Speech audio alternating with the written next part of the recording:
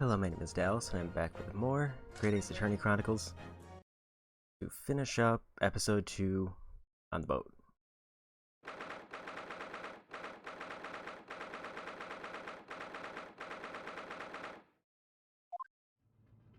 Or maybe finish up episode 2. Wish we had met there not like that. Wish we managed to find some clues to what that speckled band might be. I didn't manage to investigate it all. And I imagine they won't be able to for a while longer. We'll never get past that sailor guarding the door. It's clearly glaring at us, as to say, don't even think about it. Oh, wait a minute. What is it? Oh, what happened to our great detective friend? Where did he go? I guess he's completely disappeared. When did he do that? He slipped away as quietly as the wind, but not before ensuring these were securely back on my wrists.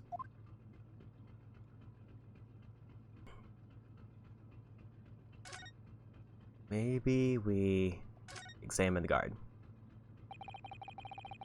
A chance to look around at Miss Pavlova's cabin.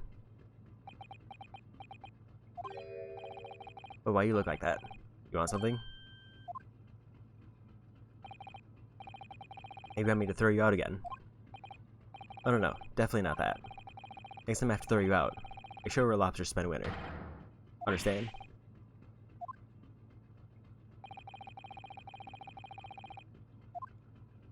Well, okay. I don't think I'll ever forget your face.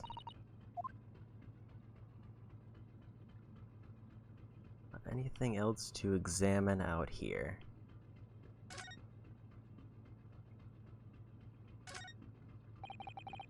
The book on top of the table really is huge. There's a pen with it too. So I'm sure that's the ship's log. A little look through it. The writing is so neat and precise. Every detail about the voyage has been meticulously recorded. You wouldn't expect a rough and ready sailor to have such beautiful handwriting. Anyway, look here, last night's log is mostly blank. Presumably that means there was nothing to report.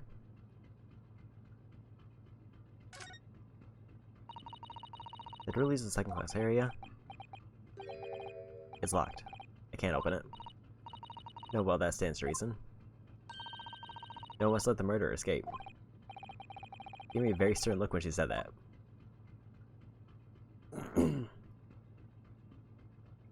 Okay, I think that's everything in the hallway.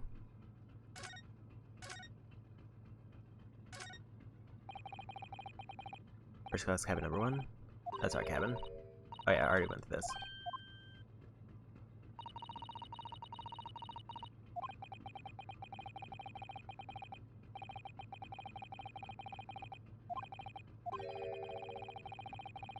Wonder if Inspector Hosanaga's managed to uncover any new clues. I think that's new.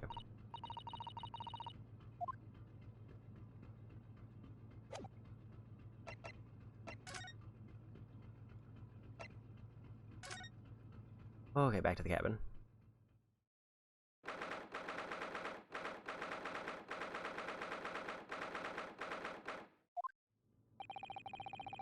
Looks like they're still investigating here. On that subject, Inspector Hosonaga is unscathed. What do you mean, unscathed? Surely you haven't forgotten, have you? Don't remember what he said about allowing you out of this cabin to investigate? He's going to talk to the captain about it. Say he lays his life on the line for you. Oh, yes. But I'm sure he's exaggerating. He has to say for himself. He might have some new information for us. You never know.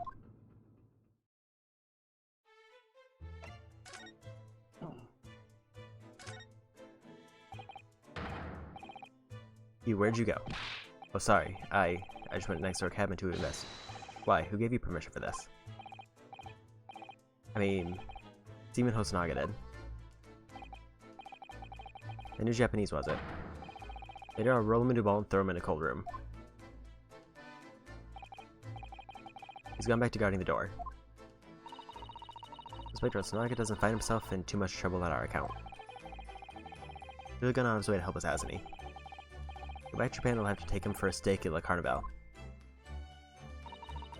It'll be a very long time from now.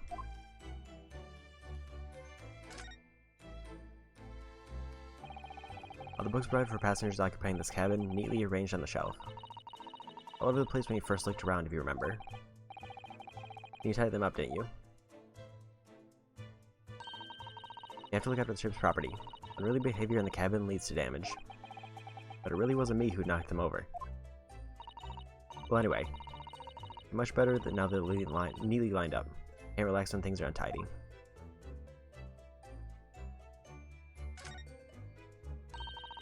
Cosmo's precious sword. Never went anywhere without it. He was always saying, Japanese man's katana is his soul. I believe he had to work very hard to convince the government to allow him to bring it down on this trip. I suppose that shows how important it was to him. And now he's gone. Not ready to let his spirit go just yet.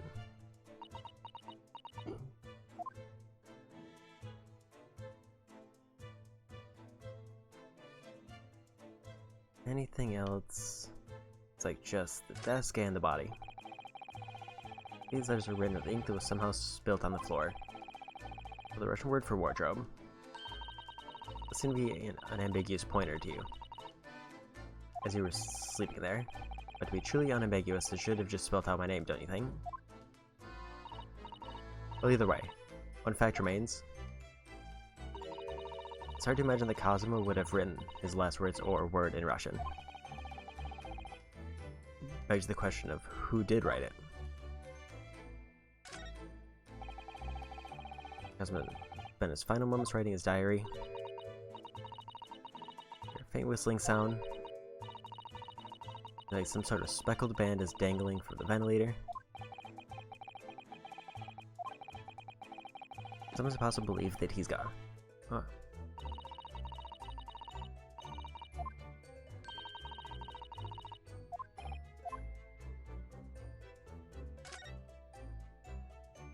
There he is. Anything else other than the vent? Entered to Miss Pavlova's cabin.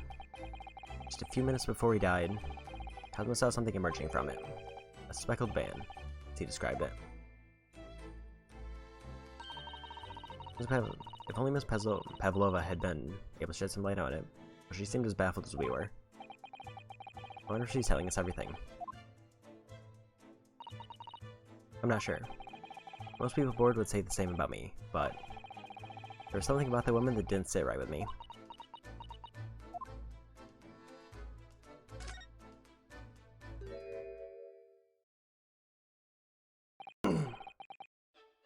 Ah, you're back. Inspector, what happened to you? Your faces. Please don't worry about it. They're just scratches. Made by a bear, maybe. Tell the captain that I'd given you permission to investigate. He told me he pummeled me with his fist and then tossed me overboard. What? But the pummeling was over in a flash and he must have decided against throwing me overboard. It was nothing, really. Looks like he wasn't joking when he said he'd lay his life on the line if he had to. Thanks to your efforts, we now know a little about the neighboring cabin. So I understand. Oh. I'm doing a man who claimed to be a great detective a little while ago. I think his name was something like Airlock Sholmes. I don't think he was German, though. That explains it. Alright, compare notes then. We can tell you what we found out. Guess let's do it. Lena Pavlova, she's in the cabin next door. Do you know who she is? She's a self-respecting ballet fan, wouldn't know that graceful angel. I think I upset him there. All it tells us the neighboring cabin is unrelated to the case, at least. Oh, how? These angels don't go around committing crimes, do they? I've definitely upset him. But does your investigation in here prove fruitful? If I'm honest, there's very little more I can do. I need to make sure the scene isn't disturbed, and hand over to the Hong Kong police. I'm just keeping watch here, trying not to take my eyes off the job. Oh, I see. There is one thing. We have a small piece of new information for you. What? Yes, do tell us.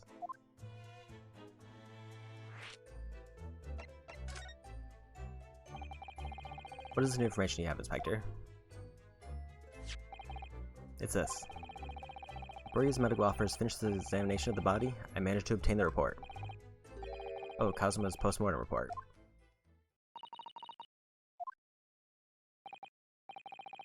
What was the cause of death? Damage to the cervical vertebrae, was written in the report. His neck was broken. It would seem so. There are no obvious wounds or other signs of injury. At first I think they were considering poison. It turns out they found no trace of poison in the system at all. What weapon is used then? Nothing has been found as yet. The fact that there are no signs of a wound suggests it may have been a blunt object, something that wouldn't leave a mark. Oh, I see. With the body's nerves run through the spine to the brain, a strong enough impact to the neck could induce death. It is a possibility, and no obvious wound would be left. Poor Kazuma. I have a second copy of the report. If it might be useful, you're welcome to have it. Really? Are you sure? Yes, that's fine. I trust you. After all, if I didn't trust you, I never agreed to you leaving this cabin in the first place, would I?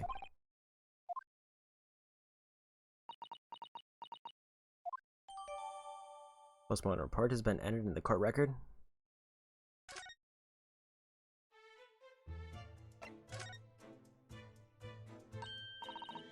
Mr. Jones was here, was he? Yes, he seemed to be enjoying himself a little too much as he crept about on the floor investigating. But then he suddenly left. I suppose he must have become bored. Did he say anything at all? Actually, now that you mention it, yes. Just one thing, but he practically shouted it. It's shoe polish, was all he said. Shoe polish? I wonder what he meant. It was when he was over there by the piece of broken glass, do you see? Perhaps he was talking about this brick-colored mark. Do you think? I guess that must be it. How can Mr. Sholmes know that it's shoe polish? That leaves me cold, I'm afraid. I have no idea. What is it? Well, Kazuma was wearing leather shoes with a very dark tan hue. Dark tan is sort of dark brownish red then. It's a little like the color of the red wine, but darker. I have to repair them for him. What does this mean? This mark is made by the polish on Kazuma's shoes that they scuffed on the floor. Mark on the floor has been entered in the court record. A small piece of a glass object and what it looks like a scuff mark made by Kazuma's shoes are found by the victim's body.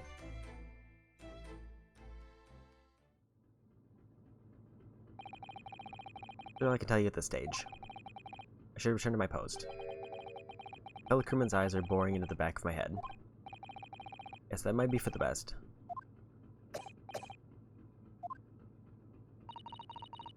Poor Inspector, you look exhausted. Oh no, well... I feel terrible that I failed to protect Asogi. It's my responsibility.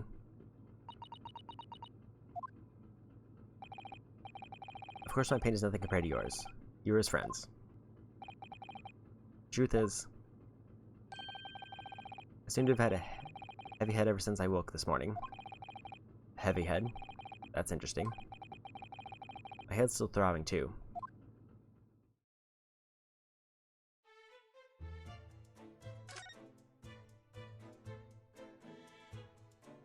Anything else to check? Looks like just the shoe polish. There's such a beautiful color of this glass. Whatever it was has broken clean in two. The other half is nowhere to be seen. And this brick-colored mark, which is shoe polish according to that great detective you seem to know all about. was supposed to miss Cosmo's shoes.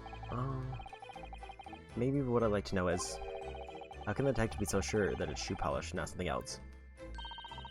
Because he's a great detective, of course. It's hardly a reason, is it?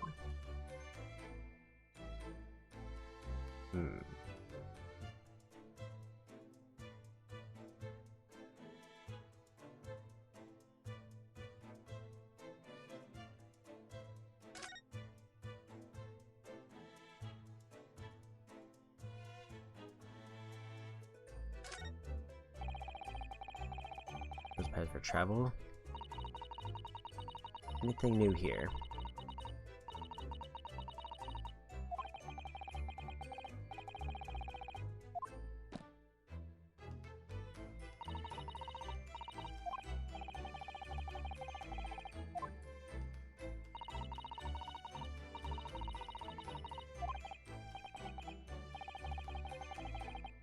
As well as then it seems. There's just a little bit of an update from stuff from the other cabin.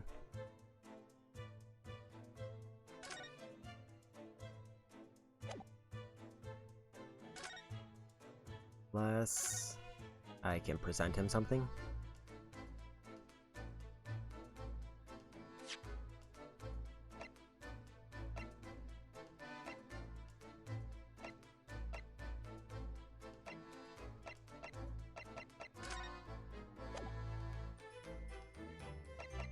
Doesn't look like I can present that.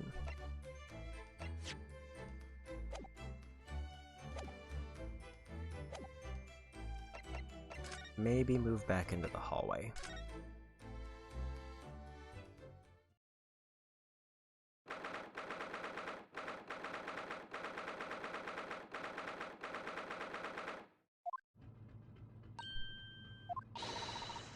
Ah, look. Demon Stroganoff is gone. Strong enough? Burly Russian sailor who always crossing his arms and glaring at us.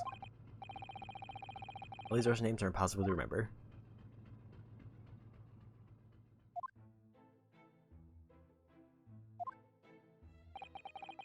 Did you hear that? Sounded like someone singing.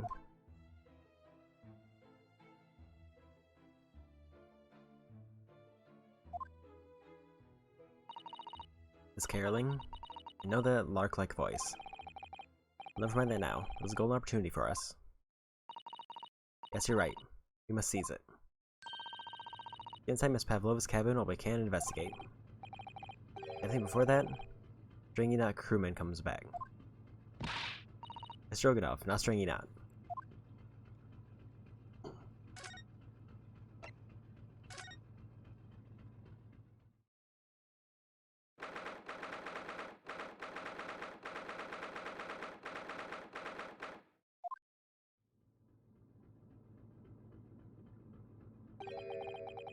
Pavlova isn't back yet. Sada, oh, where's she gone? What are you doing? Those are her private things. Not a moment to waste. We must investigate as quickly as we can. I suppose you're right. For Cosmo's sake.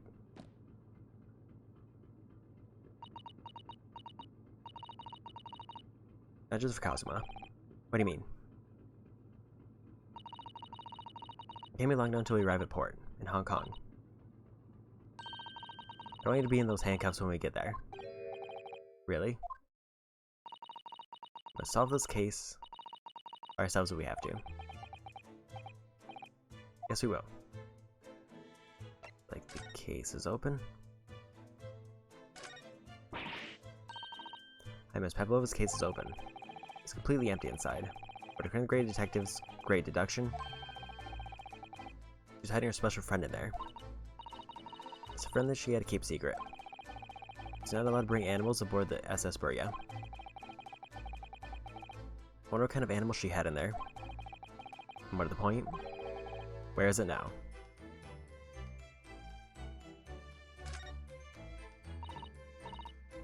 Are you there? Sorry, I'm right here. Why? Oh good. I thought you might have climbed into the wardrobe when I wasn't looking. There's no place like home. Believe me, I don't have some strange compulsion to jump inside every wardrobe I see. Well, anyway. Not sure anyone could fit inside this one. It's full of beautiful outfits. I suppose they're all stage costumes. I was rather hoping I might find Miss Pavlova's friend hiding there, but no such luck.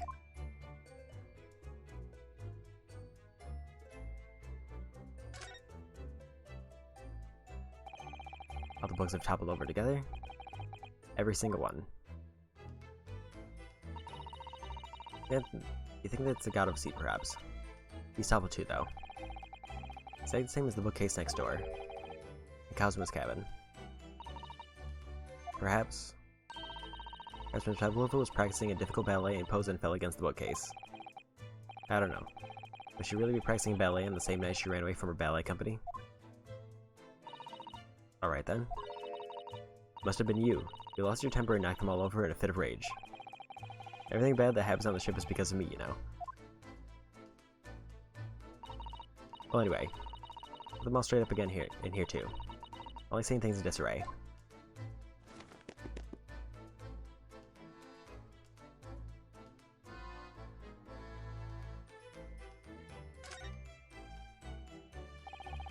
There's just a few books on the desk. Nothing else, by the looks of it. Miss Pavlova only ran away from the ballet last night. She hardly occupied this cabin for any time at all. That's true. I don't know what kind of book she likes to read. Let me see. As I see, it would seem that Miss Pavlova enjoys reading books written in Russian. Thanks, I think I probably already do that. It's rude to ask too much of people. Kindly remember that.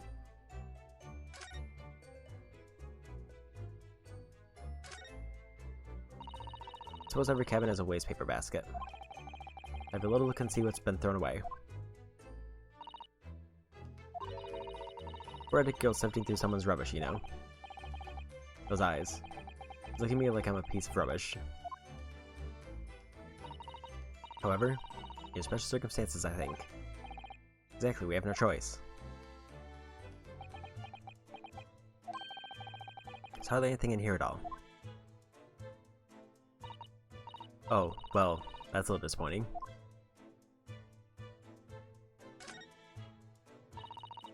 It seems this teapot is empty. The natural conclusion is that the Russians are very thirsty people.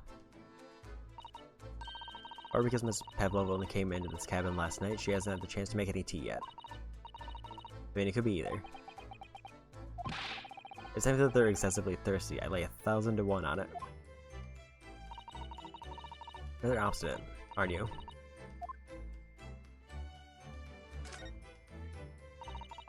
I wonder what this little saucer is doing on the floor. It doesn't look like it's been dropped. Or like it was put there deliberately. Do you think there could be a leak in the roof just above here? What? A leak? Is this ship quite safe? I'm sure that even if there's a little leak in the roof, it doesn't mean the whole ship is gonna sink. No, you're right. Of course you're right. She's really trying to persuade herself, isn't she?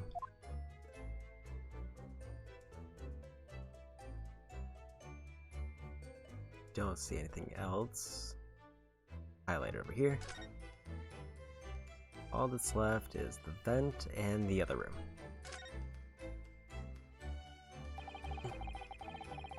This ventilator connects to Kazuma's cabin next door.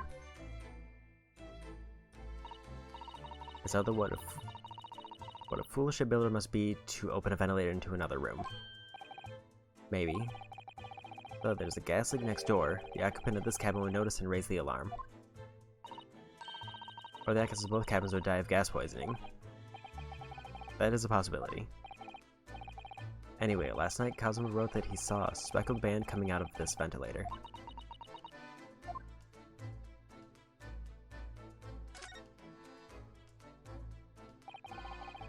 The cabin door has the same simple sort of bolted latch that our cabin door has.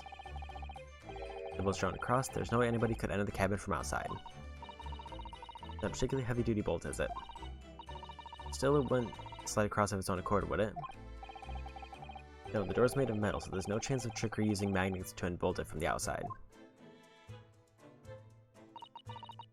It seals it perfectly, too. stop any seawater coming in. So you wouldn't use the method you told me of passing a thread through a crack around the closed door either. You seem to know a lot of tricks for opening doors.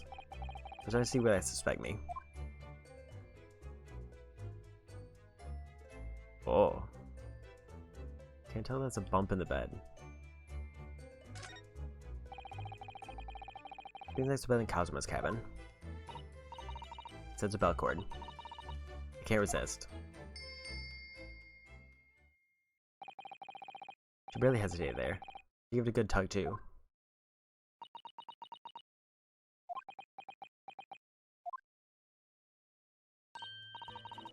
I didn't actually expect anyone to come. We don't want them to. We're trying to investigate in secret.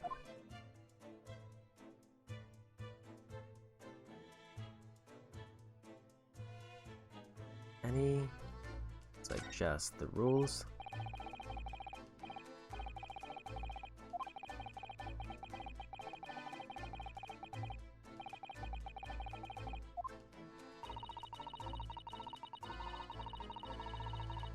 With Pebble, I just need to keep the contents of the case a secret after she read this.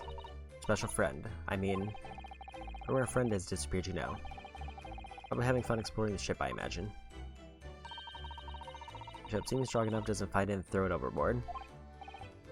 Oh, yes, so do I.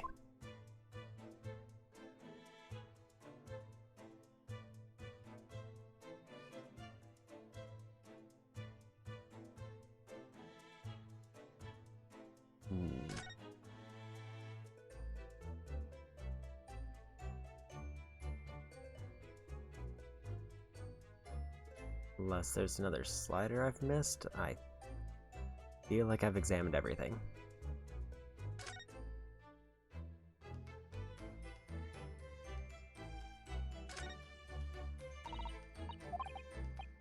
So that counts as the wardrobe.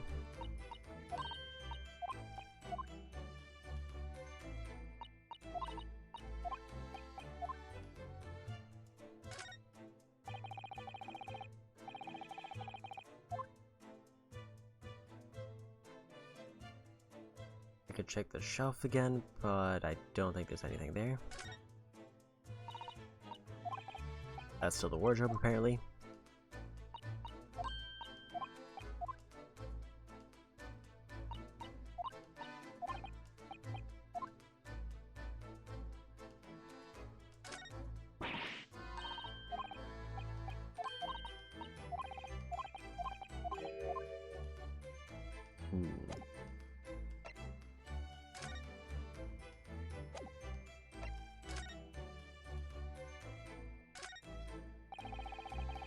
Maybe since it's changed, I can see if there's any new text.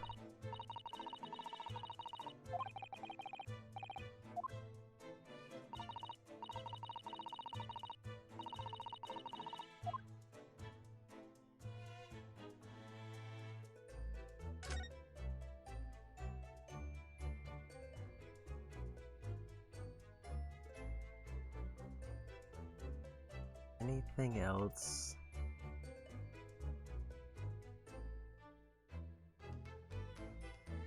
At least nothing that seems to be obvious.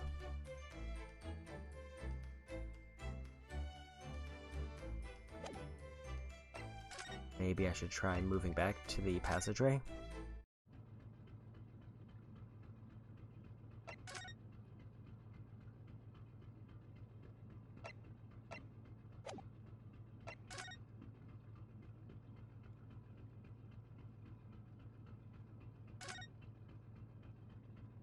Oh. It's Mr. Sholmes. I never know who's gonna turn up next, do you? He seems to be stealing a look at something as he sings to himself.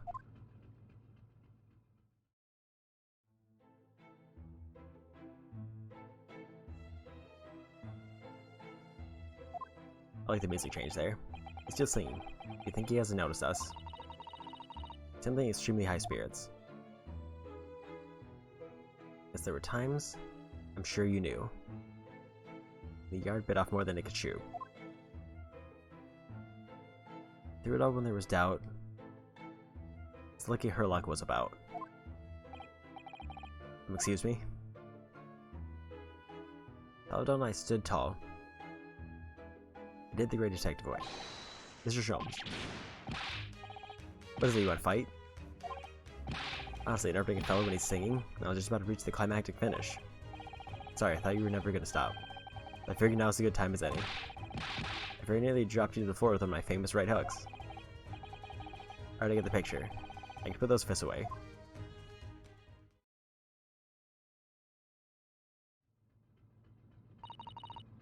Mr. Sholmes. Didn't be examining something before we interrupted you. I guess that. I was immersed in studying the ship's log, as penned by the stockily built crewman who's usually on guard here. I guess the ship's log. Did you find out anything useful from it?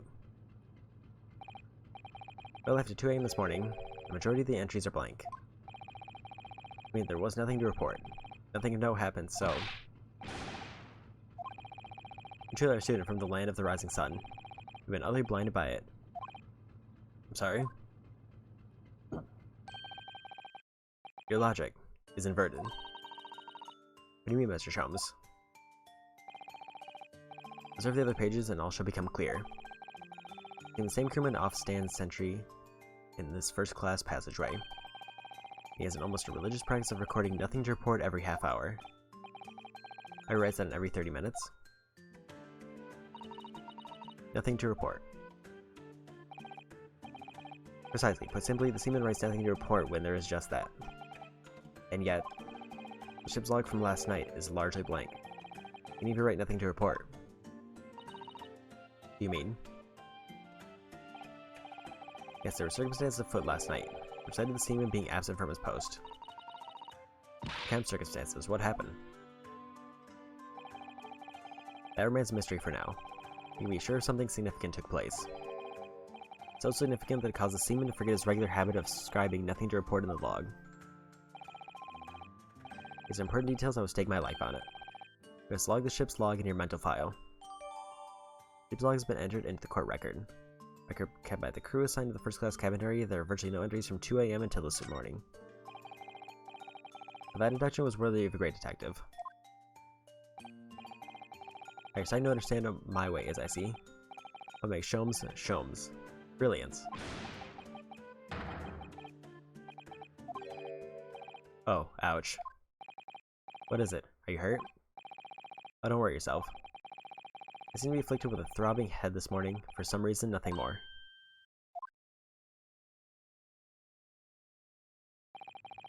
Well, my friends, until our next encounter.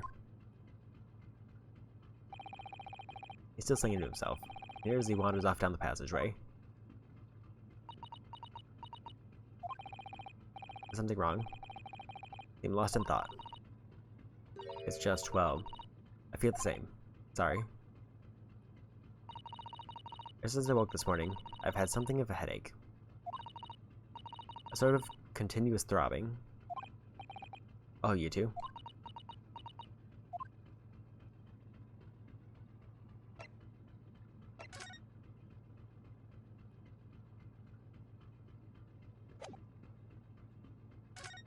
Anything else to examine here? Doesn't seem like it.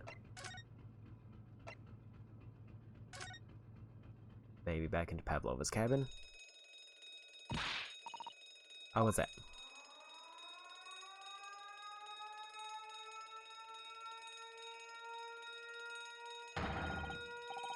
On the edges immediately. Vessel sighted a quarter-mile fore. Full stop, hard to starboard. All hands brace for impact. They're about to crash into another ship. What? I can't stand. Don't hold on to me.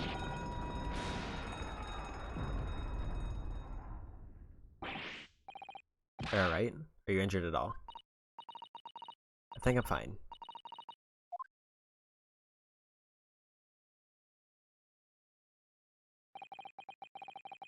Looks like we avoided a collision. I think... as the ship has come to a stop. So what about you? Are you hurt? No, I'm fine. So is anybody there? Shout if you need assistance. Well, that sounds like... Inspector Hosonaga. Is that you in there? Unbolt the door quickly. What? The bolt? Look at that. The door's bolted. Did you do that? No, I didn't touch it. Well, that's strange. How did? Look at all the books. They're just like they were before again. Aren't you gonna open the door and let the inspector in? We're gonna tidy up this place first.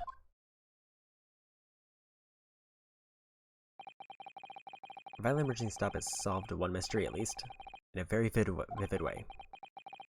But neither would await us on the other side of the cabin door. Would not be pleasant. I heard around tidying up the cabin, a new sense of foreboding in my heart.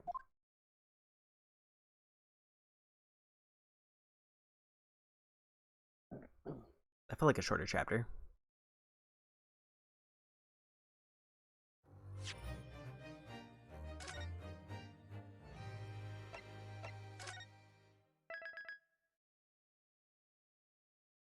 Investigation Part 3.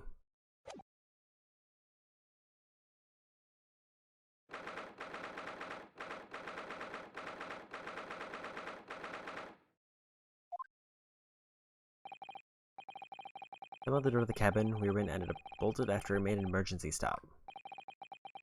I took a deep breath, then gently slid back the bolt.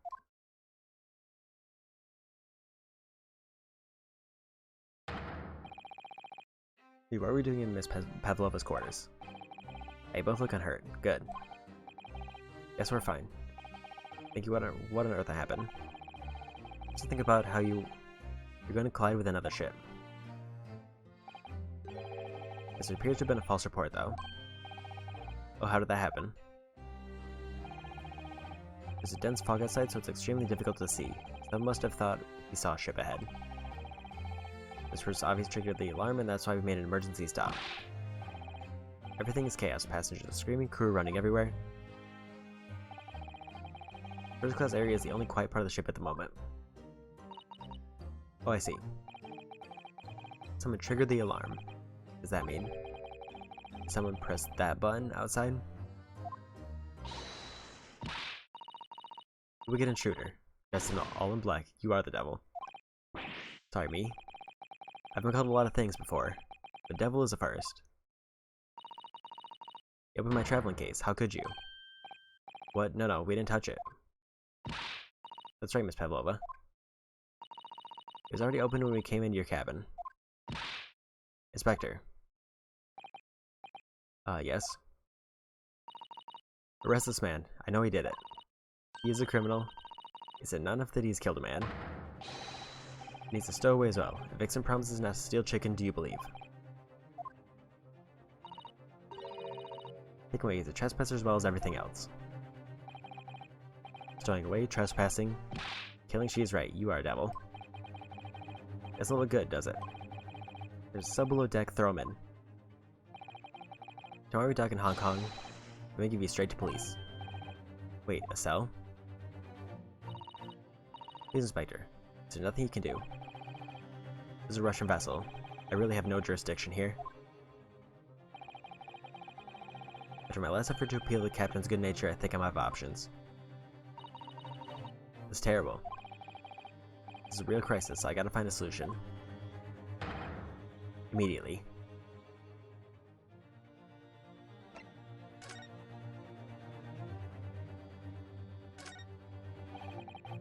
I need to keep calm and focus on the task at hand, which is investigating. Don't touch my things. I'll show you where crawfish hibernates.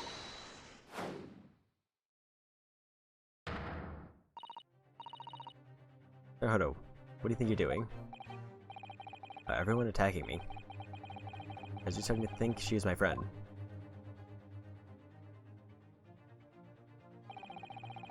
Anyone who can help me out of this mess?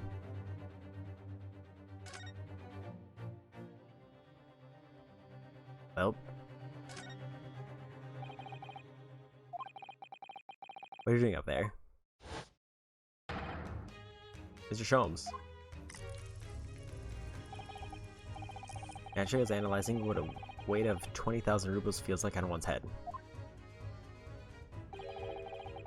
I tell you that as a detective, it is my business to know what other people do not.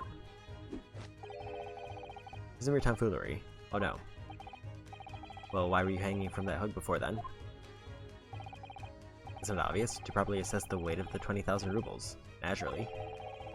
I was determined if it would bend the conceited looking hook on the wall so full of brag and bounce. I don't know whether to take this man seriously or not. Ah, you again. The great detective. Inspector, I confess I've been looking for you. I have something to report to you most urgently. You might try looking for me somewhere other than a hook on the wall next time. What is to report? Speak. An urgent report from a great detective can mean but one thing. Yes, the case of the curious murder that took place last night here on this vessel, the steamship Burya, has been solved. By me, naturally.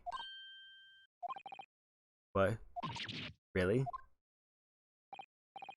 Yes, I've eliminated all their possibilities. No other explanations exist. So allow me to eliminate all your minds. I'm about to review my great detective's greatly admired great deduction to the case. Hey, you've solved it? Even Hedgehog understands this case. I knew who was responsible for killing student boy this morning when we found criminal in wardrobe. It is this stowaway, and he has handcuffs to prove it. I didn't do it. The trouble is, there doesn't appear to be anyone else who could have killed the victim. Because everyone knows, the cabin door is bolted shut from the inside. That means the culprit must be someone who was inside the cabin. Yes, that's what kind of locked room mystery and detective stories. That locked room, that is point. The room was locked. I can't deny that. There's no way the bolt could have been drawn across from outside the cabin. You're all quite mistaken.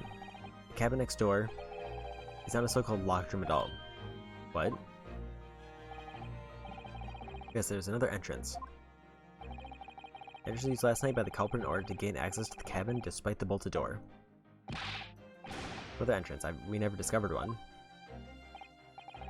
I gaze open mouthed at you even as we speak. Ventilator, man.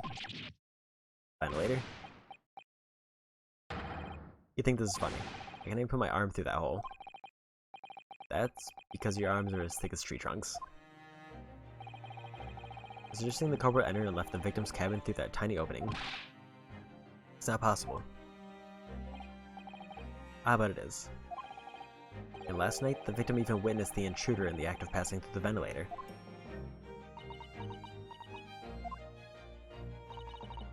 Mr. Sholmes, do you mean? Are you referring to the words Cosmo wrote in his diary? Can you hear a faint whistling sound? It looks like some sort of speckled band is dangling from the ventilator grill. Precisely, my dear madam. But what does it mean? What is this speckled band? Yes, that particular conundrum is in this very cabin.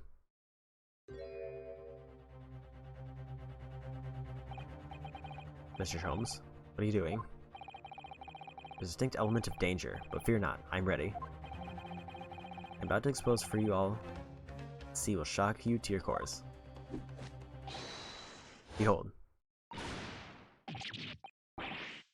What the?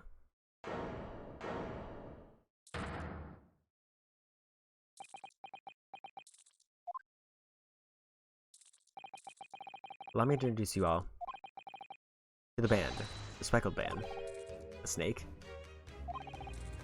Indubitably.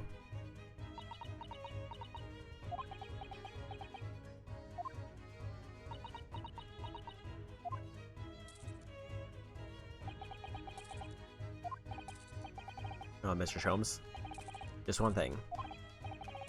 Pray what troubles you. Well, that snake isn't really speckled, is it? It looks more stripy, what you say. Oh. The Neighborhood Watch Team Channel, thank you for the host.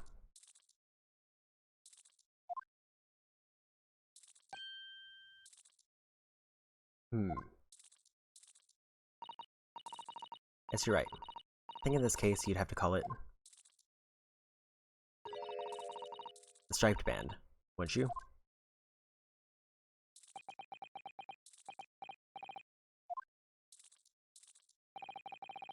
We both see and observe with distinction. However, do you not think that is precisely the trap into which the culprit wishes you to fall? Oh my goodness, really? It's a trap? How exactly? I think perhaps it is time I explain the intricacies of my train of thought. Are you ready, Ms. Pavlova? I'm sorry for the young man who died, but that is all. It has nothing to do with me. This whole thing has nothing to do with me. There are two conclusions I have drawn from the facts. Number one, last night your friend infiltrated the victim's cabin. Ah. And number two, the same friend was responsible for the victim losing his life. Turned as white as a bowl of rice again. Joseph was right. He's hit the nail on the head. The woman's friend killed Mr. Sogi. Looks like he can't speak with that snake coiled around his head. I'd advise as little movement as possible. You don't want the fangs of that long friend in your neck. So everyone, let's begin. Electrum is proud to present his logic and reasoning spectacular.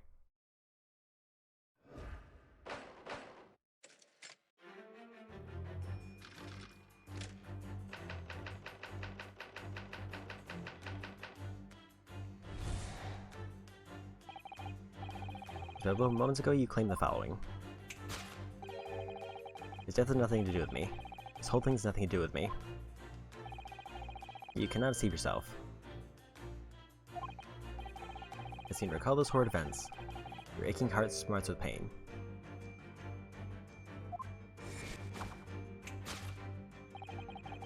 It's that very pain that evidences your inextricable link to the victim's death. So we ask, what was the nature of this intruder that stole into the victim's cabin on that portentous night? Naturally, it was the friend which boarded this vessel, was it not? As expected, another telltale glance. Without a doubt, your friend is the writhing serpent we see before us. And yet, that fact leaves us in a quandary. The victim's written observations on the night in question tell of a speckled band. As regrettably, the specimen's markings do not fit that description in any way.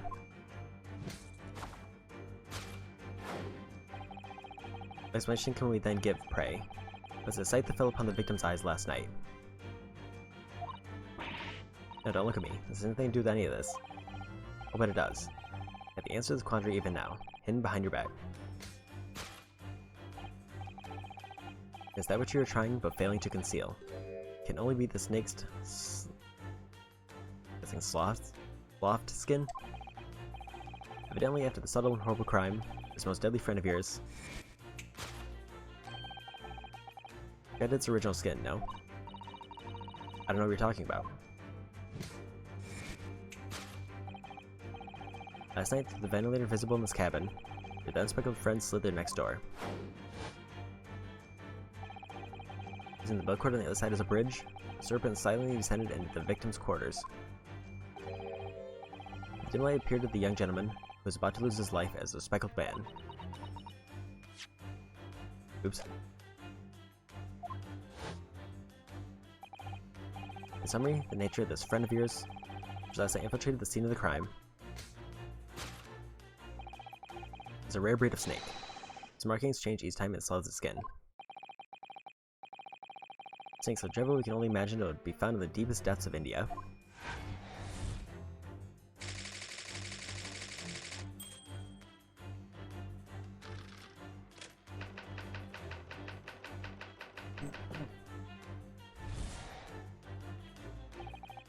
Moving on, come to the heart of the matter, the grim demise of the victim.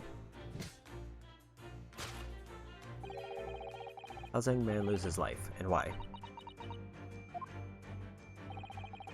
According to the data of which I have been apprised, it would appear that there were no visible signs of injury.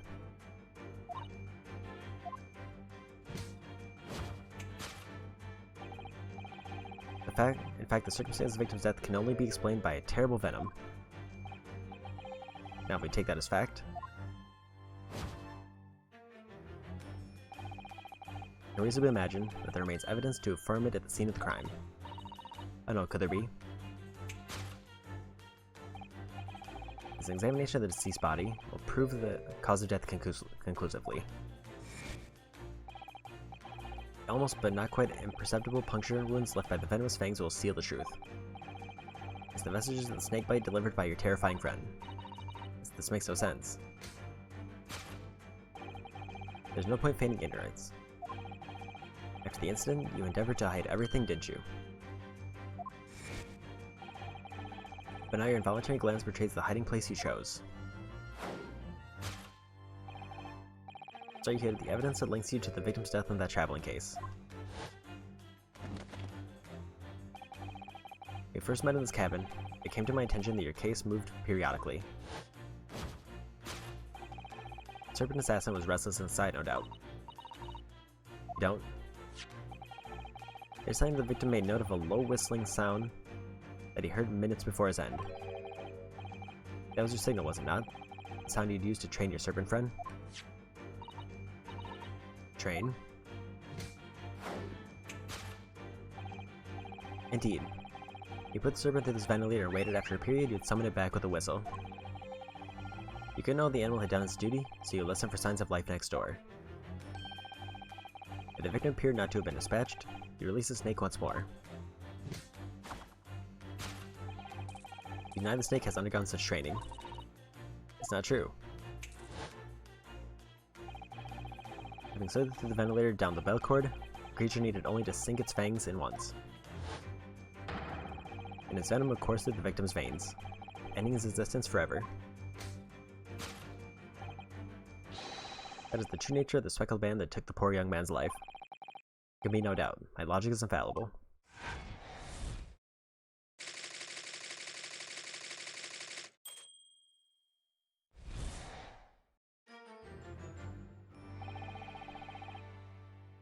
Thus concludes Sherlock Holmes' great deduction of the speckled band.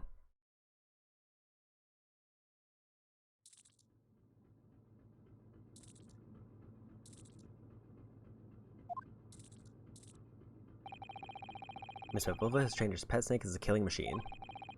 There on the floor, you observe a saucer of milk. The promise of food is the key to training any creature. Incredible. Solve the mystery. Amazing, your deduction really lives up to its name. I see now why Sherlock Holmes has become such a household name. My dear man, it's nothing remarkable, as the Russians say. We have done it with one left hand.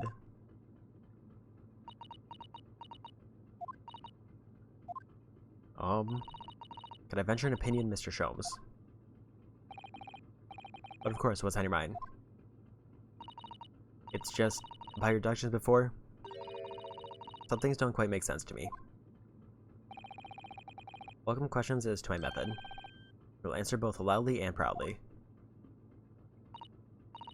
Oh, well, good. First of all,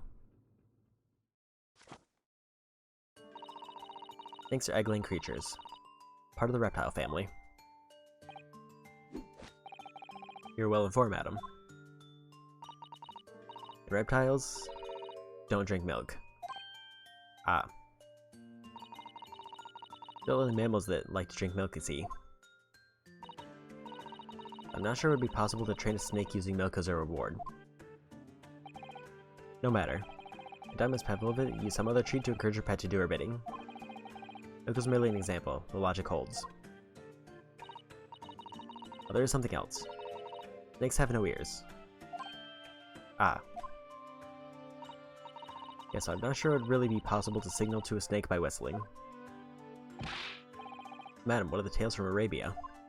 Have you heard of the snakes that dance to the sounds of a flute?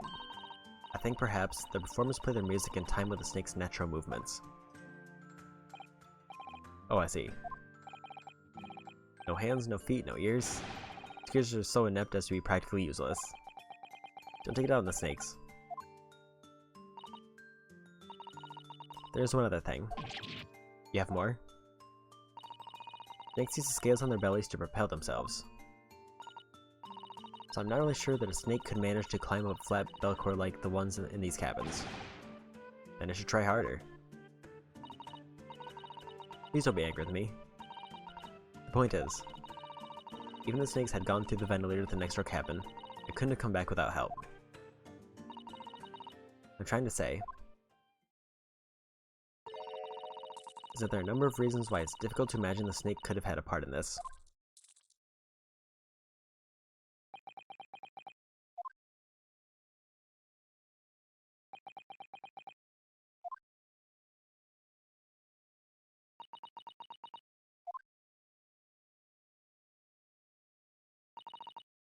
I think you need to step in and help again, Mr. Naruhodo. Oh no, you don't mean. Yes, we need to modify Mr. Shum's latest deductions and turn them into the great ones they ought to be. I had a feeling that was coming. Alright, let's give it a try. That's what I was waiting for. Mr. Naruhodo? Yes, right. So cast your eyes down to your wrists again. What? You've done it again. Your handcuffs are gone. Where did they go? Fear not, I shall see them restored after our work is done. I really wish you'd leave them off. Now everyone, let us begin. Like Sholmes is proud to present Logic and Reasoning Spectacular.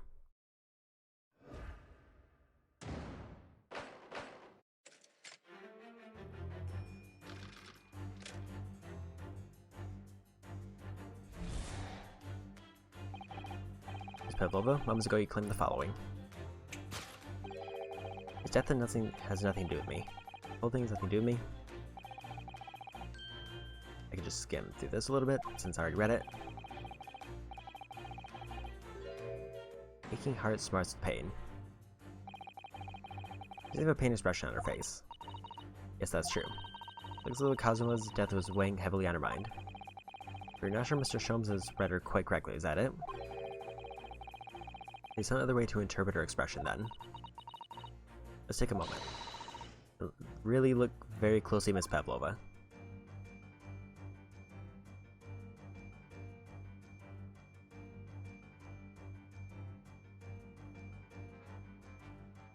Seems like... oh.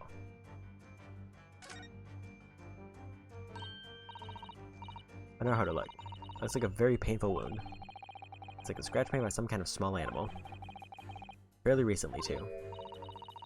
Whatever scratcher doesn't appear to be around here. Yes!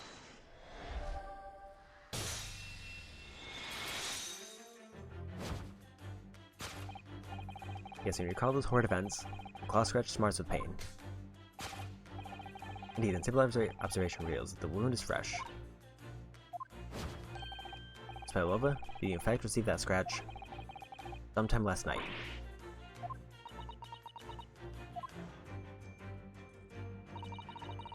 I think about the young man who died next door. I feel so sad. When I am sad, the pain from this wound is worse.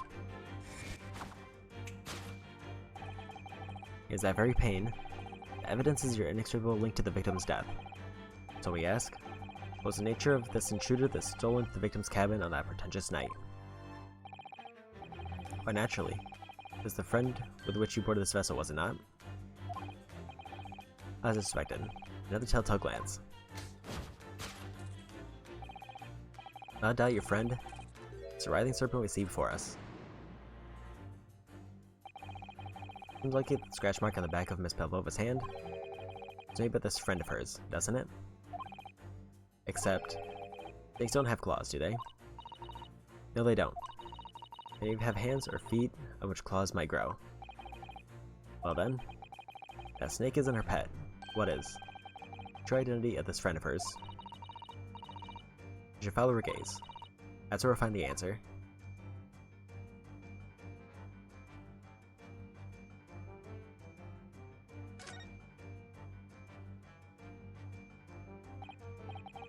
I'll look at the photograph in this frame. Which is something Miss Pavlova brought with her when she ran away. She's exceptionally beautiful, isn't she? Yes, that's true. Personally, This little red creature is a little holding that's caught my eye. Maybe I better take a closer look at this.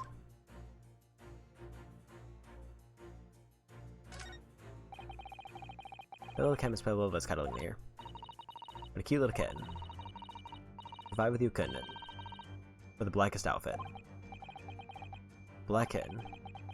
From the look of this picture, at least, Pavlova seems very attached to it. Yes!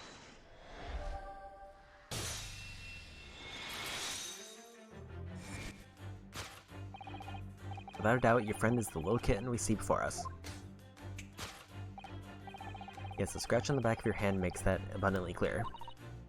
Oh no. Whereabouts of the black kitten isn't clear, but what is clear? So you brought the animal with you when you ran away, didn't you?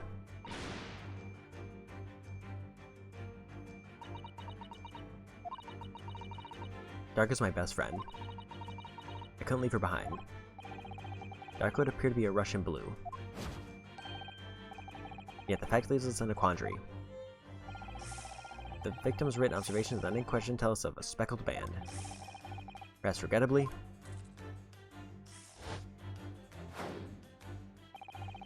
specimen's markings do not fit that description in any way.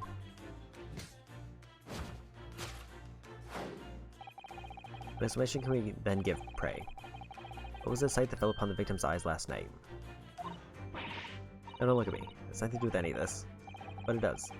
You have the answer to the quandary even now hidden behind your back. That you were trying but failing to conceal? Complete snakeskin. Did you see that? She just took something out of her pocket and hid it behind her back. If she has left it in her pocket, no one would ever have known. Yes, ploys like that are Mr. Shum's specialty. It's ever so cleverly forced her to reveal something. That deduction was her specialty. Or maybe making me believe that was a ploy was too. Anyway. Kinda hard to believe that's the skin of a snake. In which case... So what is Miss Pavlova hiding behind her back?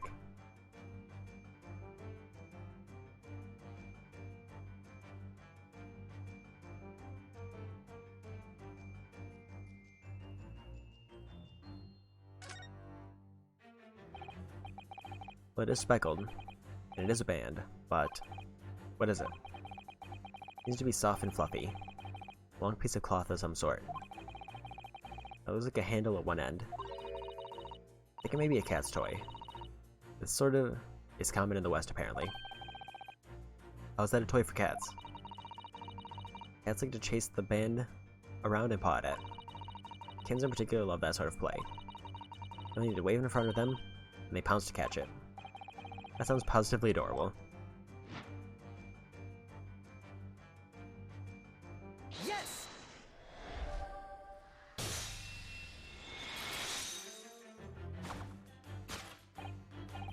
This thing you're trying, but failing to conceal, is a cat's toy.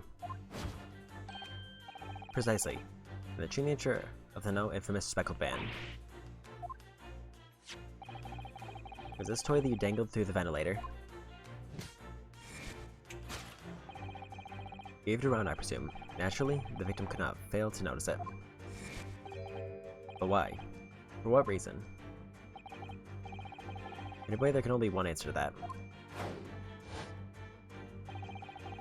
After a feline friend disappeared through the ventilator into the neighboring cabin, Miss Pavlova attempted to use the speckled cat's toy to incite the creature to return.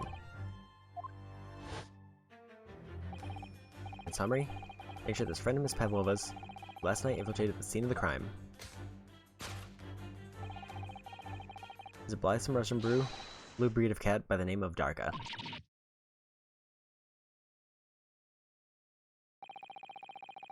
A truly troublesome feline young Darka has proven to be. It must be caged once found. If forgive us for borrowing the photograph of your pet, Miss Pavlova. Photograph of Miss Pavlova and Darka has been entered into the court record. Photograph of Miss Pavlova and her friend, a kitten named Darka. The tiara she would wear on stage can also be seen.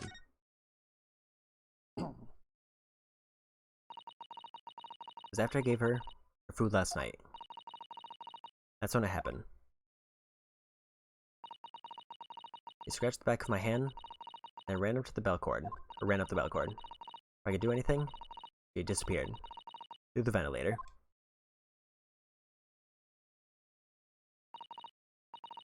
Tucker, she's so naughty.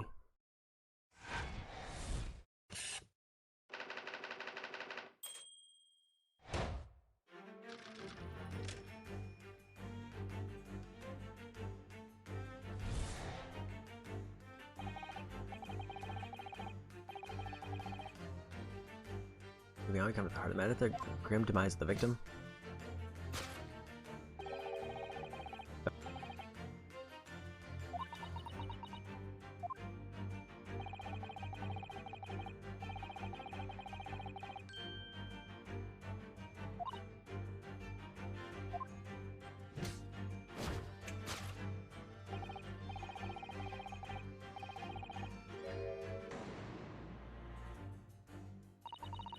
Mr. Stone says is true.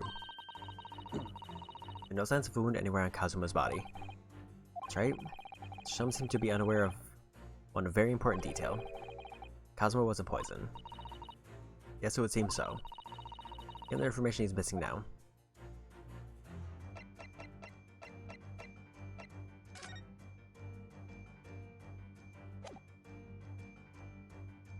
Yes!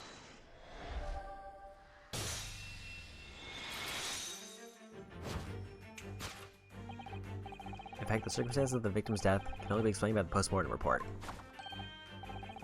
I guess I knew it was one or the other. His neck was... Indeed, the breaking of the cervical vertebrae is fatal. Only that Goliath would be strong enough to survive that. Even Stroganoff isn't some immortal freak, you know.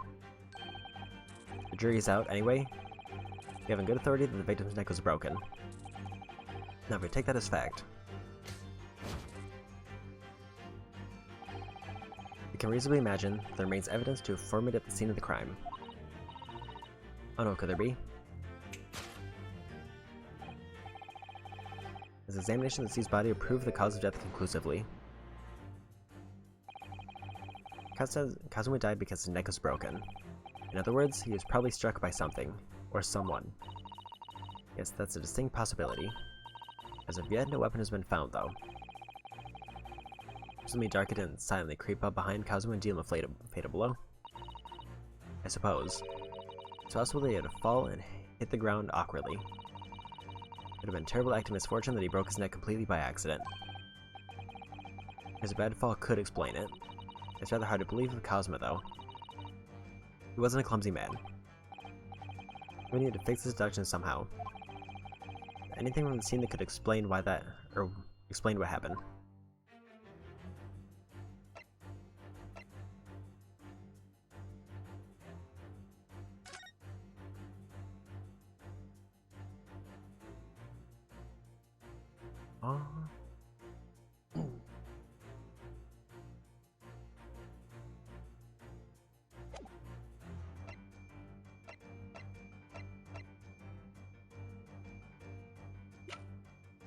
There's the scuff mark is the only thing that I can think of.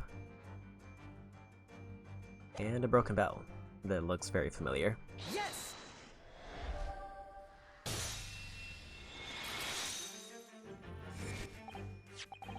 This examination mark on the floor will prove the cause of death conclusively. The particular mark so prominently visible next to the victim's body is a deposit of shoe polish. Shoe polish? Indeed, positively identified by a little analysis device I constructed, which I carry now as a matter of course. Beeswax, tallow, and dour my results. The undeniable ingredients of shoe polish.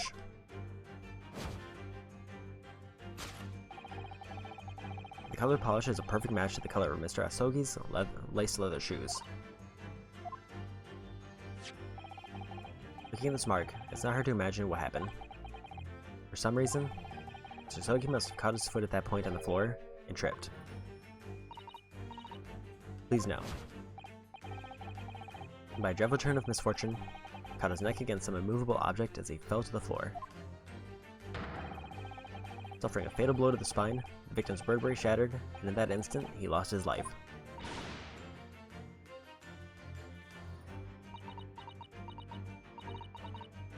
I I don't know. I don't know anything about this. Is that really true, Miss Pavlova? What about the evidence left at the scene where Mr. Asogi lost his life? Yes, the facts are as clear as day to me.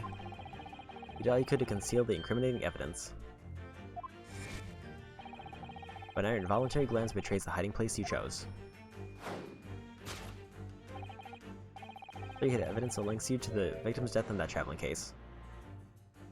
I don't believe it. That's when really tripped over and... now he's no more? It can't be true. I refuse to accept it. You know, it's hard to believe, but the mark on the floor does seem to suggest that's what happened. And if this part of Mr. Shum's deduction is right, Miss Pavlova is trying to hide some evidence that would prove it. Here in this cabin. Somewhere in the direction that she just cast her eyes. Where, I wonder? Have a good look around. Answer must be here somewhere.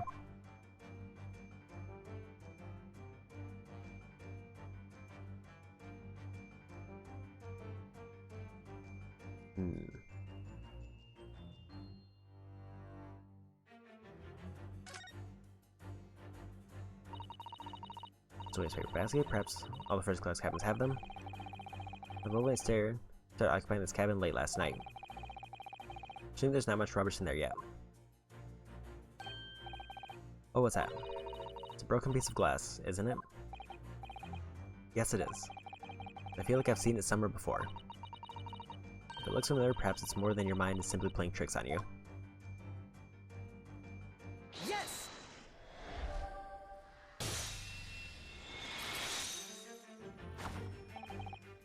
That's right, you hid the evidence that links you to the victim's death in the wastepaper basket. Here you have the fragment of some intricate glass object. It would seem one that has a familiar air, in fact. Precisely. You found another piece of broken glass on the floor in Mr. Asogi's cabin. And as you can see, the two pieces fit together perfectly. So, Miss Pavlova, have you considered what this tells us? Why would it be that part of this glass object, which is evidently broken at the scene of the victim's death, we found in the wastepaper basket in your cabin?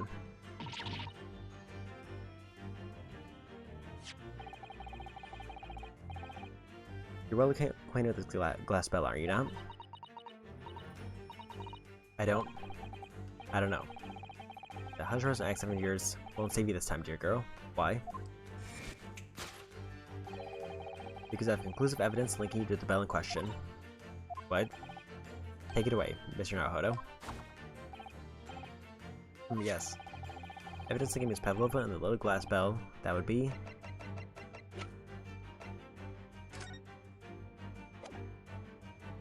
the photo. Yes! Look at this photograph, you can clearly see. Hanging from Darka's collar. The very glass bell in question.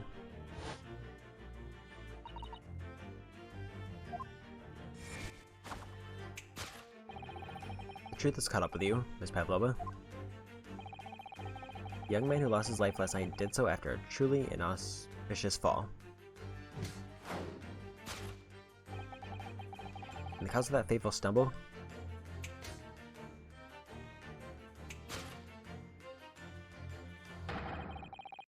Your absent feline friend, Darka.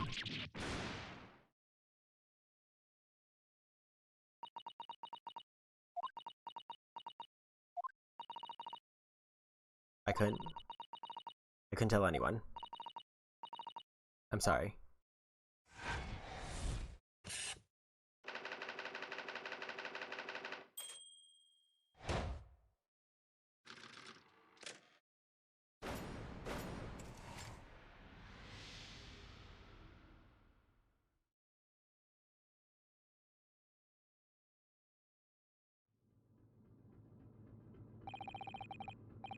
Why don't you tell us now, Ms. Pavlova? That was exactly what happened last night. It was a little after 1 in the morning. It's so late, but I hadn't had time to feed Darka, so I gave her some food. And then all of a sudden, she scratched me and jumped out of my hands.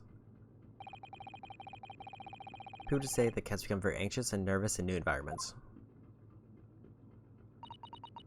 She was so fast, disappeared through the ventilator before I could stop her.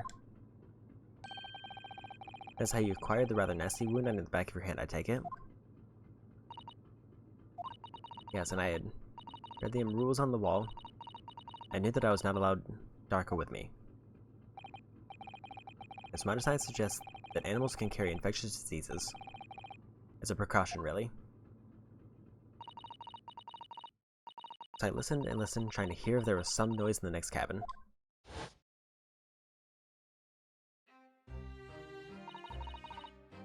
It was very quiet, I was sure. Someone was there, he must be sleeping. At that point, he thought it safe to try to lure the kitten back again. I dangly ended the toy through the ventilator and into the adjoining cabin. Dark always loves this toy, but it didn't work. Nothing worked. I tried using her favorite toy, I tried whistling to her softly, but nothing. Didn't return. The faint whistling sound Cosmo wrote about in his dirty with Bevo trying to retrieve her pet. Cats have a propensity to remain hidden in the shadows when frightened. So there's nothing else I could do. I tried to wait until she had calmed down. But then...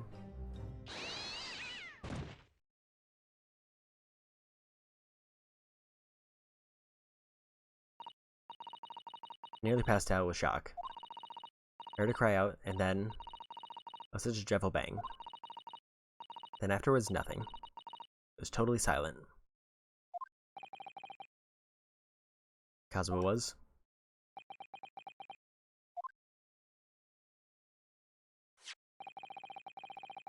The appearance of the brown mark on the floor. It seems like what you heard was the victim stepping on the glass bell and tripping. SS Bury is a large vessel, but even she can pitch and roll violently without warning. Mr. Sogi was already off balance as a result of the ship lurching when the kitten got under his feet. A combination of unfortunate factors could easily have caused him to fall over.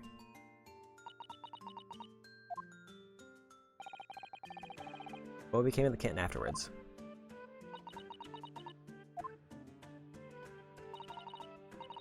In the end, I managed to get her to come back through the ventilator. The Darko was nowhere to be seen. Must have forgotten to lock my case. Now she's disappeared again. Gracious, the cat is as insufferably restless as I am. Bully knows something about himself, at least. When I woke this morning, I heard that the young man in the cabin next to mine had died. I couldn't bring myself to tell anyone what happened. I was too scared. Scared that they would send me back. No, hold on a minute. What about the snake? You're right, where is it? Snake isn't your friend, Miss Bevel, but then whose is it and where did it come from? What is such a dangerous creature doing on board the ship? Oh, I didn't say. Snake is my friend. His name is Perosco. What? The snake belongs to you? He escaped from a cage when an emergency alarm sounded. I was looking for him. And I expect to find him in here. Because how did that snake get into this cabin? But animals are not permitted on board. We were at sea for 1 year. You want to be so long without a close friend, without someone who understands? Could you find someone a little more human who understands you better? My dear burly fellow. Gargantua venom a snake? Clearly you can appreciate the danger you're putting everyone in. No venom. Perosco does not have venom. He is harmless, very long, but very gentle. He is adorable, like Granny. It's venomless. Yes, now he's hungry, so he's in a bad mood. But once I feed him, you will see big smile. And you feed him what? Milk, I suppose? How like they say milk chickens? Ridiculous. Snakes that drink milk are only in stupid stories. Perosco eats mouses. Big, fat, round mouses. Ah. Oh. So, is that what the mousetrap in the passageway out there is for? Of course. I was gonna catch my friend's favorite food. The thing says top of the food chain. You have to look in their eyes right now. Refuses to drink milk. Can't hear a whistle. It can't climb up a bell cord. It's not even venomous. Why would something so inept land a starring role? It's not my fault. I do not make up stories. My Perosco has nothing to do with this incident.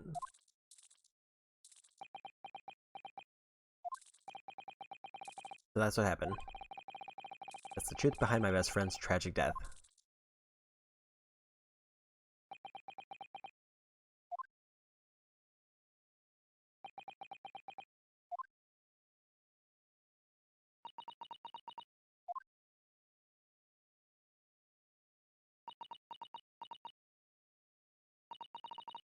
Ms. Pavlova? I understand the difficult situation you've found yourself in, and I do sympathize. But please remember this. A young man lost his life. You're going to attempt to cover up your guilt with lies, then, no matter what the circumstances, I cannot forgive you. But what are you talking about, Miss Mikatova? What lies? Miss Pavlova just confessed everything.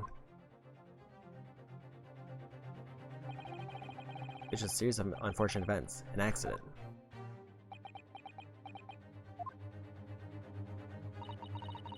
I'm no great detective like Mr. Sholmes. I don't have a gift for knowing the truth. But even I can see. That was not the truth. Don't you agree? To be perfectly honest, yes. The discrepancy in Miss Pavlova's story, I'm sure of it. Can't quite put my finger on it.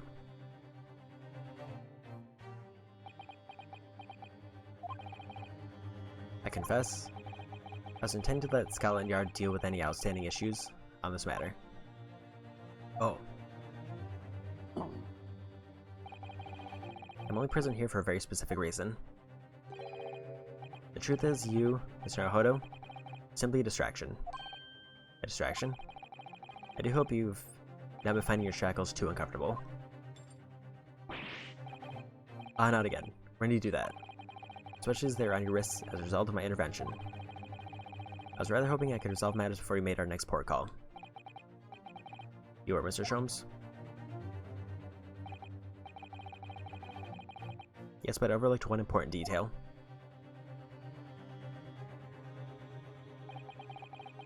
The deceased young man is a very close companion of yours. Was he not? Yes, Kazuma is a closest friend. Out of my freedom, even.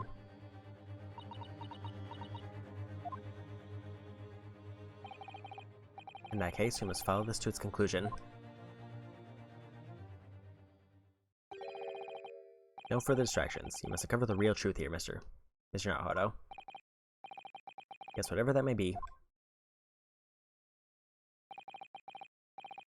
Key to the discrepancy in Miss Pavlova's story, I'm sure. If I can chase that down, maybe the truth will become clear.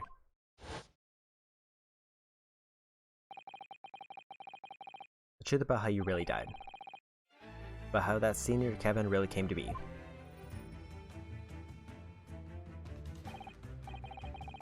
Alright, I'll see what I can do. Excellent. Thank you, Mr. Nahodo. So then, shall we begin? What we should ponder first is the victim who lost his life in the cabin that was bolted shut from the inside. Was this truly an unfortunate accident? It was in fact no accident at all. That is what we must establish in the first instance. We've already established it, haven't we? The man tripped over the kitten that climbed into his cabin via the ventilator. Tragic, yes, but still an accident. Hold it! Wait, let's just take a step back. Doesn't make sense that that's really what happened, does it? I'm gonna have to ask you to spell it out for me. Yes, it's starting to take shape now. There's a clear contradiction between the facts and Miss Pavlova's story here. Evidence right there in Kazuma's cabin is undeniable. So it could possibly have been a mere accident. Really? Let us show our hand, Mr. Nahodo. Time to present the evidence. Victim's death is no mere accident.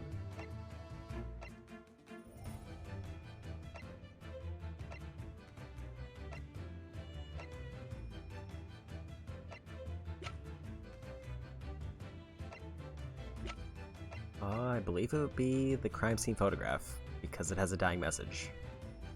Yes! It is clearly recorded in this photographic print. There's no way that Mr. Asogi could have left this message on the floor. The script is Russian, isn't it? Indeed it is. The word written means wardrobe. I see what you mean. Most people will leave a dying message in their native language, Japanese in this case. But maybe he was studying Russian. It is a simple language.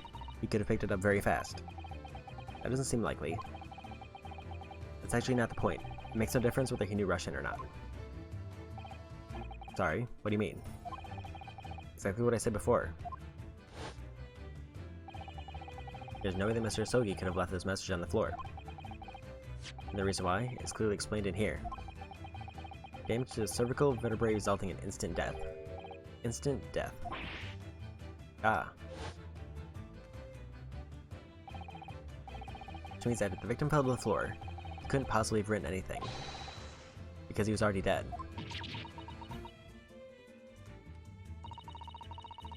That's not the only reason either. Something else we found in Mr. Asogi's cabin. A remnant of something that couldn't possibly have been there. But Miss Pavlova told us was true. What? Sato-san noticed it too then? Putting his message on the floor aside, there's something else that gives the truth away. There's a piece of evidence that proves this is no accident. In other words,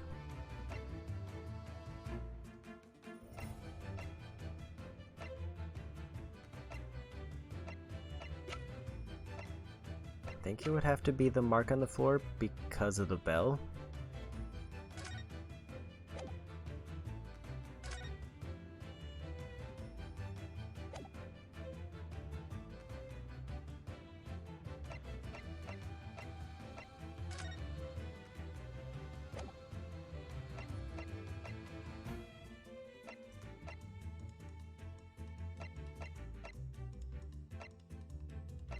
Oh.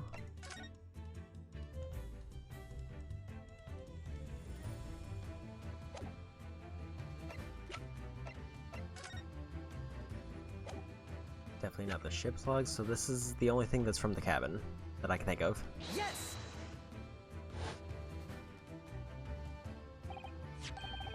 This piece of broken glass next to the mark on the floor. That's a glass bell the kitten had around its neck. We already know all about that. It was broken in half when the victim tripped over the cat and fell. We already have a satisfactory explanation. Where's the flaw in that logic? Unfortunately, there's a very big flaw. A fatal flaw. What? That's really what happened. Then how did one half of the bell end up back here in this cabin? Ah. Just remember that we found the other half of the glass bell in that waste paper basket. Would you care to explain that, Miss Pavlova? Oh no. Both these pieces of evidence clearly point to the same conclusion. When Mr. Asogi died last night in his cabin, there was someone else in the room. And that same person deliberately arranged the scene to disguise the truth, in order to cover up his or her own guilt.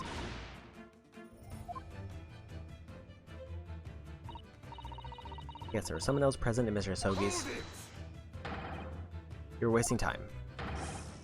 Someone else was there? Yeah, of course, we know this. What are you talking about?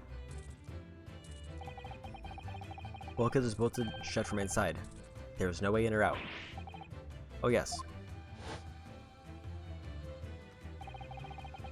Only the person in cabin when young student died was you. Yes!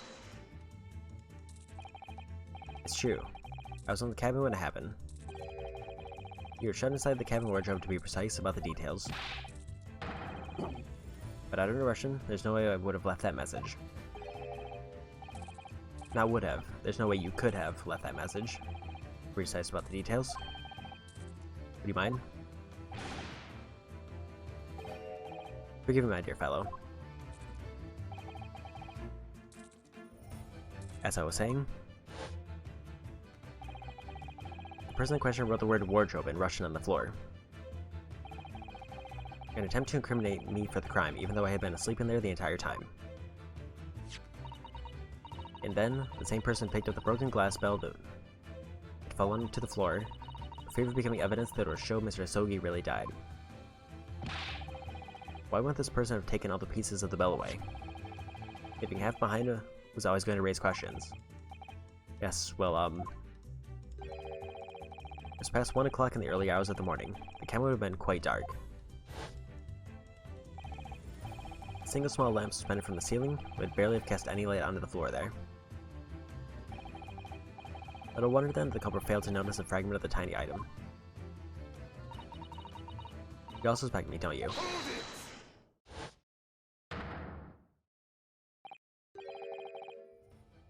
See Miss Stroganoff.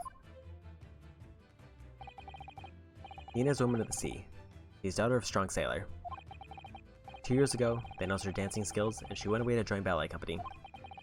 But before, she was dancer on the ship, a member of the ship's band. You know, accused ship's angel of being criminal. Ah, so that's it. He said that when young student died, Nina was there in his cabin. That's not possible. I give my tooth. Well, this is almost interesting. Why would you give your tooth, pray? How can you be so sure? You're a great detective, you should know. Look truth in the eyes, cabin bulkhead is bolted shut from inside. Nobody could go into cabin. Not Nina, not anyone. Or you want to tell me the killer can walk through locked doors? Yeah, it's possible. He's right. Wait, I've read about this in detective stories. People often tie theirs around door latches. They can open and close them from the outside. Red, are you stupid? Bulkhead doors are not barn doors. Certainly not. These are watertight doors as one would have to expect to find on any modern steamship. Constructed of heavy steel, with not a gap in sight, no threads or needles or magnets could have been used. No, of course not. I thought so too. Mr. Naruhodo suggested it earlier, so I thought how you shifted onto me like that. So Seaman Stroganoff has a valid point. The cabin door couldn't have been bolted shut from the outside. Not necessarily. What? I put it to you that I could bolt this cabin door without laying a finger on it. In this very cabin. You can see the traces of the method I have in mind having been used before. I don't believe it. Mr. Naruhodo, I believe you know what I mean, don't you? Oh wait, shut the bolt of the cabin door from the outside. One way does spring to mind, yes. You really know what Mr. Sholmes means, Mr. Naruhodo. Yes, and so should you. Because we've seen it happen. Indeed we have. So would you care to do the honors, Mr. Naruhodo? Telling signs of the method that was used to slide the cabin door bolt across from the outside.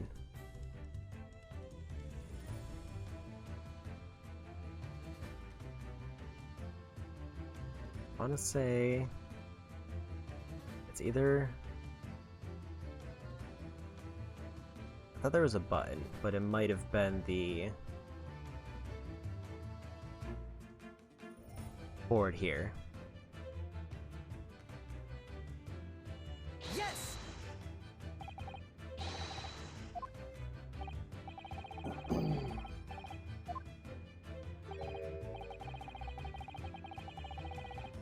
Okay.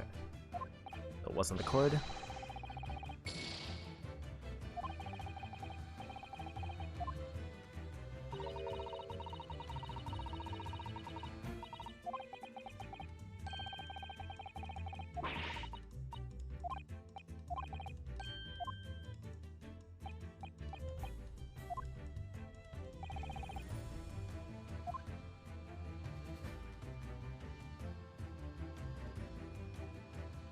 Guess my problem here is I don't remember which object was the one they need.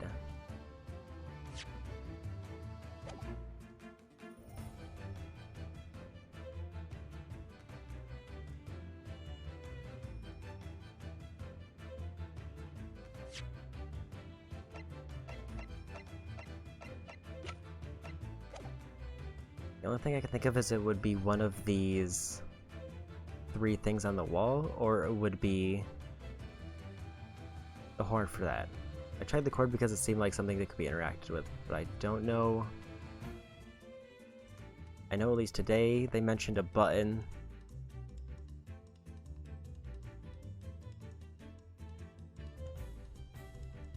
I almost feel like I'm going to be guessing, so I may want to save it. Because I know it's the...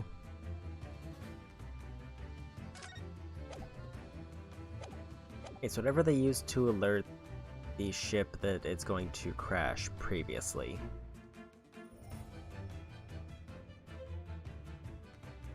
But I'm not sure which object they actually want me to click on.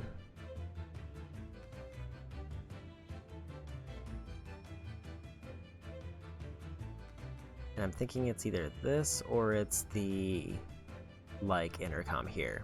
Because I don't see the button that they referenced. Yes! Oh, that's not it.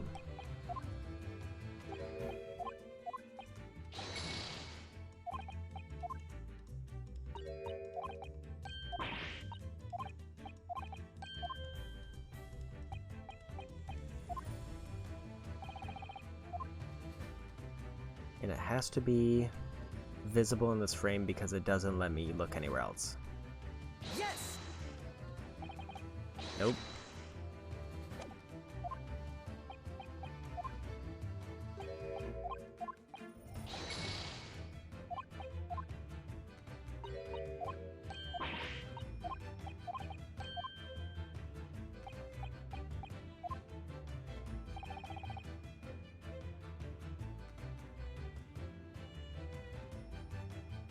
Oh, the telling signs of the method that was used. It's the bookcase. Yes!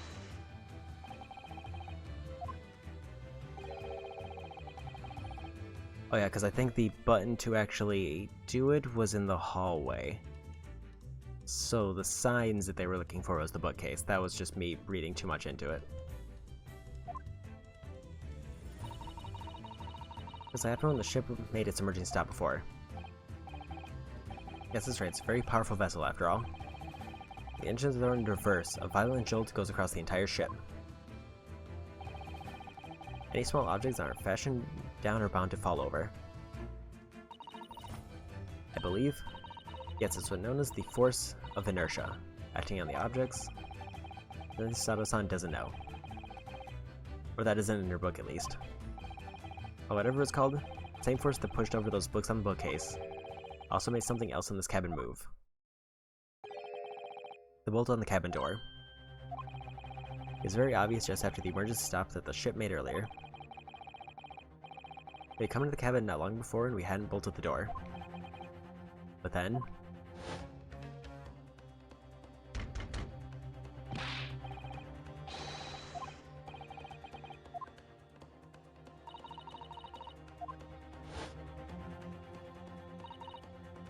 Oh yes.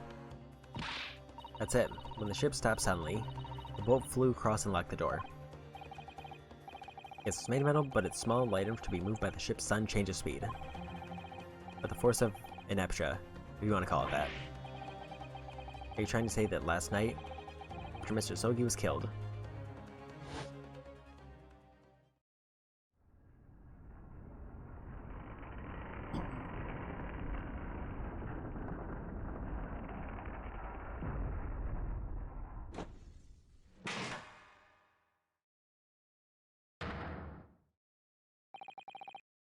yes, that's where you made another emergency stop. I woke up this morning and looked around the cabin. I thought it looked a little odd. All the books on the shelves had toppled over. Now the ornaments. It was almost as if someone had run their hand across the shelves and deliberately knocked everything over. Oh yes, I remember that. And I stood them all up again, didn't I? And then we came into this cabin. We were surprised to see the same thing in here. Of the books and everything, it toppled over, just like Mr. Sogi's cabin. Oh my. Do you have anything to say about this, Miss Pavlova? Are you out of your mind? You say Bree made an emergency stop? It did seem a little far-fetched. How could that possibly have happened? Unless saying that the culprit is actually someone from the engine room. Oh, it is simple enough. Are you forgetting the button in the passageway outside? Used to trigger the emergency alarm? Oh yes, of course.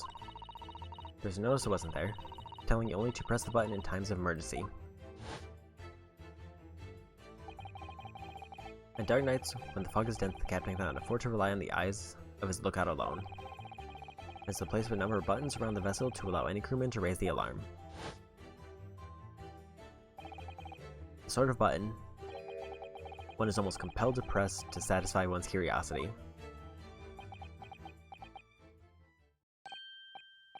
Wait, it was you? When the button is pressed, two things happen in the interest of safety. The emergency alarm bell rings, and the vessel comes to a complete stop. As indeed, it did a little earlier today.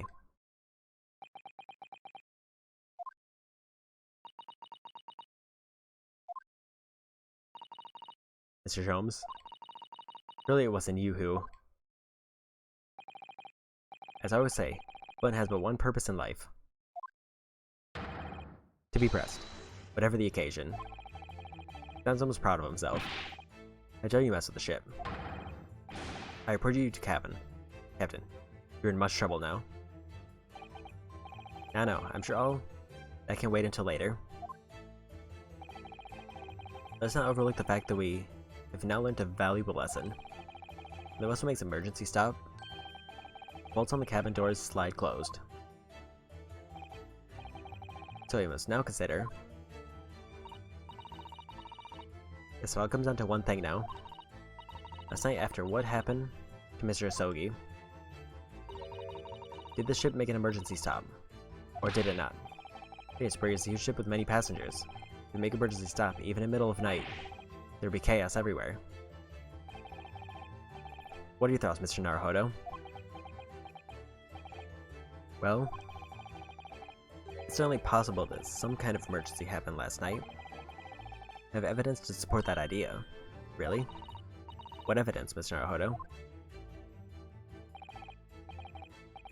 Fascinating. Do show us, my good man. What evidence promotes the theory that some emergency gripped this vessel last night? Oh, the ship's locked. Seaman Stroganov, it's your duty to patrol the first class area of the ship. Isn't that right? That is correct. Why? In the ship's log here. This would be where you record the details of your duties. What are you doing with that? That is mine. You rather carelessly left it atop a little makeshift bureau in the passageway out there. But as responsible passengers, we took it under our care, with a mind to return it to you later. I left it there on purpose. That is where I put it always. The point is, looking at what you usually record, it's clear that in normal circumstances, you write the phrase "nothing to report" every 30 minutes. But from 2 o'clock last night until first light this morning, nothing was recorded at all. Nothing recorded in the log? That is... because nothing happened. But if nothing happened, you would normally write "nothing to report," wouldn't you?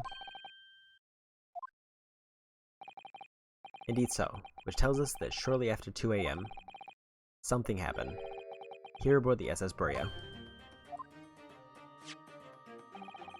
Something sufficiently significant to make you forget to fill in the ship's log, in fact.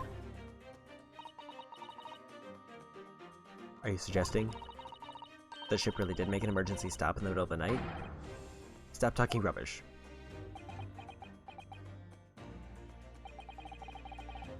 If I'm perfectly honest, I found that a little hard to believe myself. Oh, why? Well, because if something as major as an emergency stop really had happened, surely all of us would have noticed. That's very true. Thanks to the emergency stuff we experienced earlier, we all know what it feels like now. The ship alerted so violently, and the alarm bell was so loud. I can't imagine that anybody would sleep through that, even if it happened in the dead of night. Well, no, that's a good point.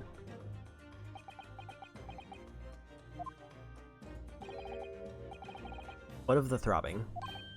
Sorry, what do you mean? Your head, man.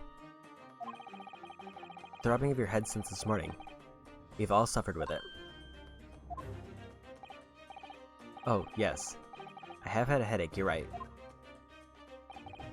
In fact, I haven't been feeling myself since I woke up today. Nor have I. My head has been feeling heavy ever since dawn.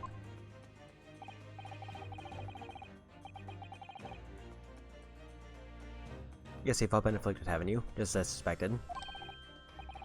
He's right, my head's been throbbing today too.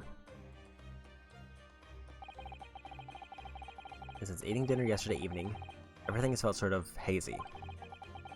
Can't remember anything that happened after I climbed back inside the wardrobe.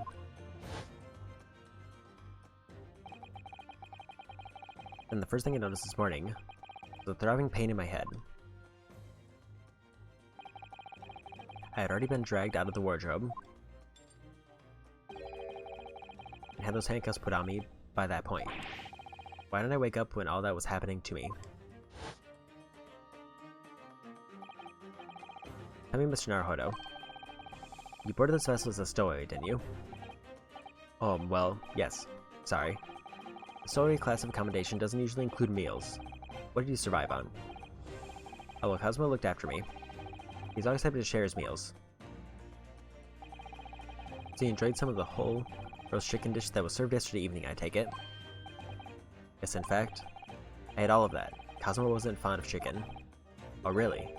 So the victim didn't eat any of the chicken at all. That's right, he didn't touch it. Is that relevant?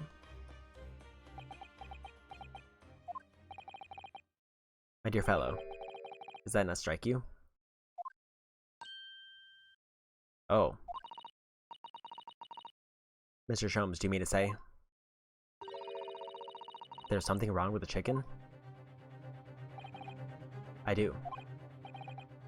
No, really? Is that really true? The meal prepared for the passengers last night had been tampered with.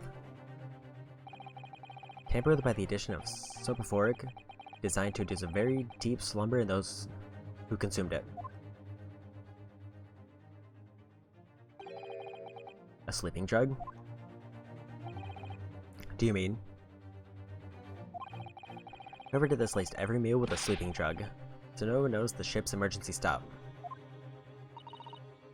Mr. Naruhodo, of course that's what Mr. Sholmes means. What a far-fetched idea. Precisely. Lacing every meal of every passenger on board with a soporific drug would certainly be impossible. Unless, that is, every single member of the crew was a conspirator. What? Mr. Sholmes? Well, Seaman?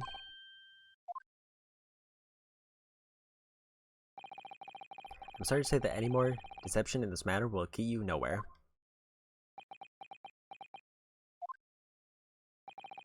If you refuse to talk, there would have to be an inquiry made through the shipping company, of course. Were that to happen, every member of the crew, and the captain himself, would be hauled over to the coals. For aiding and abetting a renegade.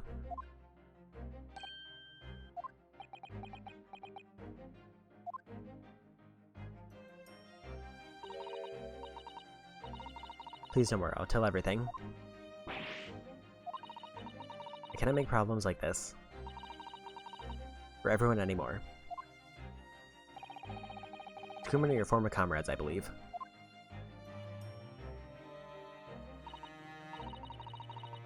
Yeah, so when I decided to run away, I asked them to help me. We all agreed to help everyone together. We threw away everything, our fame in the ballet, Mother Russia, wanted to help our angel. I don't believe it. You're right. I put a sleeping drug in chicken last night. Yes, I remember now. I didn't know I was chewing on a lump of something strange and bitter at one point. I could not make all drug, how do you say, dissolve. Talk about heavy seasoning. At midnight in waters near Shanghai, we brought our angel on board. He was held by Conrad on shore with a small fishing boat. While all the passengers of the SS Berea slept soundly, thanks to the almost magical effects of the slumber-inducing potion their evening meals had contained. So that's what happened.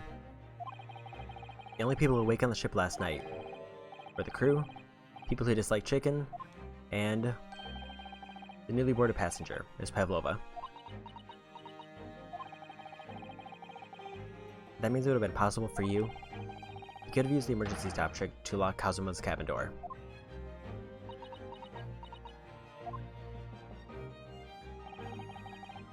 But how does that make sense?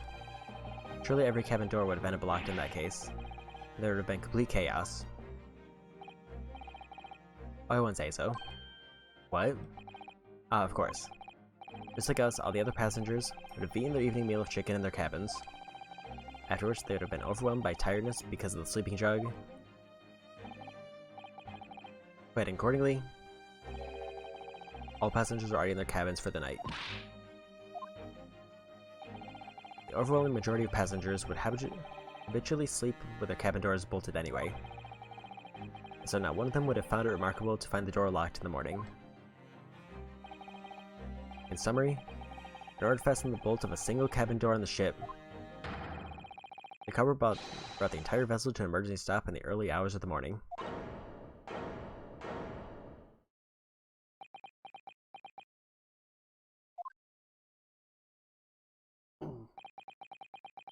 You have talked a long time and said many things.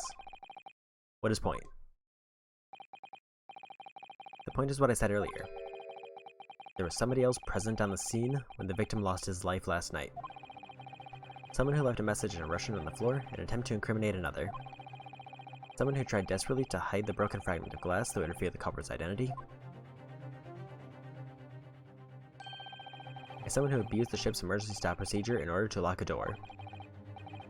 All told, a busy night. But, I don't know about any of this. I'm just a little girl. I'd like to speak with your long English words and explain your clever ideas. But I'm Sailor, and sailors don't listen to long, boring stories we don't believe. Sailors like me, we trust only what we see with our eyes. A laudable trait? What? I'm quite of the same disposition, my good man. Observation to me is everything. Mr. Naruhodo?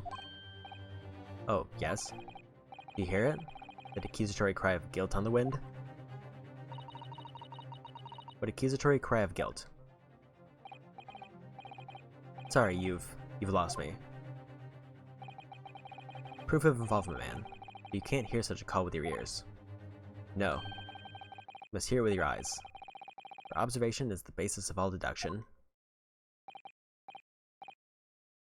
What are you talking about? I believe the time has come. For one final logic and reasoning spectacular, to expose the truth.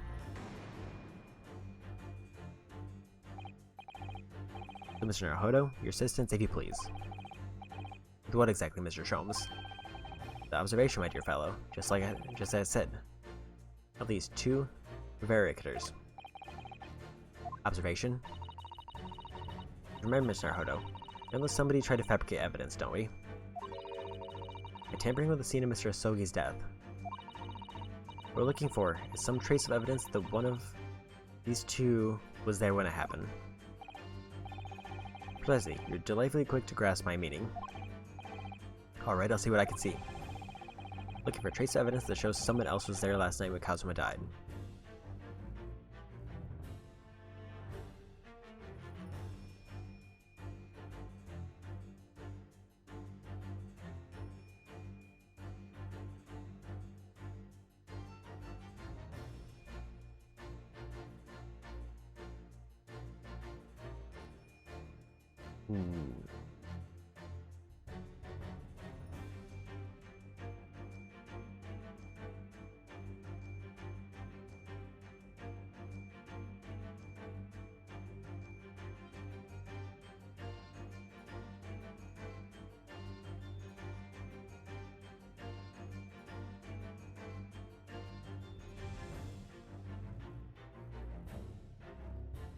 Chunky arms. Very good description. There's...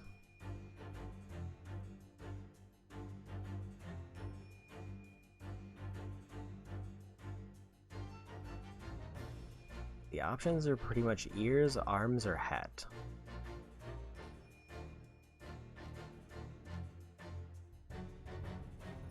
At least at the moment, I don't see... Oh. That was a sneaky one. Oh, look at this.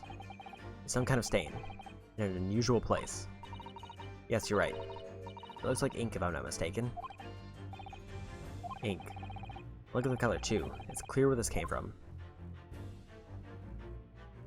Yes!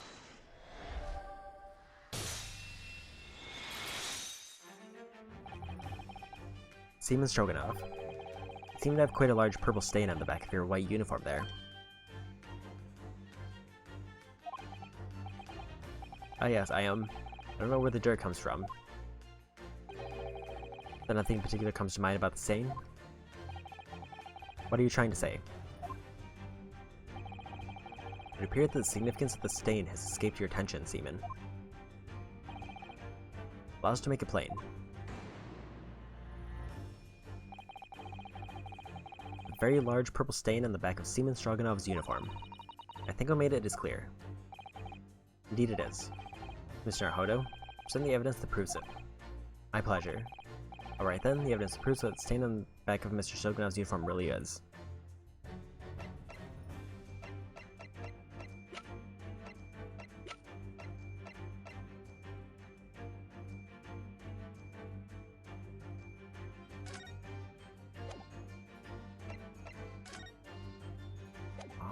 Is there...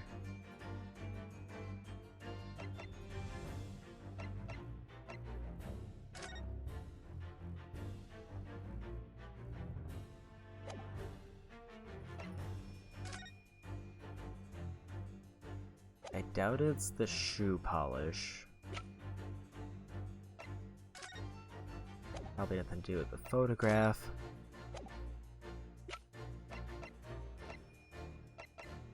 I guess the crime scene photograph, because it relates to the message again.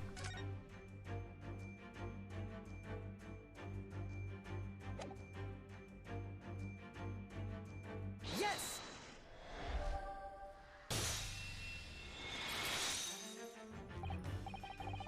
This is his photograph, and the ink it shows. That's what caused the stain on your uniform. Ink? Rather unusual color of ink, purple. Ah, the penny drops at last. Now you see the significance. The Russian word on the floor next to the victim's body was written in purple ink. And the stain on the back of your uniform is ink of exactly the same color. If the ink had been dry, it would have possibly stained your uniform in that way. Which means you must have been present in the cabin a moment immediately after the ink was spilled. Alright, yes. It was me. I did it. Everything. Arranged everything in dead student's cabin to make it look like Wardrobe Man did it. Then press the button to make Birdie do emergency stop and bolt cabin door shut. Did everything so no one would suspect our angel. Biff, please. Don't worry.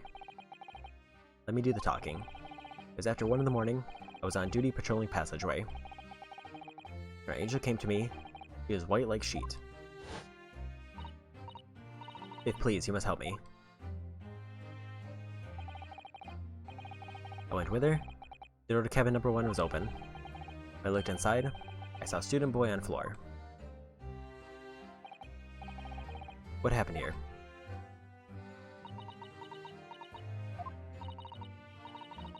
Please don't tell anyone. My little one, my little furry friend. Everything that happened in cabin is like Angel told you. I can't escape through the ventilator into Mr. Sogi's cabin, and he tripped over it and it broke his neck when he fell to the floor. Yes, that is right. After the incident, when the cat ran away, Ms. Pavlova then visited the cabin next to hers, only to find its occupant lying lifeless on the floor. But she was worried when she heard the sound of something fall on the floor, and that's when she went to look. No, Angel?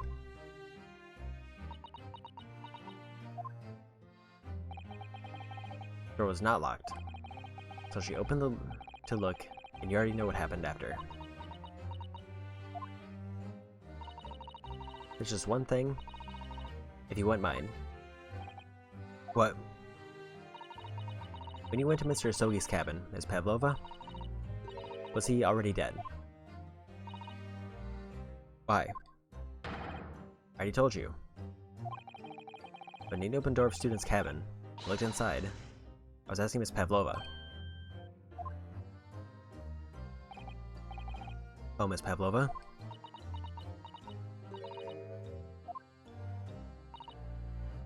Oh. Yes, that is right. I saw him. It was dark, and he was wearing black, but he was on the floor, not moving. I was scared.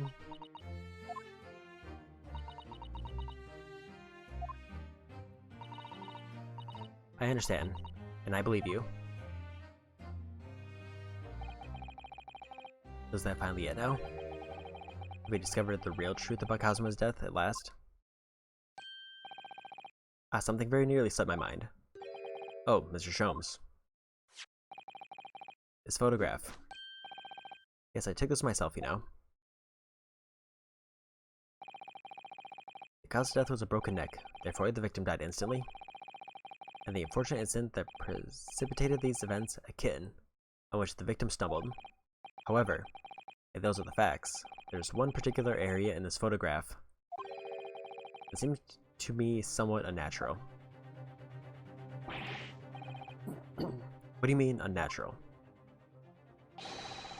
What are your thoughts on the matter, Mr. Naruhodo?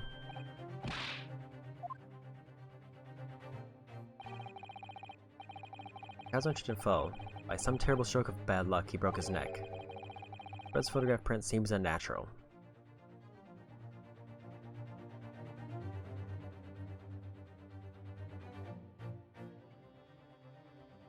I think it would be that he's laying face down.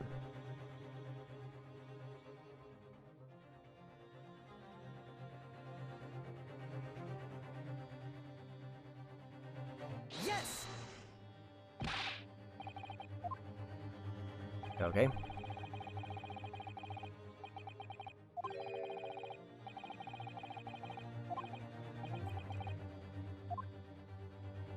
So it's not the position of the body, or I need to be more specific when I click it.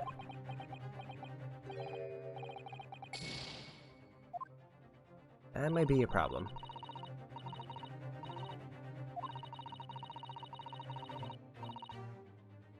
Word written in foreign language underneath his fingertip, surely.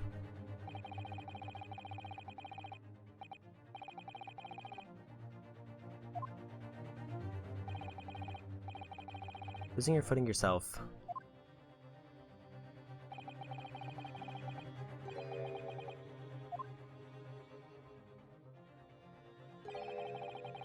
This is a fellow who stumbles with some regularity. That should be an easy task.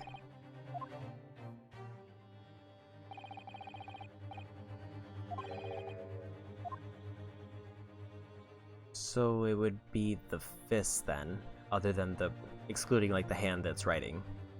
Yes! Or if it really fell due to an unfortunate accident, then this fist just doesn't seem quite right.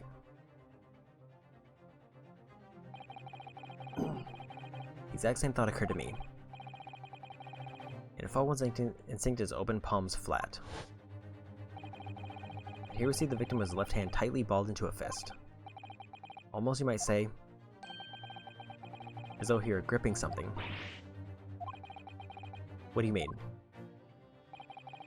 Simply that I took the liberty of investigating the victim's fist a short while ago. You did? And what, pray, do you imagine I found there? My dear fellow? Mr. Sholmes, show us, please. Why, of course, my dear madam. But I keep you in suspense. This is what I found. A crescent moon with a little gemstone in the middle. Yes, you're right. A crescent moon. It's very pretty, but what does it tell us? It tells us nothing. We're not so sure. A crescent moon looks familiar somehow. I'm sure I've seen it somewhere before. Observation, Mr. Naruto. That is the key. What? The truth is now tantalizingly close. How did that crescent moon come to be in Kazuma's clenched fist? This is the final clue, the last piece of the puzzle. Ask yourself, what does the little crescent moon mean? What significance has it? And observe. Find the answer with your own eyes.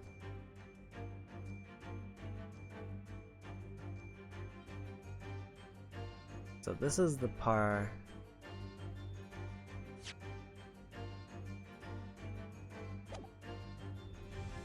I'm guessing I have to do her ear that still has the earring as opposed to the one where the earring is broken. Such petite ears among that beautiful hair, like little pink shells. Oh, what's that? Something dangling down from your ear. Guess that's an earring. Wait, look. It's a crescent moon. We no doubt now, surely. Yes!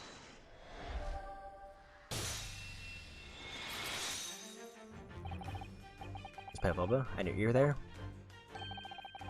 I see you have a crescent moon as well. What? And on your other ear seems to be a crescent moon missing. The little link holding it on must have broken, I suppose. Now, the missing crescent moon was found in the victim's clenched fist. Clearly there's only one logical conclusion. Wouldn't you agree, Mr. Naruto? Yes. Miss Pavlova, Mr. Sogi must have grasped at the crescent moon and pulled it from your ear, perhaps just moments before he fell to the floor. In other words, last night, in Mr. Sogi's cabin, you witnessed the moment when the victim fell with your own eyes. In fact, you were quite literally arm's length from him. But then the question is, why did Mr. Sogi do that? Why did he pull your earring from your ear, hold it in his clenched fist during his final moments?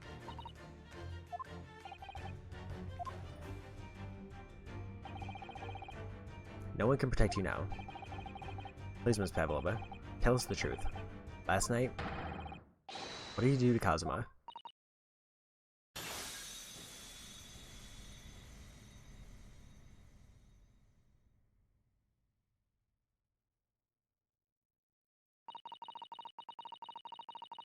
When I think about everything that happened yesterday, it was too much.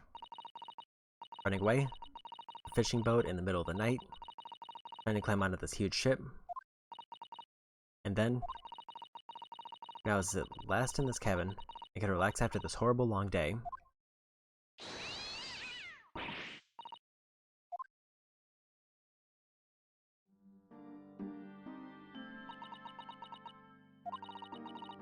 Couldn't believe it when she disappeared through the ventilator. I tried to call her with a little whistle. I tried waving her favorite toy, but nothing worked. Darko would not come back.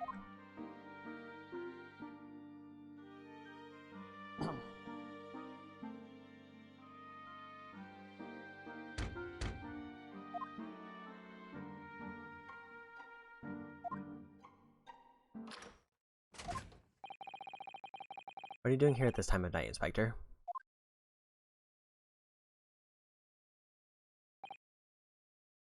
Oh, I'm sorry. I thought it was a friend of mine.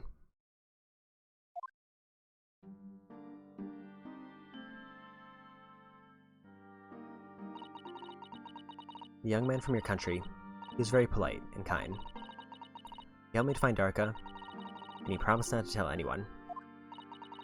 But then, I had my friend in my arms again, and I was going to leave the man's cabin. Just a moment, sorry, but... Oh, yes? I'm sure I know your face. I've seen you somewhere before. Of course. You're Nikolina Pavlova, aren't you? The Russian ballerina? No, I don't know that name.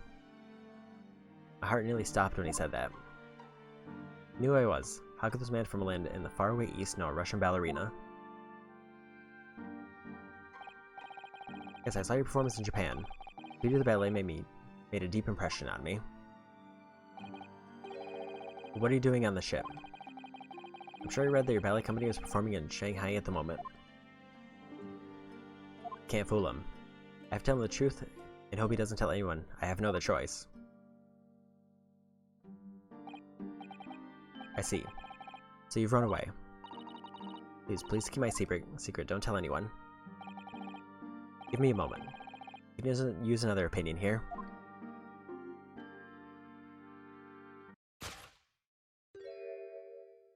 He's gonna pull that cord. He's gonna tell the captain. Why did I think I could trust him? Then it happened. Everything at once. It was only a second, but it felt like forever. Wait, I shouted, and then Darka jumped out of my arms and down to the young man's feet. And as he turned around to look at me,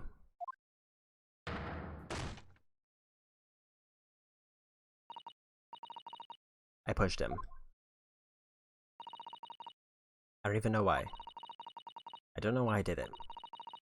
I was just so scared. And I had to stop him from telling anyone about me.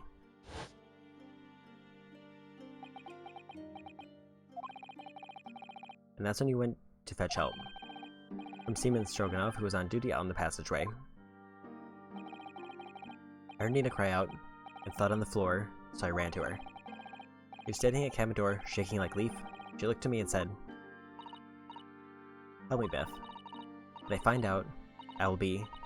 Please, I have nowhere to go." She decided to help. And that's when you arranged things in Kazuma's cabin to make it look like I did it, so that no one would suspect the passenger in the cabin next door. Yes. I went to the cabin and looked around to make sure there was nothing to show Nina was there. Then I found Stowaway in wardrobe, still sleeping.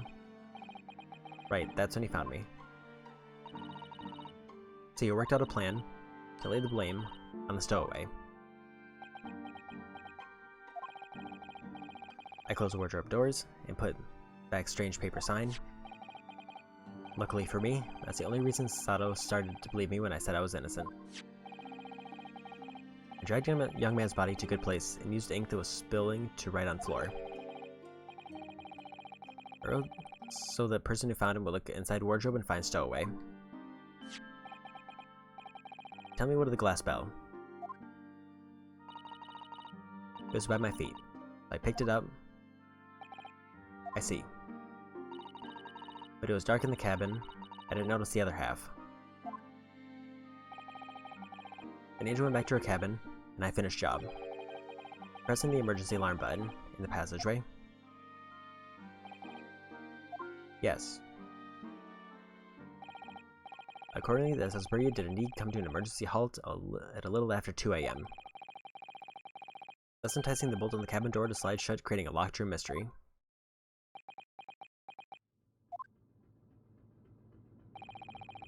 There's still one thing I don't understand.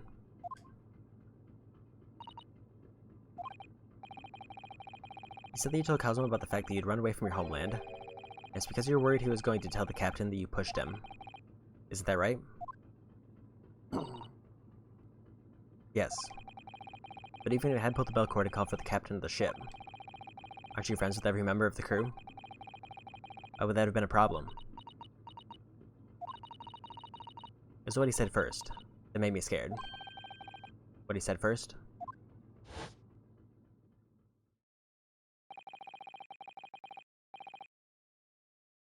What are you doing here at this time of night, Inspector?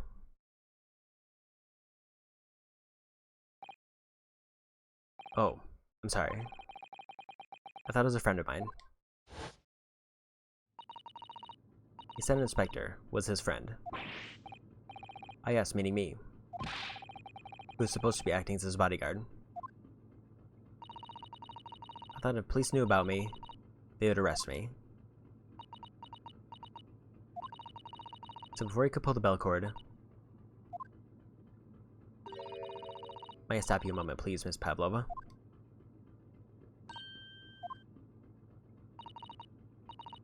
It just doesn't seem to make sense. I mean, is Mr. Sogi really going to pull the bell cord? I don't know. What do you think, Mr. Naruhodo? Well, I'm not Kazuma, so I can't know for certain, but he's a man of his word. If he told you he wouldn't give your secret away, then he wouldn't have done. No, he was walking over to it. He's gonna pull the cord. He's gonna make them send me back. Oh, Mr. Naruhodo? Day's work is not yet done, it seems. There's one more deduction to make. Another deduction? Yes, what action was the victim really about to take at that moment?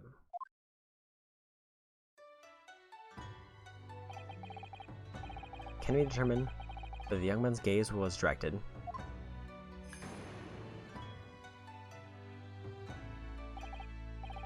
First, consider the victim's location within his cabin. That's easy to remember every detail of that room.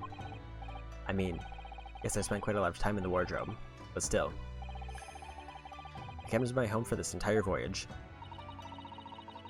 This is how the cabin looked last night when Miss Pavlova visited Cosmos. It's exactly how it was. You ready then, Mr. Naruhodo? Yes. There's one thing I've learned today. That a simple gaze can reveal all manner of truths. Not only that, in order to draw the right conclusion, you can't afford to be out by even a little bit when you're following the gaze to where it lands. When he turned away from Miss Pavlova, what exactly was Kazuma looking at? The wardrobe.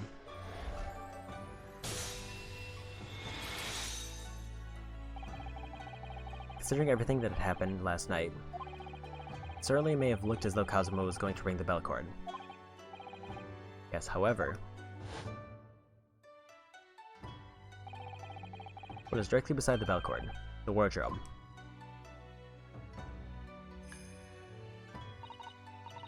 The wardrobe?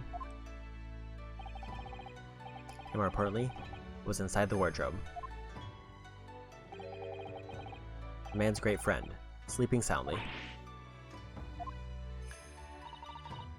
Ms. Pavlova, please think back very carefully. Or Mr. Asogi's exact words last night. Give me a moment, I could use another opinion here. Another opinion. Yes, but not from a member of the crew. No, Mr. Asogi intended to consult his close friend on the matter. See, between them, they might be able to help in some way, no doubt. Oh no. Sadly, we can't know the truth for certain now. It's too late for that. But we should make sure of what Mr. Asogi is looking at. Things may have ended very differently, if you had.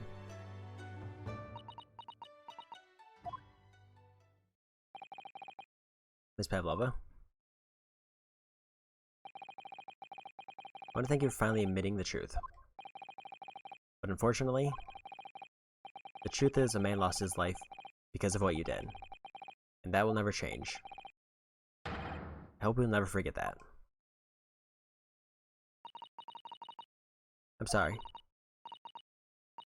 And I am so sorry.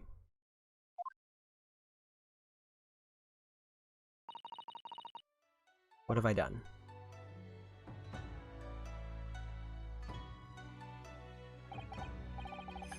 And so, at long last, the mystery surrounding the tragic accident on the SS Beria was finally laid to rest.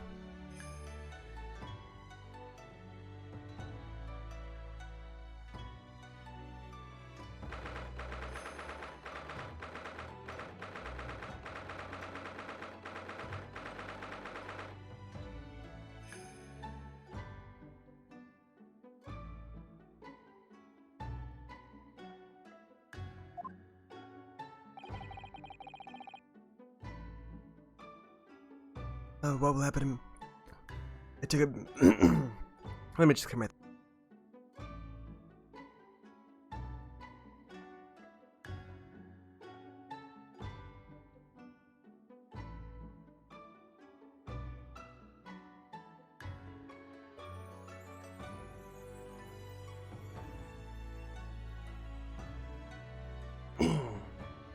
Well, okay.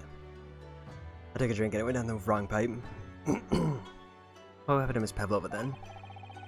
Once we reached Great Britain, she'd be handed over to the British police at Scotland Yard. What about the fact that she ran away from Russia? Won't the Russians try to repatriate her?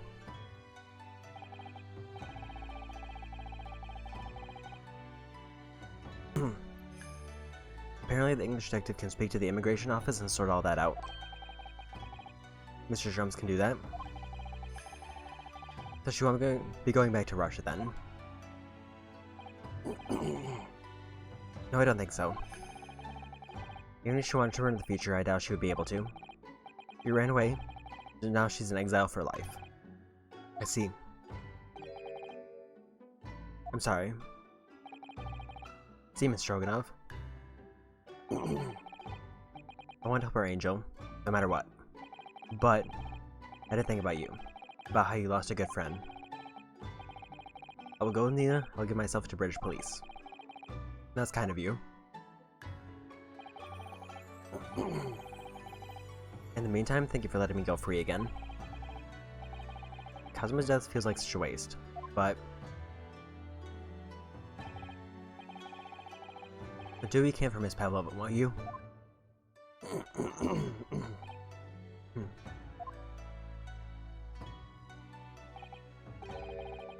I'm afraid you need a pack now. We're due to arrive in Hong Kong tomorrow. As much as it pains me, I'm gonna have to hand you over to the consul to arrange your passage back to Japan. Yes, I did stow away after all. I couldn't really expect any different. You should go back to your cabin now.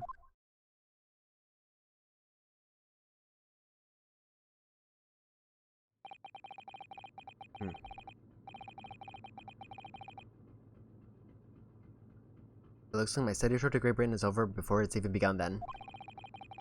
I think that only days ago, Cosmo and I were laughing together about how we'd tear up the streets of London. That seems like a distant memory now.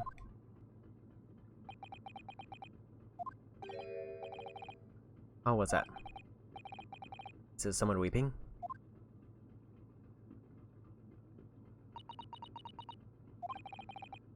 Is Otto?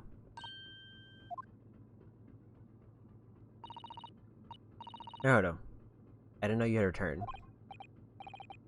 Oh well, I haven't been back long. Inspector Osanaga just told me I should pack. You know, ready to leave the ship tomorrow and all that.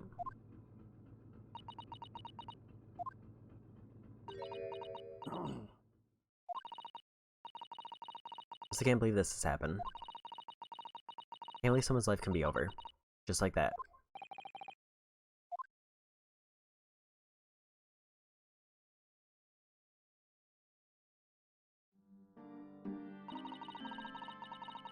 He had such grand ideas for his visit to Great Britain. So many dreams. And now they've been cruelly taken away. Just as he has. I thought I could never forgive the person responsible. But now we know the truth. That it was just an accident. Just a silly series of mishaps. It's too much. Just too much. Yes, I know. I wish there was something I could say. Inspector, my duty is to see us stow safely to Great Britain. But I failed. And caused his two closest friends great pain and suffering as a result. I've let everyone down. And I'll do anything to make up for my terrible blunder. Nobody blames you, Inspector. And I'm free again now, at least.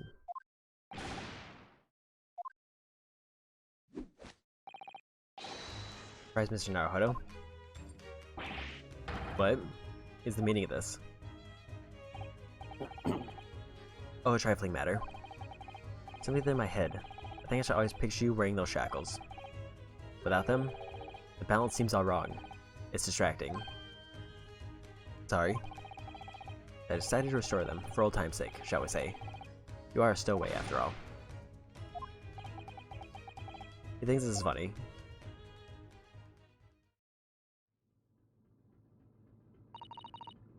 Mr. Sholmes. I do appreciate all your assistance. I'd like to thank you from the bottom of my heart. Not at all, not at all. That's a little late. I offer my sincere condolences. The loss of your companion is truly heartrending. I hope you'll be able to fulfill some of his aspirations in his honor.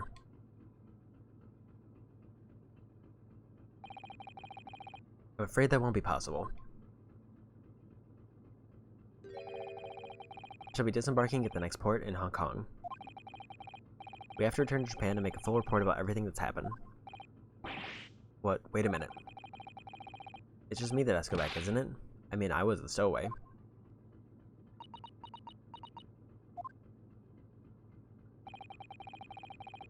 Terms of the study tour were negotiated by the Department of Justice in both Great Britain and Japan. I was to be one lawyer, and it was to be one lawyer and one assistant. Was to be. In the light of Mr. Asoki's unfortunate death, I'm afraid the study tour can no longer go ahead. No, I don't care for me, but... Poor Sasato. My dear fellows, the majority of problems have been extremely simple to solution, you know. All you require is one lawyer, and the study tour can continue, surely. There's no one else with the necessary qualifications for Mr. Sholmes. We know of no other lawyer. Qualifications, you say? Any qualifications obtained in your own country will be of little value in Great Britain, I'm afraid. Oh, but anyway, voyage to London still promises a good month of time. Ample opportunity, I would say, to find yourselves another suitable lawyer.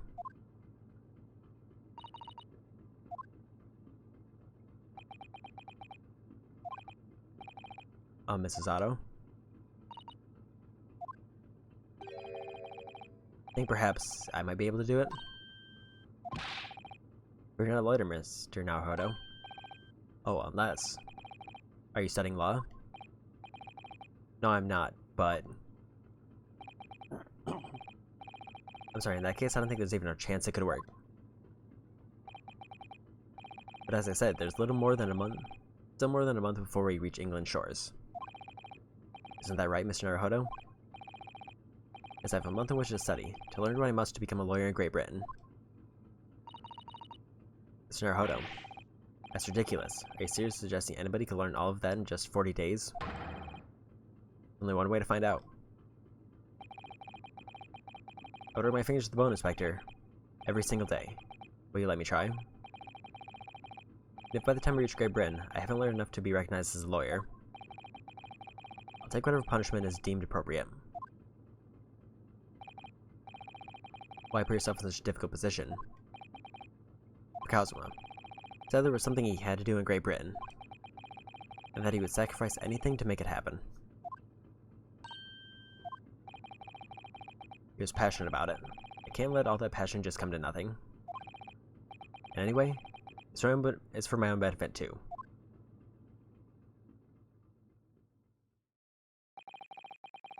I'll become a lawyer. I have to. What do you say, Mrs. Sato? I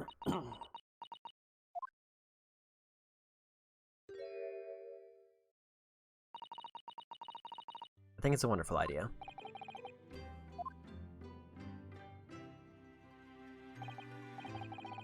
So what does her bespectacled inspector friend say?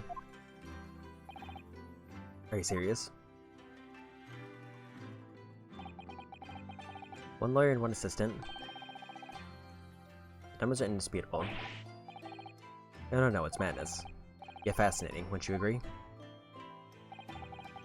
Fascinating?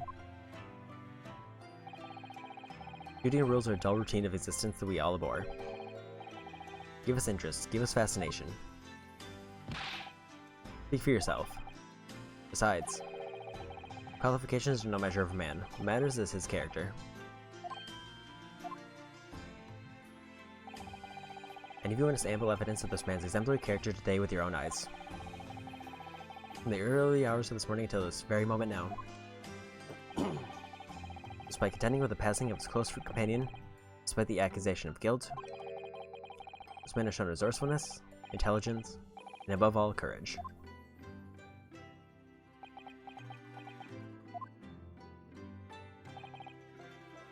Very well.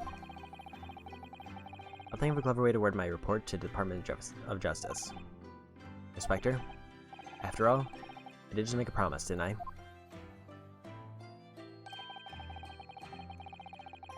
I said that I'd do anything at all to make up for my shortcomings here. Well, thank you, Inspector. If you'll excuse me, I must pay a visit to the captain's quarters, I think. We need to discuss what to do next and how to best make my report.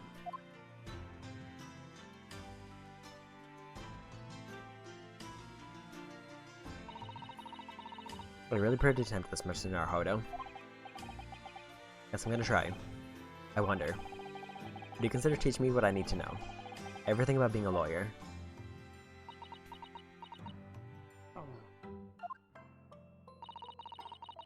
I'll be delighted to help you. I am a judicial assistant, after all. Hey, Mr. Naruhodo. I'd like you to take charge of this. What, me? Are you sure? I'm sure it's what Cosmo would have wanted. His name is Karuma, a great sword that's been in the Soviet clan for generations. Very well, I accept. I'll treasure it, always.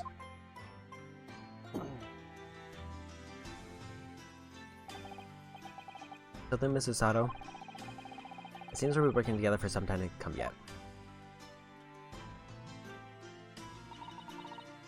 It'll be an honor, Mr. Naruhodo.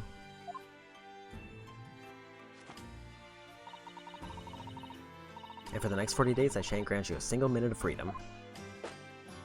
You shall fill every spare moment with study. Yes, that's exactly what I need. But before we begin, I have an earnest favor to ask of you two. Goodness, what is it?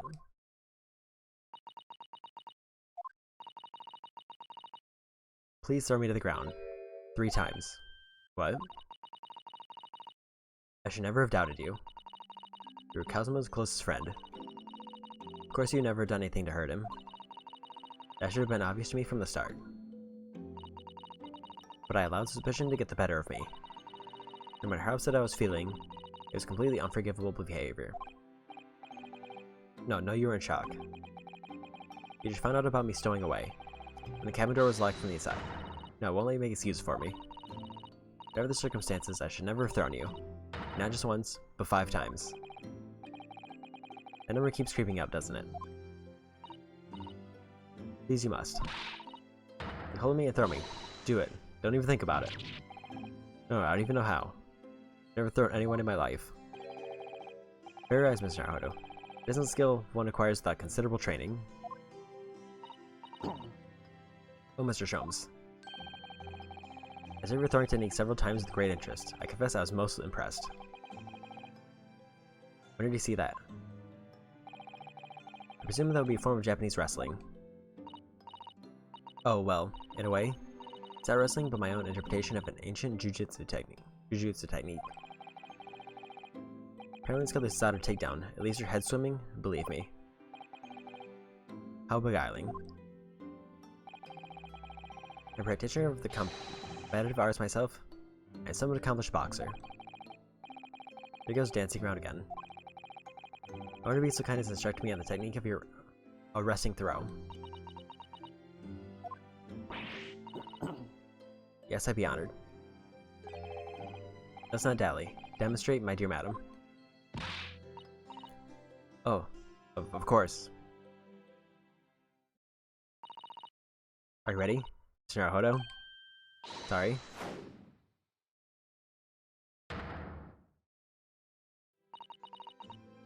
As you can see, throw from the abdomen. Yes, arresting indeed. And that is what you term the Susato takedown, is it? Actually, no. That was a Susato squash.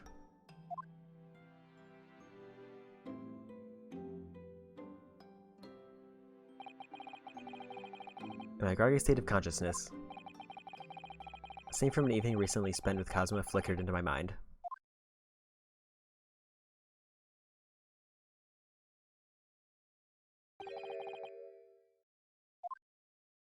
Karuma. That's right, it's a prize sword that's been passed down through generations of the Asogi clan. I can't believe you managed to get permission to bring it with you. I mean, taking a katana on a study tour is more than a little irregular, surely?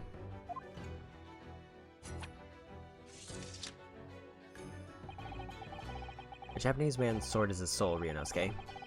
I can't be parted from my katana. Kuruma guides me, I truly believe that.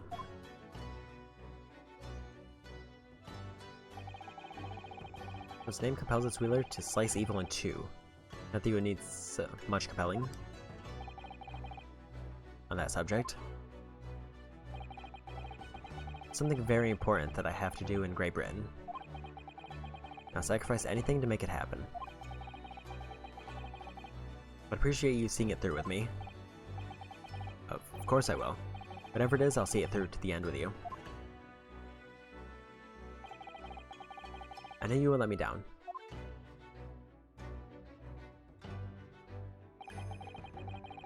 That important thing you had to do. Still don't know what that was. But I'm gonna see the place for myself and work it out. Great Britain's capital, London.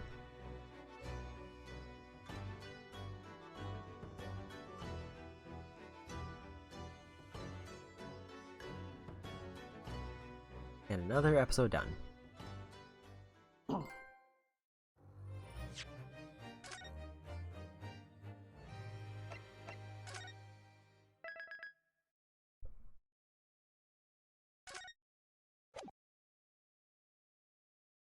The Adventure of the Runaway Room.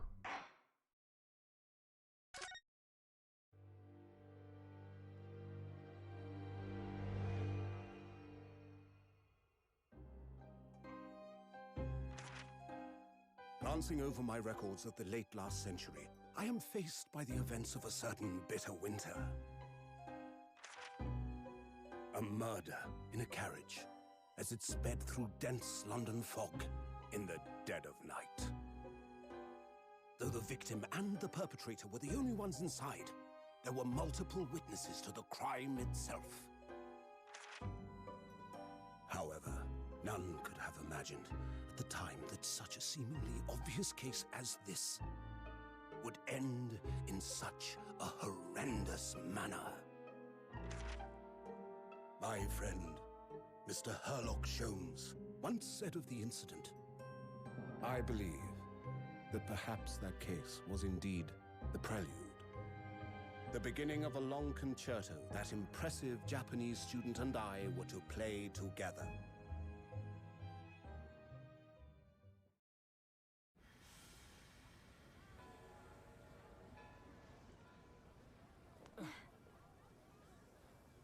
Amazing.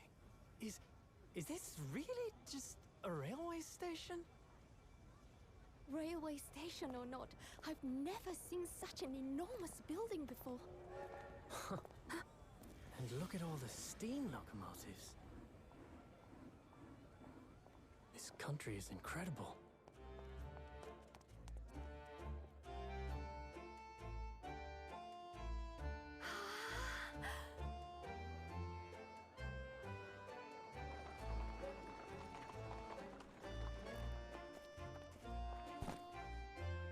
I feel like I'm dreaming. So this is the capital of Great Britain. So, where to? Oh, hello. Climb aboard. I'll take you wherever you want to go. In that case, this Supreme Court in Whitehall, if you wouldn't mind. My pleasure. I suppose you're visiting students from abroad, eh? Yes. Thought so. Well then, I hope you enjoy your stay. And welcome to the centre of the world, Great Britain's mighty capital, London.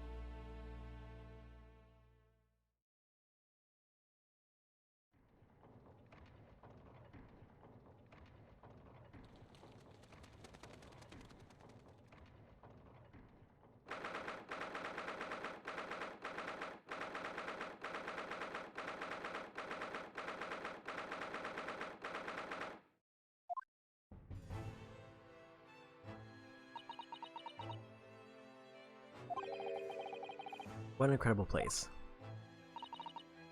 So imposing. So it's almost suffocating. The place is breathtaking. It looks like a fortress. There's some stone buildings like this in Japan now, of course.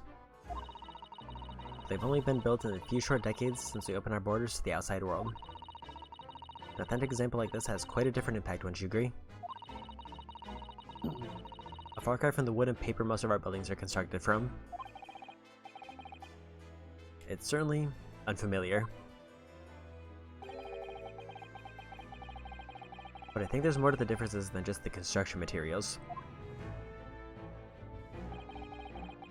What is this place again? This is the Lord Chief Justice's office, Naruhodo. The Supreme Court of Great Britain. The Lord Chief Justice. We had instructions to report here at this time if circumstances were different. We are supposed to let the Lord Chief Justice know that we had arrived from Japan. But Kazuma can't. No. So instead we're here in a different capacity. As envoys to report the news of Kazuma's death. And having delivered his or her message, an envoy's duty is done. So we'd have to return to Japan. If we want to remain here in Great Britain, I have to take Kazuma's place as the law student selected for the study tour. Yes, which means you need the requisite qualifications as a lawyer. Which is what I've been studying for. Here in Great Britain, it is Lord Chief Justice who appoints lawyers. That's the second reason why we're here. Have you officially recognized as a lawyer? It's the only way that we'll be able to remain here in London.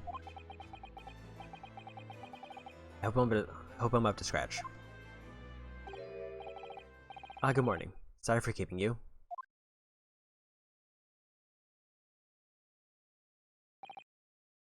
Oh.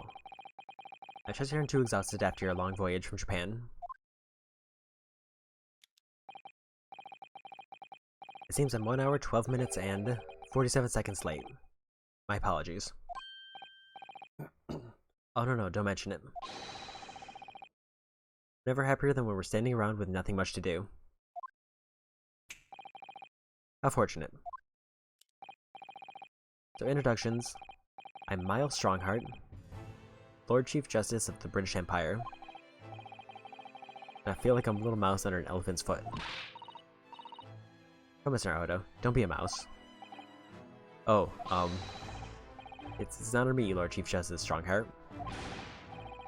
I'm Ryunosuke Naruhodo from the Empire of Japan. Oh, Mr. Naruhodo.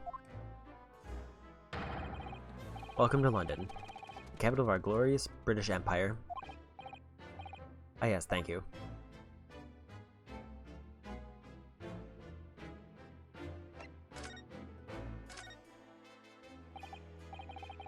So what are your impressions of our capital so far? How do you like London? Well, help. I've been so nervous since I got here that I can't remember a single thing about the city. Simply splendid, isn't it, Mr. Naruhodo? Oh? We had a wonderful view of some of London's streets from the carriage on the way here from the station. Everything is so impressive and grand. I must say I'm almost lost for words. I'm glad to hear you like it. The city boasts tramways, piped water and gas, even cables supplying electricity. Spearhead every revolutionary new technology in the world. A visitor to London is astounded. Oh yes, astounded is the word. Thanks for saving me there, Sato. Never seemed so jolly and full of vigor. Yes. There's much excitement about the upcoming Great Exhibition we will be hosting here in London. Great Exhibition? Cultural and technological event achievements from around the globe are to be exhibited here in our great city. It'll be the greatest spectacle of its kind in history. It will make Paris's World Fair look like a toy shop. Gosh, I can hardly imagine how magnificent it's going to be. Great Britain's capital city is nothing but magnificent. London is the center of the modern world. You can do say so yourself. The sun would never set on our great empire. Perhaps it is fate that in these progressive times we welcome visitors from the land of the rising sun.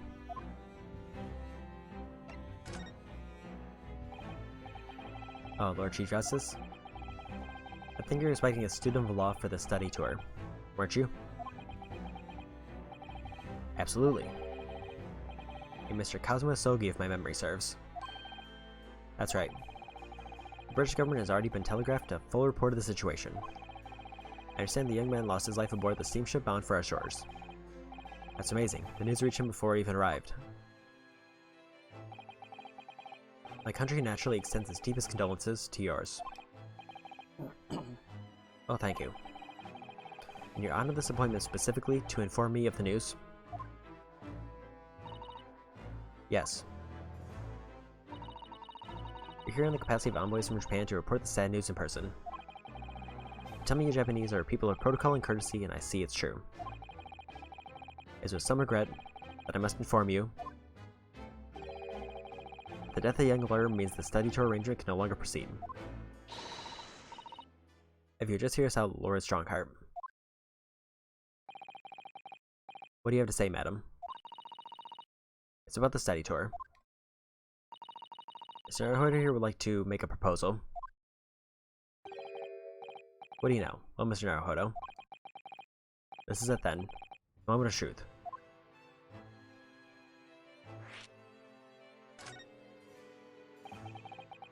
The thing is, Lord Justice, Lord Strongheart, I was wondering perhaps you would consider allowing the study tour to go ahead. Don't misunderstand me. Britain would ideally like to see the tour go ahead. Without a lawyer from your country, there's nothing to be done. Well, in that case, what if there was someone else? Another lawyer from Japan, I mean.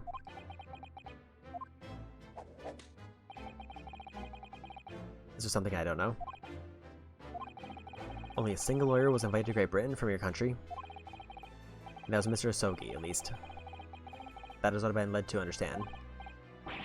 The thing is, this really isn't going well at all. I just can't seem to find the right words to say to this man.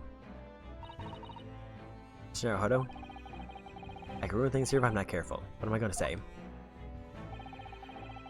There's someone else here from Japan who could be described as a lawyer. It's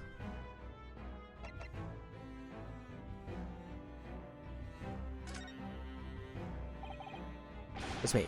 I can do it. Is that so? I mean, I don't actually have any qualifications as such, but... No qualifications, you say? Yet you still claim to be a lawyer. I have acted as a lawyer in court before. Only once, as it happens. And I caused someone to help me. And as I was accused, glossing over the details.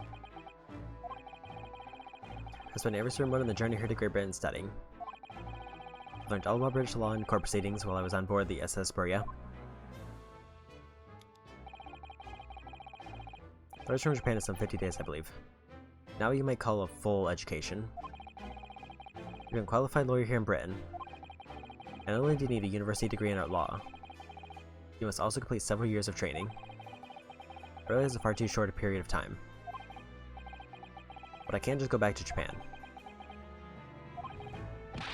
Kazuma, Mr. Sogi's journey had only just begun. Coming here on the study tour was all he thought about. I have to carry out and do everything you plan to do. I know it must sound like I have an overly inflated opinion of myself, but I'd do anything to prove that I have what it takes. Any test you care to set me. Just one chance, that's all I'm asking for.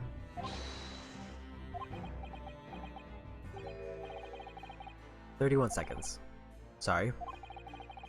Your opening statement there, Mr. Naruhodo, is 31 seconds long.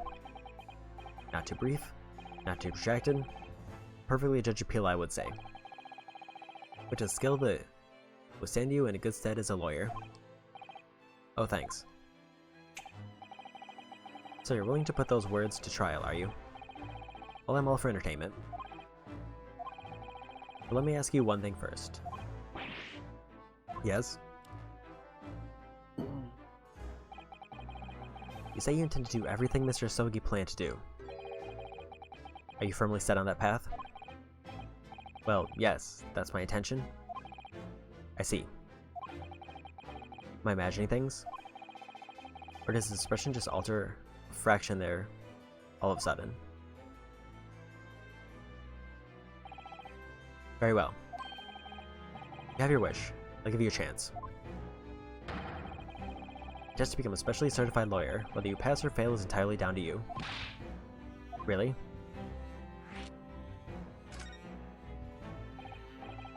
So what form will the test take exactly? Tell me, Mr. Naruhodo, what do you consider the role of a lawyer to be? Well, defending people, of course. Well said. Let's have you defend someone. Huh? Timing is perfect, in fact. There's an apt trial about to begin later today. No advocate has been appointed for the defenses yet. This will be welcome news. Today? Straight away? If you manage to secure a verdict of not guilty, you'll have passed my test. What could be simpler? How do I get myself into these situations? Well, could I ask, what sort of trial is it, Lord Strongheart? Yes, good question. I remember. It's a murder trial. Murder.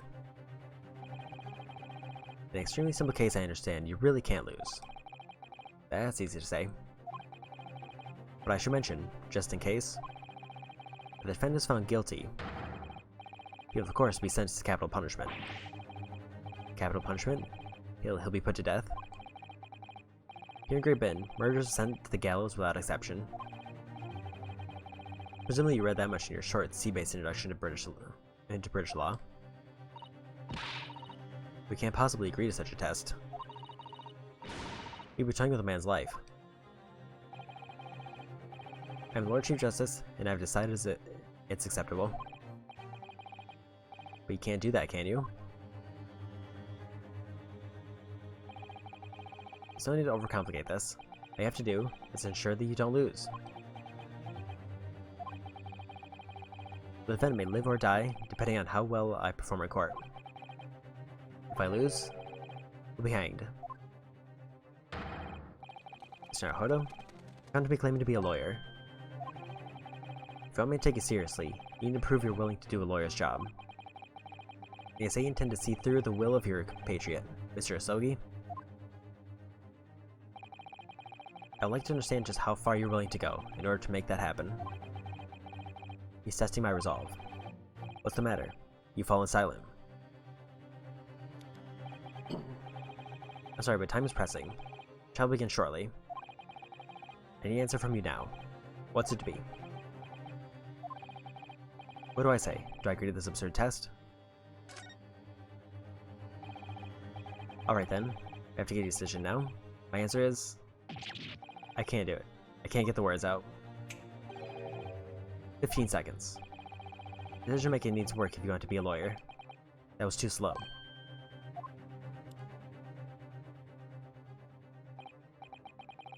It's as I suspected, is it? Sorry.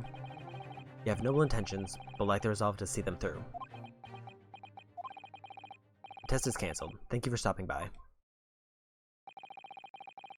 Go and acquire your ticket for passage back to the east tomorrow. This conversation is over.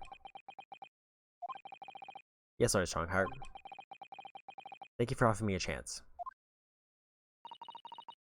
Mr. Naruhodo? Sorry, Mrs. Sato. But what could I do? It's alright.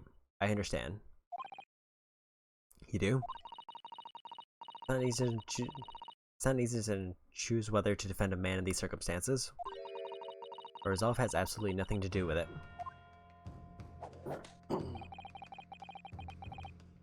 What are you trying to say, madam? I think what Mrs. Sato means is that no matter how badly I like to be recognized as a lawyer and stay here in Great Britain, to risk another man's life by treating his one and only chance at a trial so trivially would be utterly unforgivable, and I feel exactly the same way. I'm sure the defendant won't see this trial as a test, as some kind of experiment.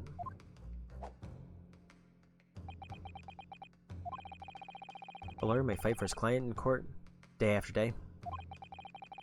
For each one of those clients, the particular day they stand on the dock may be the only chance they have to fight to prove their innocence.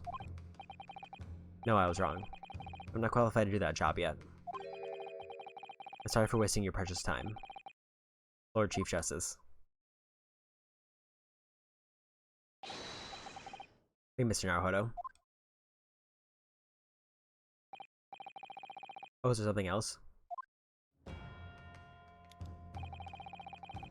Traveling 20 minutes by carriage to the Old Bailey from here. If you leave immediately, you should still be there in time. But I just said that. I was quite serious on what I told you. The defendant in this case has literally no one to advocate for him. What? At this point, he can't hope to find someone to represent him. The trial will begin without a defense. If that happens, there's only one possible outcome. He received the most severe sentence the judge can pass down. That's awful. But that is the truth. Why does it have to be like this? Please don't expect an answer to every question. The cold hard truth of the matter is that there's only one person now with a chance to save this man from a very miserable end. And that is you. I'm really his only hope. So, what do you say now, madam? Me? What do you mean, Lord Strongheart? You said it wasn't an easy decision to choose whether to defend a man in these circumstances. And I agree. But in my estimation, it is purely and simply a matter of resolve. Oh. Time is up here. I have a meeting to attend. I must leave in 2 minutes and 16 seconds. Adventure into our great city and enjoy yourselves.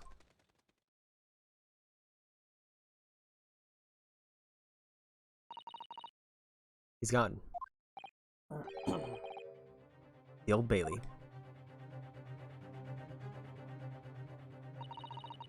If we're going to do this, Mr. Naruhodo, we must leave at once.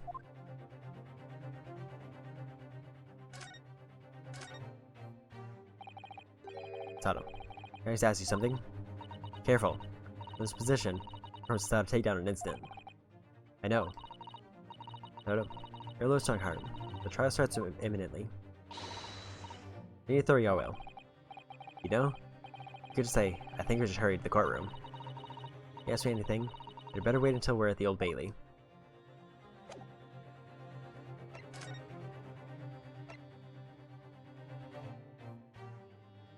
London's highest criminal court within the illustrious past, the Old Bailey, where I'm to take my test and prove my worthiness as a lawyer.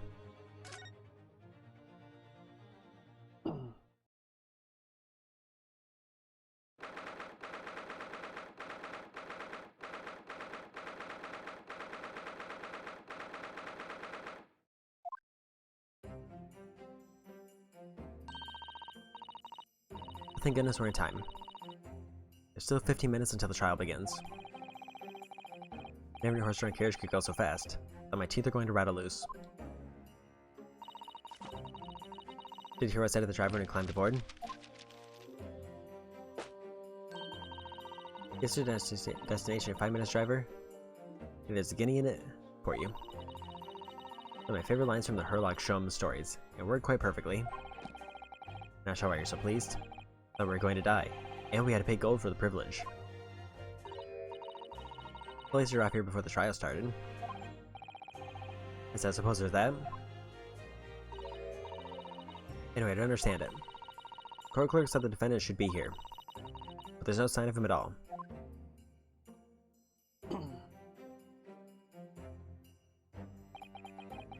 So this is the Old Bailey. Even there's room for defendants to wait in his grand. Are you right, Mr. Naruhodo? I'm feeling tense, that's all.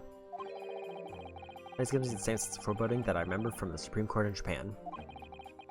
An oppressive air, almost as if the building itself is going to crush whoever is about to be sentenced. It feels like only yesterday that I was the one about to be crushed. If ever the man you're trying to defend is, I imagine he's feeling very alone at this moment. Top the morning to you, madam. Sir. What are you doing following me here? Things are fair desperate, aren't they? Sorry. Look at those expressionless faces. From these two, are yous? Oh, we're from Japan, yes. Ah, Japan is it? Right, say no more. So how much do you need? No, we're just here because... No need to choose blank, fella. I've been there myself, so I have. No place to go, none to eat, barely a penny in your name, all by in a strange, faraway land. Well, actually, I haven't found a place to stay yet, no. Tis grand, tis grand. I'm sorry by giving you 1,000 guineas. Say nut now. 1,000 guineas? Please, Mrs. Otto, you don't have to shout. But 1,000 guineas is to build an entire mansion in the most prestigious area of Tokyo. Tis none to me at all. I'd like to ensure I have sufficient funds to weather a rainy day, you see. I've enough wealth to buy the city of London 2 or 3 times over. Could that much rain even fall in one day? Well, even so, can possibly such a large sum of money? Ah, that made the eye. Look around, fella. I'm not giving it to you, no strings attached. I've been wanting you to do something for me. Oh? To be honest, it's a little embarrassing. I was about to begin, you see. It's for me good self here. I'll be in the dock. So now, what I want you to do is come along with me and stand there beside me. Officially, you'd be my lawyer, but that's just a little detail now. Oh, well, the thing is, remember a thing. I have to do is stand up there next to me, not more. Otherwise, you see, I was gonna starve without me having any kind of representation at all. So it's true. Lord Chief Justice wasn't just making it all up. I'm terribly sorry to have asked, but does that mean you're the defendant in this trial? What in blazes do yous not know who I am? Me, one of London's biggest names? No, sorry, we've only just arrived in the city, you see.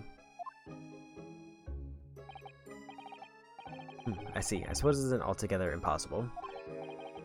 Well, just like the Hyde Park, there in the center of London is another beautiful park. Sorry, a park?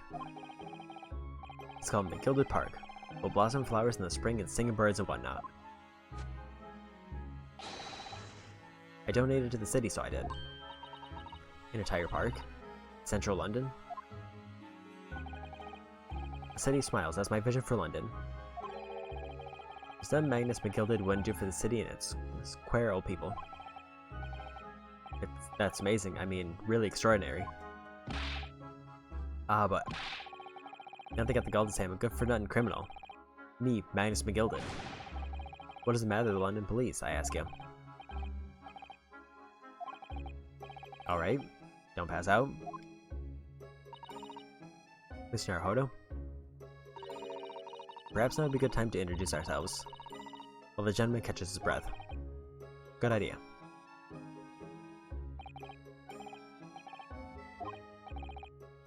Mr. McGilded, the thing is, we're actually here in London to study British law. We're law students, on a study tour from Japan, you see.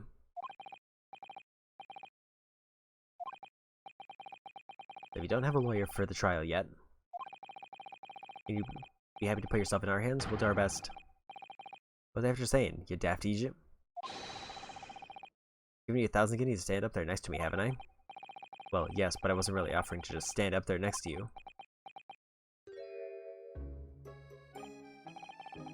I'll take a see what's going on here. Sorry. I know what you're thinking. This Chancellor of a fella claims to have more money than the Queen.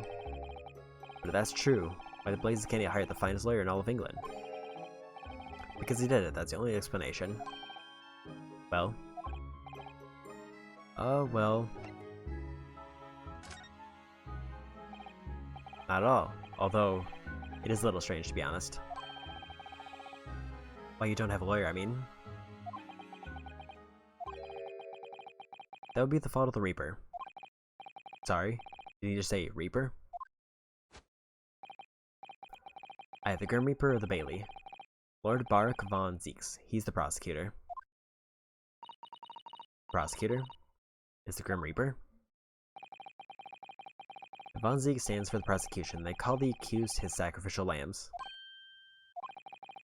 To this day, in every single trial in which he's been the prosecutor, the accused has been damned. What? Let's treat the desperate situation. But there's no one willing to stand in defense against the fella at all. He says living legend, the Old Bailey. Goodness, or Barak van Zeeks. Must be an exceptionally talented prosecutor then. Talented isn't the word you're looking for, madam. It's cursed. Cursed? What on earth? Defendant is summoned, and his counsel. Please make your way into the courtroom. The trial is about to begin. His counsel? That would be me. Oh, it's his time. Well then, fella, don't let me down. But I don't know anything about the case. You haven't told me what happened. Until you showed your face here. I made up my mind, so I had. Sorry. I decided I have to defend myself in there. Oh, that'd have worked. But then you made an appearance. A student of law, wouldn't you know? There's no accident, I can assure you of that. 'Tis fate. So don't get cold feet now, please.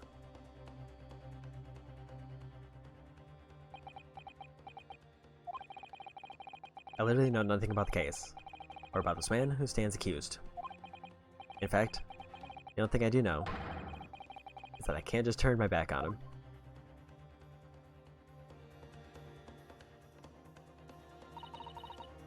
Mr. Naruhodo? The man has known. I have to stand alone in that courtroom armed with nothing to defend himself. Yeah, something that Kazuma would never have allowed to happen. Castle Defense, what are you doing? If you're late for the start of the trial, you will lose your right to stand. I'll be right there.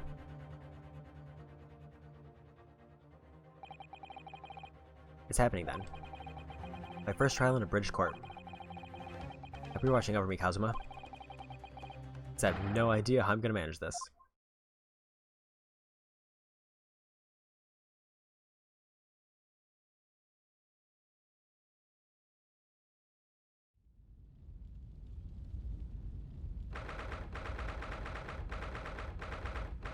February? Oh.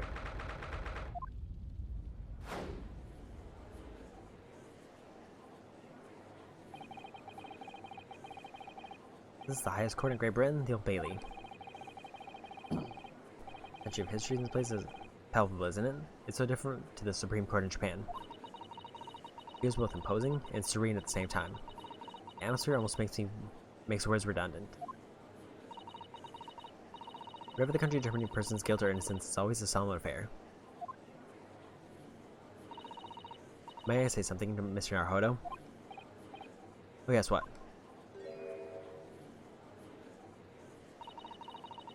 Your eyes look ready to pop out of your head. I know, but I just can't help it.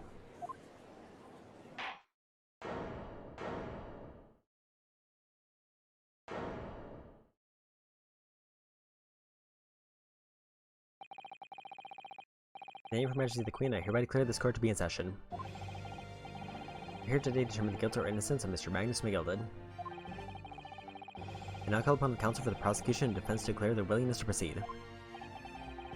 The prosecution is fully prepared. It must be the Reaper or the Bailey. He really does look fully prepared to dispatch his next poor victim to the underworld. Counsel of defense, you appear to be Eastern. Do you speak English? Oh yes, of course, sorry. But he asked if the defense was ready, and I couldn't be further from ready if I tried.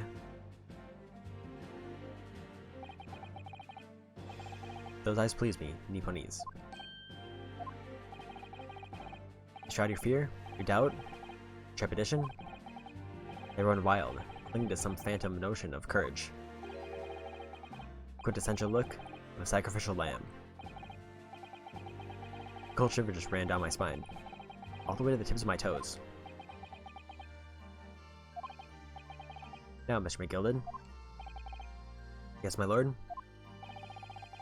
Stand accused of murder, a capital offense. You could be sent to the gallows if found guilty. Are you quite sure you wish to entrust your defense to this foreigner? As I said, my lord, it's granting to give opportunities to the young. Even if the fellow is a student from the sea, from some little island off in the Far East, is that the bridge way to ignore these dangers to yourself and give those less fortunate a fair chance? I'd like to think that as a chivalry do the great British Empire proud. Listen to Mr. McGilded. What a fine gentleman London has in him. You heard that he donated £5,000 to the government the other day? Well, please may I go play Mr. McGilded part? Things I've heard in the public gallery is firmly behind Mr. McGilded. That's definitely welcome news. He certainly has a way with words. I'm surprised he couldn't convince anyone to defend him. Eloquently put, Mr. McGilded. In most laudable sentiments. Ladies and gentlemen of the jury, I'm sure I need hardly remind you. These 6 members of the public have been selected for your impartiality. Are you ready to proceed? So in order to send robbers to the gallows where they belong, I'm more than ready. At the manor, his lordship always says we should dispose of rubbish promptly. Naturally, I agree. Any criminal's hero will soon be wishing they'd never set eyes on me.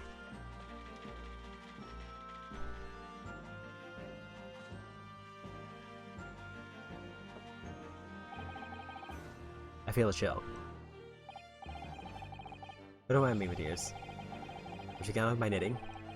I must finish these mitts for my grandson. Hi, Mr. Naruto. Those people are?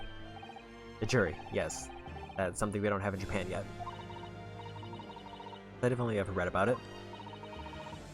Here in Great Britain, the court's final verdict depends on the opinions of these 6 jurors.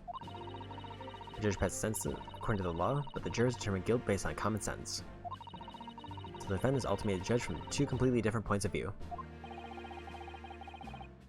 But how exactly do the jurors give their verdict? That I don't know, but I'm sure it will become clear as the trial progresses.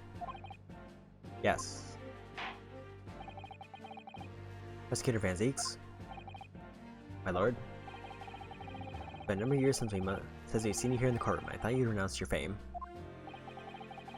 I'm known as the Reaper or the Bailey, my lord. Infamy rather than fame, I would say.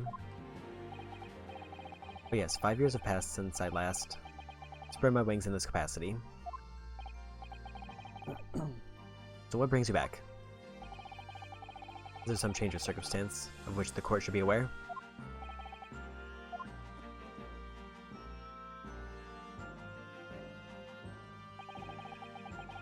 I'll leave that to your imagination, my lord. So the Reaper's been out of action for 5 years. Why'd even choose today of all days to make a comeback? Don't lose heart, Mr. Hodo. As you wish, sir. Court nevertheless welcomes your return. Now then, the opening statements, I think. Summary of the case, if you please. Certainly, my lord. As your lordship is aware, this is a case of overwhelming simplicity.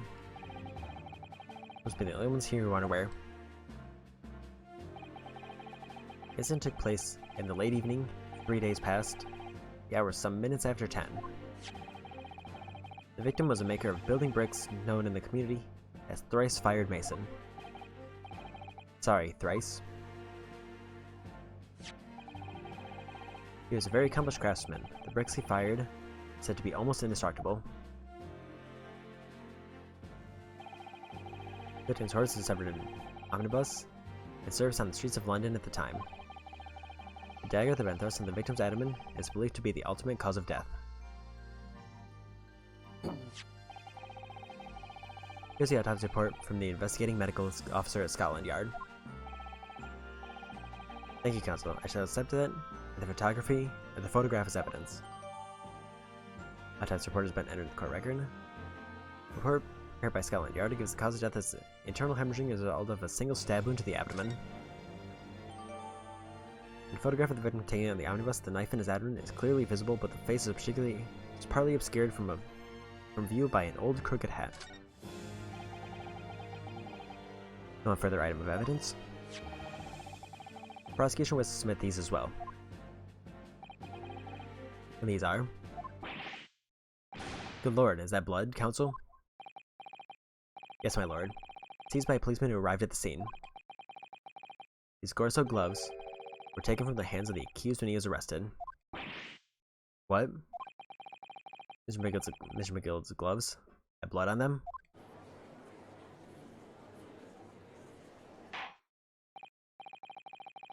Yes, I'll accept these as evidence as well. Defense other gloves have been entered in the court record. And it's wearing at the time of the incident, there's a blood stain on the right glove.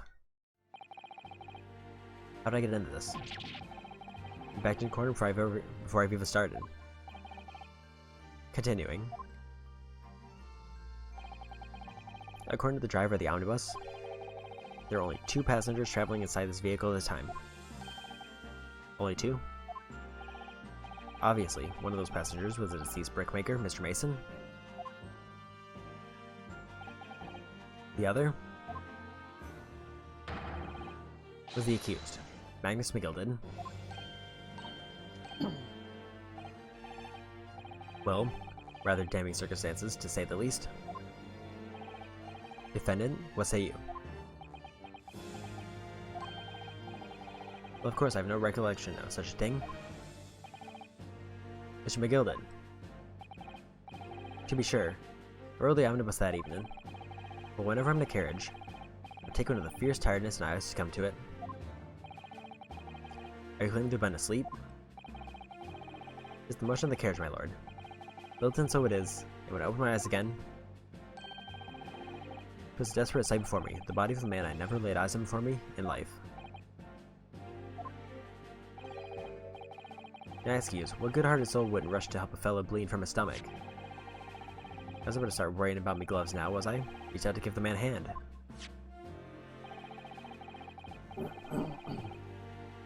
The blood got onto the gloves then, after the man had been killed. Unfortunately, the statement of the driver is only the beginning. But that's not all of it. There were multiple witnesses to the precise moment in which the brickmaker was fatally stabbed.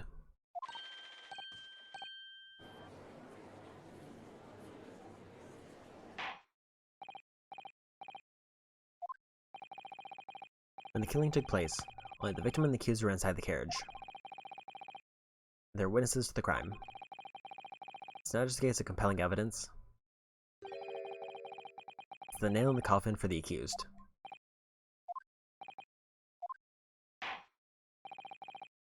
Thank you, counsel. The circumstances of the crime have been made quite clear. I think we'll hear the testimony from these witnesses first of all. Your wish is my command.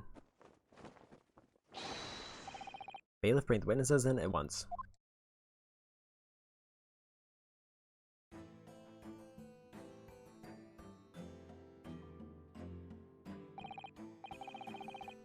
Witnesses, your names and occupations. My name is, well, everyone calls me Beppo. I drive an omnibus in the East End. Bruce Fairplay. A banker in the city. My name is First. Lady First. I make hats for gents. Let's begin by confirming the facts. 3 days ago, in a short time after 10 o'clock in the evening, all of you present in the stand were in an omnibus and witness to the aforementioned incident. Is that correct? Yes, sir. Quite right? Yes, sir, that's right, sir. Very well then. Let's proceed to your formal testimonies, please. Each of you will tell the court precisely what you saw. The witnesses saw. This was the last bus of the evening, so I had a few customers. I remember it well. Victor and the man accused of killing him were sat next to each other inside the bus. And out of the blue, accusers reached over and plunged a knife right into his guts. That's right, he stabbed him. I screamed I did. I couldn't help it. As I heard the scream, I stopped my bus, and then I saw it too.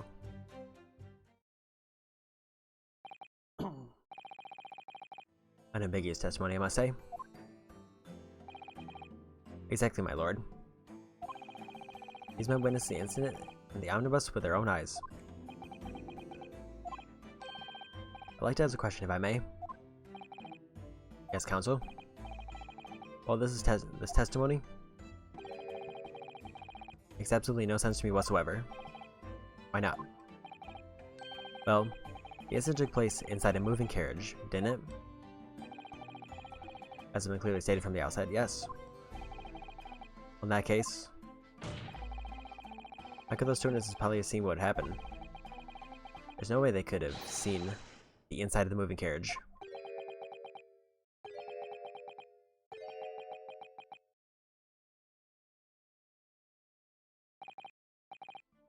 How quaint. I read the civilization of the Eastern Island nations was a good century behind our own. But you're here in London yourself, are you really so ignorant about our omnibuses? Huh? Tell me, my Nipponese friend. Have you even traveled in an omnibus? Well, no. We have only arrived in London this morning. No matter. I've arranged for us all to see for ourselves the actual scene of the crime. That is. What do you mean? The actual scene? How? The carriage is designed to be moved after all. Presumably, you understand that much. Yes. The omnibus in which this bloody crime took place is here today in this very building. Here? What? The entire carriage? Bailiff? Bring forth the stricken omnibus.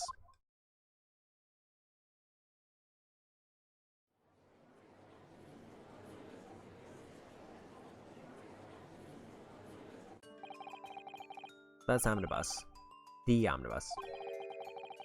I can't believe they could bring something so enormous in here. Rayburn's corners are amazing. As you can see, the omnibus is pulled by 2 horses and carry up to 8 passengers.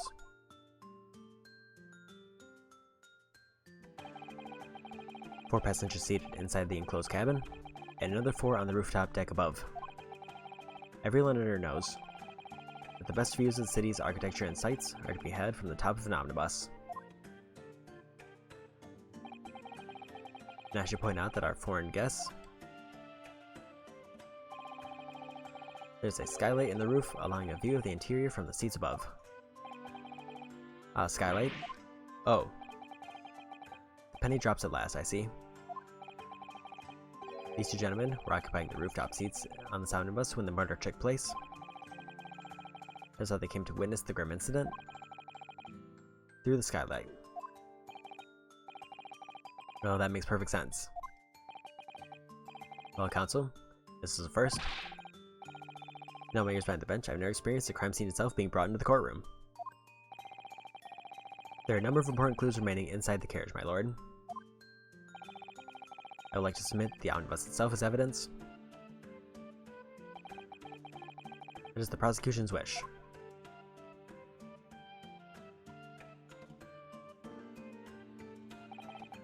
Very well. I see no reason why not.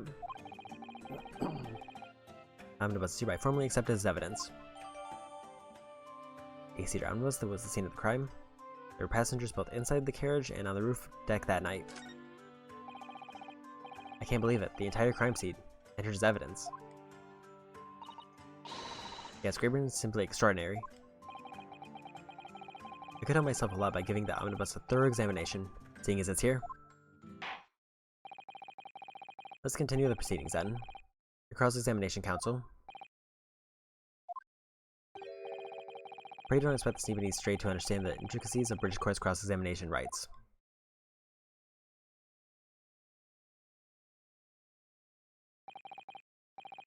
Alright, my first cross-examination in a British court.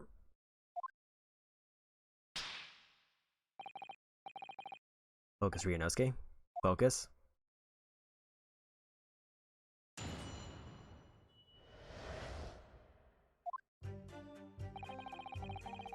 It's the last post evening, so I had a few customers. I remember it well.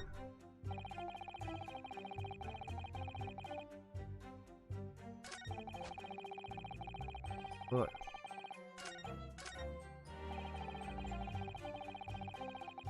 Hold it! I think it was sometime after 10, wasn't it? Answer that, sir. Is that so cold it was, or freezing in fact? We had 4 passengers on board at the time. Is that correct? Yes, that's right, sir. Not all traveling in the same part of the bus, of course. Oh no.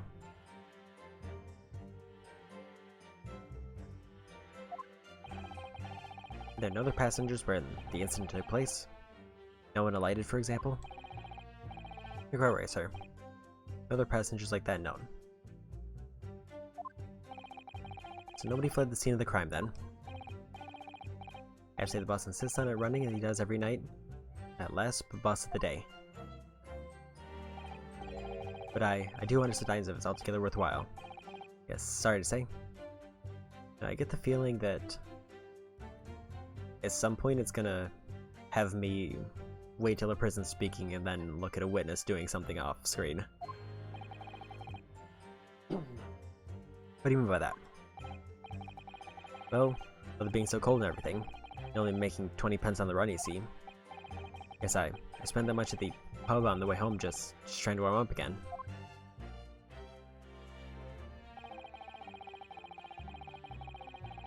Hold it! You saw them run through the skylight and the roof of the carriage?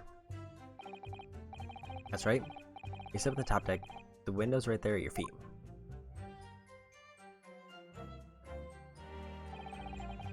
There's a lamp on inside that had a pretty good view. 2 of them wearing hats. Couldn't exactly make out their faces. There's not a shred of doubt in my mind that it was Mr. McGilded. How can you be so sure? Well, how can I put it politely? Mr. McGilded is a gentleman of rather small stature. I couldn't have mistaken him for anyone else. Not forget that when the vehicle came to a halt, the people inside the enclosed cabin were deceased Mr. Mason and Mr. McGilded. There's no room for doubt there. I really wish there was.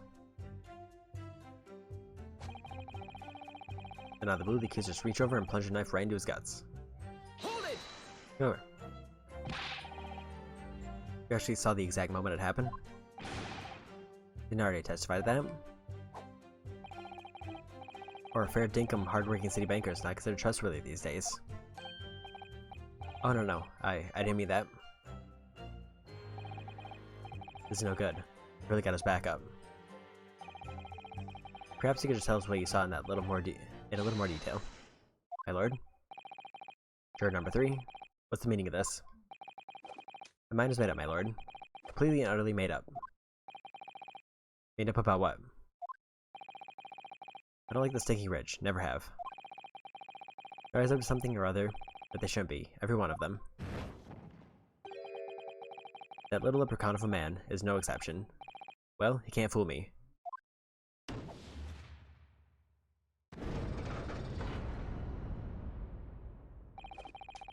There's no point wasting time listening to any more of this. That's my opinion on the matter anyway.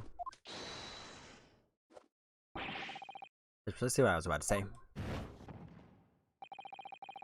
As the foreman of the jury, it is my duty to set a good example to my fellow jurors.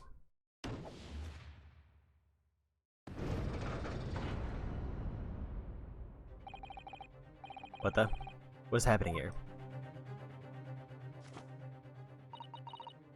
Let me see. Ah yes, it seems that's how the members of the jury give their verdicts. With fire? Apparently yes. White for innocence, black for guilt. As 6 members of the jury make up their minds about the case, one by one, each casts a bell of fire into the gray scales of justice, as we saw a moment ago. So those normal scales fall completely to the black side. Does that mean? So our very best to make sure that doesn't happen. I'm even more worried than I was before. Very well. Court acknowledges the change in the jury's stance. Counsel for the defense, please continue with your cross-examination. This is a nightmare. This time I screamed, I did. Couldn't help it. Hold it! You stabbed me, say? And you were sitting up on the roof deck, were you? Yes, that's right, sir. I was up on the roof seats. I remember seeing the little gent sitting next to the fellow that was stabbed. I've been thinking about the new hat design, you see. I was just gazing absent-mindedly around. But then I happened to look down through the skylight. It was sticking right out from his belly, that huge great knife. Grim sight indeed. That didn't help me at all. They really look like they're even more convinced my client did it than they were before. Here's what made everyone even more dubious that Mr. McGilda is telling the truth. Only has some evidence to counter their suspicions. Mr. First? Yes, sir. Is this the knife you saw? Agree, yes, that's it. The very one, sir. Is that? Yes, counsel. This blade that was driven into the victim's belly like a stake through the heart. That is a blade of considerable size, counsel. It is, and furthermore, the scabbard is emblazoned prominently with a certain initial. The letter M, which seems oddly familiar. Please no. And for Magnus perhaps, or McGilda possibly, take your pick. This particular big name in London made a magnificent mistake. Objection! But there are M's everywhere. Yes, like in Mason. Objection! It is far too extravagant for a poor brickmaker to ever have owned. The weapon of murder almost certainly belongs to the accused. Not conclusive, but certainly compelling, counsel. Large knife that was found lodged in the victim's abdomen. Its quality and fangs or ornamentation suggests it must be quite valuable. Lord, if you'll forgive the interruption. Juror number 2, go on. Mr. McGilda is a pillar of society and gentleman, and a gentleman's word should be sacrosanct. However, those in service must accept hard truths. Wait, what are you about to do? Dispose of the rubbish.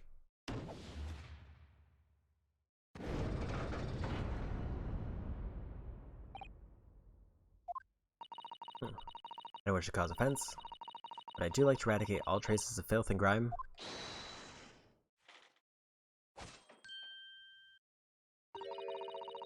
I've painstakingly typed every word uttered here today and cross-referenced all the facts.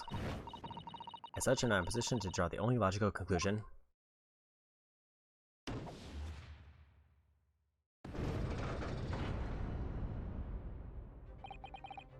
Not again. It's 4 out of 6 jury members who proposed a guilty verdict. There are only 2 left. We've had it. Every time I press these witnesses for more information, I just make the situation worse. Nevertheless, what we need more than anything at the moment is more information. We're still very much in the dark. So I'll just have to keep pressing the witnesses, knowing that more sparks may well fly. Let's give a hope that we'll uncover something that will give us a way to fight back. But alright, I'll keep trying. I can't give up. I just need to keep calm and listen to the witnesses' statements again.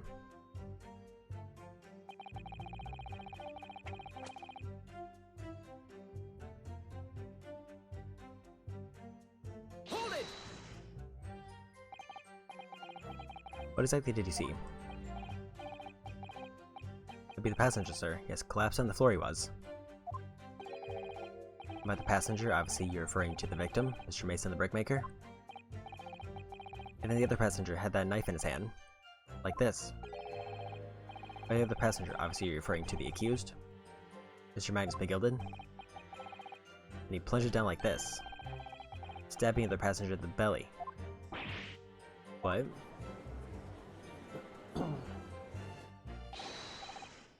My lord, I wish to speak. Yes, juror number 5. Do I take it that you too? As the Master of the London Guild of Coachmen? The idea of murder being committed into one of the city's carriages is utterly abhorrent to me. Let me right to make a decision before hearing all the facts, though, I said to myself. But I've heard enough now. The horse is bolted, as they say. No, please. Keep it in mind. Oh. You know, Silver, please. The finish is in sight.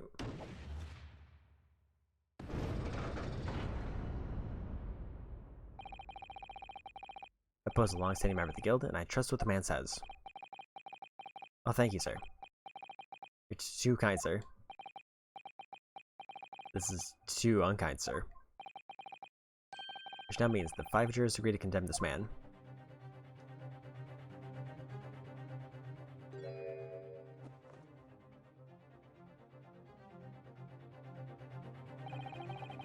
Madam Juror number 6. Yes, dear? What can I do for you? You've heard the testimonies of the witnesses on the stand.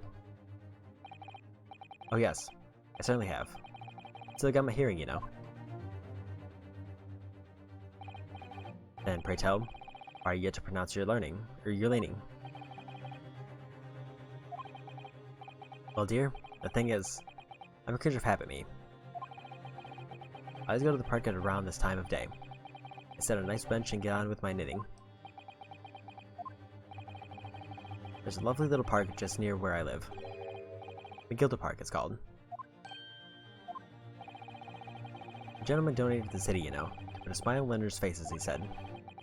I can't imagine such a fine young gentleman would have it in him to take another man's life. He's always doing wonderful things for the city. But a man like that wouldn't stab someone, surely. Then we go to the McGilded Public Library later and borrow some more books. Many Londoners live with their heads in the clouds. Do people not know? What kind of a man Magnus McGilded really is? What kind of a man is he? Philanthropist Magnus McGilded? He's enough wealth to purchase the entire city he claims to value so highly. Where did all that wealth come from? Princess Shylock, sir. The very darkest of souls. What? Stone of the Crows. McGilded lent him money at extortionate rates of interest so his victims would have no hope of repaying him. When they default, he takes possession of everything they own. He is a vulture that preys on the weak. I've never heard any mention of that before. Faculties have inserted you, I'm sure, madam. Does this thought not cross your mind? Would a man wealthy enough to buy London in its entirety not have a carriage of his own? What possible reason could this man have had to make use of public omnibus service? You're not saying that. The victim, poor brickmaker, next to nothing to his name save considerable financial liability. It comes no surprise that his creditor was the accused Magnus McGilded. Let it also be known that the very day Mr. Mason was killed was the final repayment day for his debts. Good gracious. Brickmaker was destitute. He lost his house. He had not a shilling with which to repay his debts. And in the end, this pitiful soul had the very last thing he owned taken from him, his life. By the merciless philanthropist pretender, Magnus McGilden. I don't believe it. Might I add something briefly? Mr. Sato. Claim the victim had been lent money by Mr. McGilden. But where's the evidence to support your claim?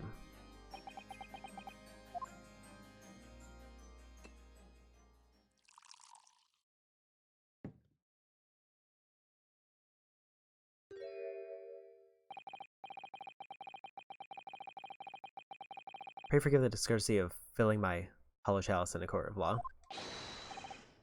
There it is. Lord von Zeke's hollow chalice.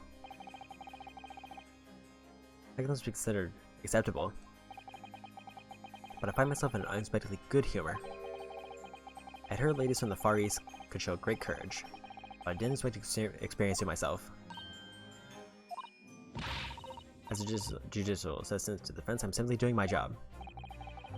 But a pity the display of courage is in vain. This is the debtor's ledger. She details all money loaned by the accused. You find the victim's name clearly recorded inside. Let me present this ledger as evidence. And pray forgive the discourtesy of raising my chalice in a toast to the enigmatic East at the same time. Marvelous toast, counsel. I gladly accept this new evidence. That all the people that borrowed money from the defendant at a high rate of interest and includes the victim who owed 20 guineas.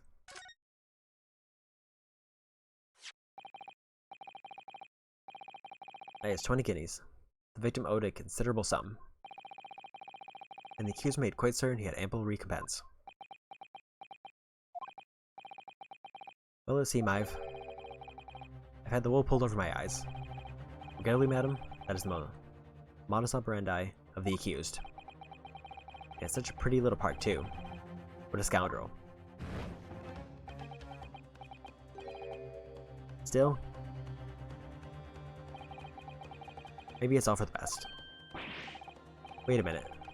Let's think about this a little more before. I don't stand for nonsense.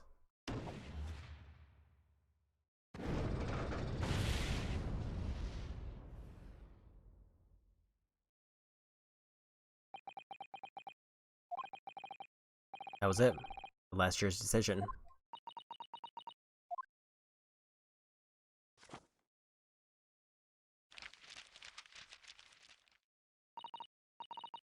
According to this Encyclopedia of British Law, no members of the jury have concluded that the defendant is guilty. Court proceedings are suspended. The presiding judge will deliver the final verdict, the sentence. That's what it says here. The final verdict? It's over then. Oh. There's a footnote, though.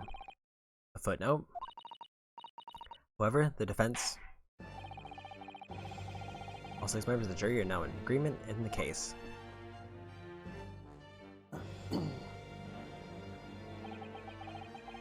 Allow me to convey my respect for your swift and righteous decision. According to the laws of this country, I'll now conclude the trial by delivering my final verdict. I trust there are no objections. Mrs. Otto, just tell me one thing. Oh yes, you're in the middle of saying something before. The footnote in your Encyclopedia of British Law. However, the defense... What did it say next? Oh yes, of course. One moment. No members of the jury have concluded that the defendant is guilty. Court proceedings are suspended, and the presiding judge will deliver the final verdict and sentence. And the footnote says, however, the defense has the right to demand a summation examination of the jurors at this point.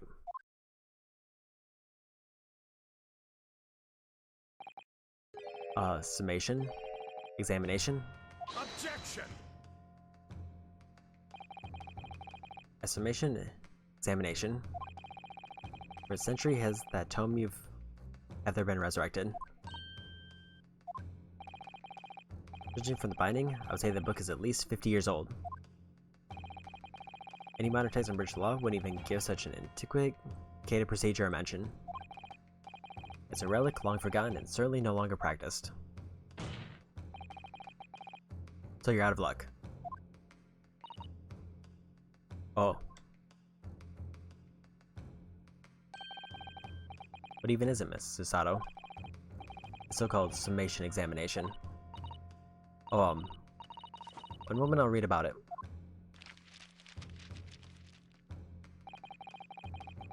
You demand the right to a procedure before you even understand what it entails. Typical Nipponese. Commissioner Hodo, I think I understand. It seems under this procedure we'd be able to appeal to the members of the jury. To do what exactly? Appeal to them to change their leaning and reverse their decision.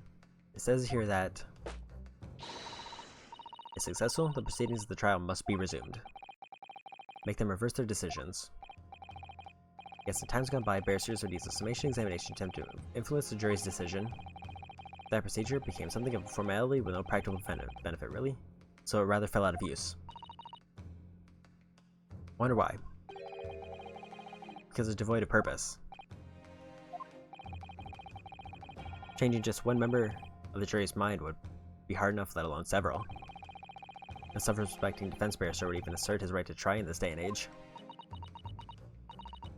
Still, I don't seem to mention the procedure actually being formally revoked. What are you suggesting? I'm suggesting that, although maybe antiquated and largely forgotten, it isn't yet extinct. What do you think, Mr. Naruhodo?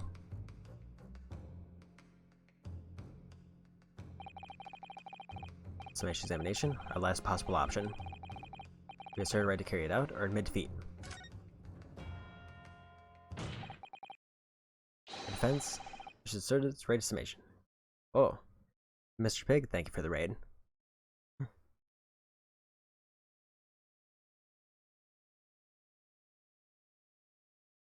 Pippin, thank you for joining, and welcome for the first time. So yeah, I'm just getting through the first trial of the third episode for the Great Ace Attorney Chronicles. We're still fairly early in the trial. We just got through the first round of questions for the witnesses, so about almost to the halfway point in the game, I would say. Objection! And the prosecutor's like basically a vampire. Alright. London is the capital city of the most powerful nation on Earth. I have a duty to the world to exemplify the very high standards of judicial procedure. And I don't think I caught what you were playing earlier. I did see that you were playing through some of the Ace Attorney games as well. You were doing the original trilogy, right?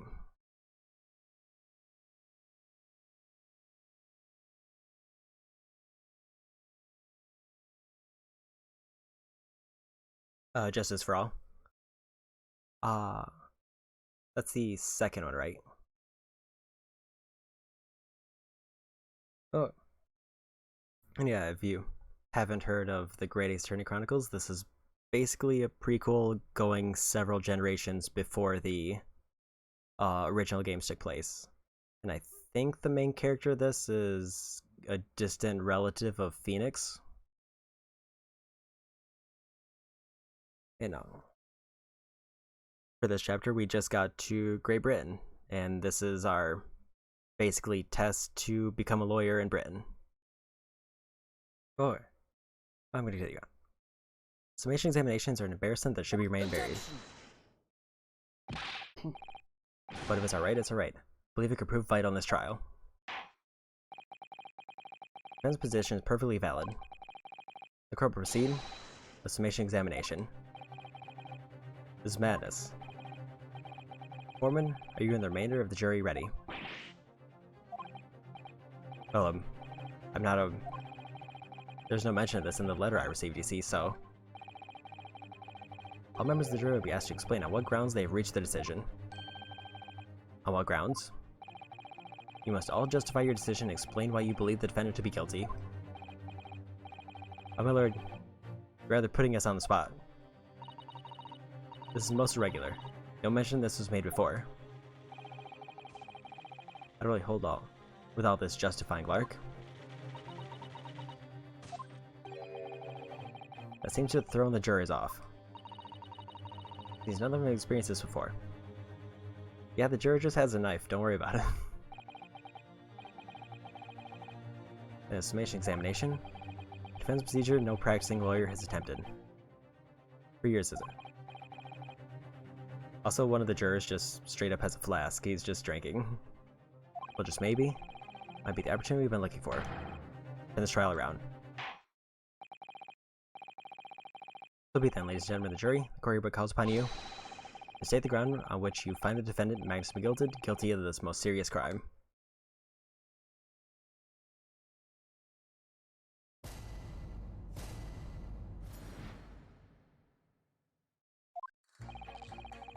There was no one else inside the carriage at the time, so it has to have been him. I trust the driver. He has an excellent memory, it seems. 4 passengers with fares totaling 20 pence. He stuck the check nuts to him, just like this. Brazen, I must say. Absolutely brazen. I simply typed and collated all the statements made thus far, and drawn the logical conclusion. You can trust the guild. Fair fares is our motto. We haven't raised prices above 4 pence for years. This scoundrel stabbing that poor man on the floor. It beggars belief. I don't know what I am pushed for this now. Some of the jurors don't seem to have a wonderfully formed arguments though, do they? Let's see what we can do. You get these 6 people to change their minds. I throw everything I can at them and use some very persuasive language.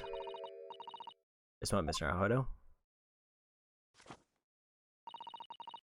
Find my book? That's not quite how it works. Oh? I thought I was going to have to thaw their icy minds with some heartwarming rhetoric about the defendant. Unfortunately, once the jurors decide the defendant is guilty, they're unlikely to heed anything the defense says. But then, they reach the conclusions by their own reasoning, you see. Your pleas would sound like excuses. In fact, it could recoil on you. The more you try to persuade them, the more entrenched they may become. What am I supposed to do? I'm reciting what I've read about British law. Right, I'm sorry. You have any idea how to make this work, then? From what I can understand, the key to the procedure is using the jurors' own words to make your arguments. What do you mean? The 6 members of the jury are randomly selected members of the public.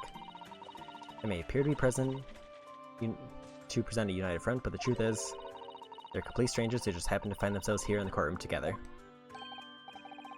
And that's the way to break them down, you mean? Yes, exactly. Now listen very carefully to what each member of the jury says, and see if you can identify any contradictory statements. If you can trust the statements, pit the corresponding jurors against each other. I see, so it's contradictions in what 2 or more jurors say that we're looking for. In a way, then, it's similar to a regular cross-examination. Oh yes, I suppose you're right. Find contradictions in their statements, and pit the jurors against one another, to break them down. Might be able to pull this off? No, that's not right. I have to pull this off. And Mauve Pigment, thank you for the follow. Cool. Can we start the Proceedings Council? I would ask to take the stand for this. I'm expecting a clear and concise rebuttal. Yes, my lord. Also, we have our friend's katana. Don't worry about it.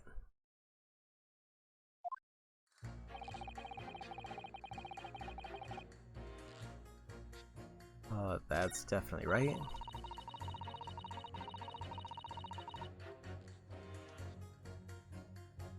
Four passengers of fares totaling that.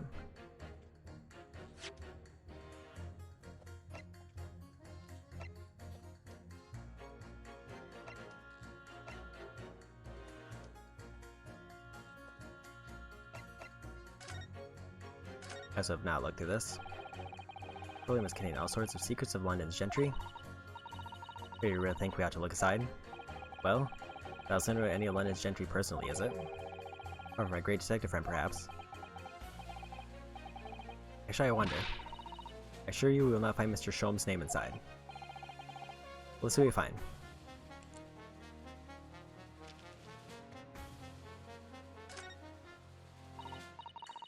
That's a cram full of gentlemen's names, isn't it? I suppose they're probably not all gentlemen at all, are they? After all, not everyone in this country is well off. My goodness. What is it? Look at this. Do you see the name here? Bruce Fairplay. Does that mean something to me? It does sound strangely familiar, actually. Bruce Fairplay, the witness testifying at this very moment. Yes, of course, the banker. Why is his name in here? He borrowed 20 guineas, did he? Look, their payment date is fast approaching. It's possible this is just a coincidence, of course, but this could be very useful information. What defense of the debtors is Bruce Fairplay? Would have been due to repay his loan imminently. Is there anything else? No.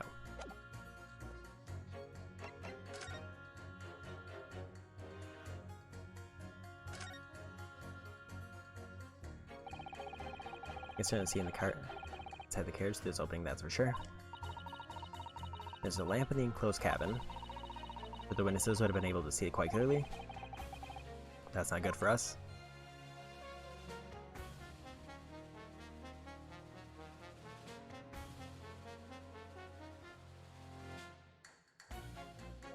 It's the Phoenix Wright omnibus.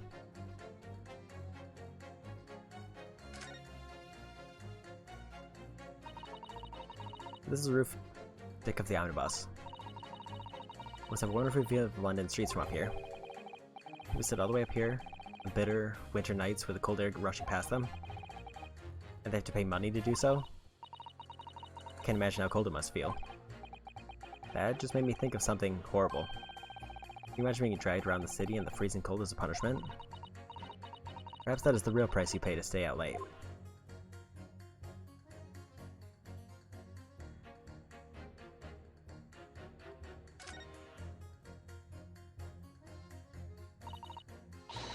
Let's open the door and go inside, shall we? Scene of a murder. It's horrible.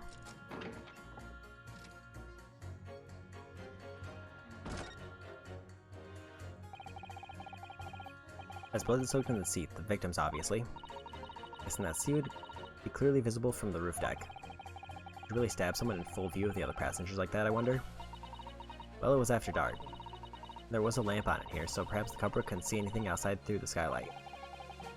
Before you look at it, it doesn't seem like it was a planned attack.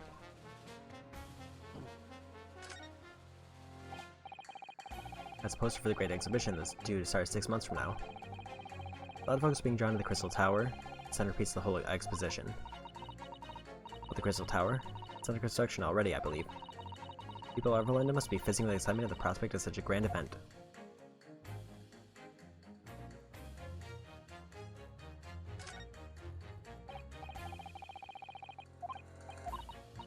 I'm guessing that's the tower.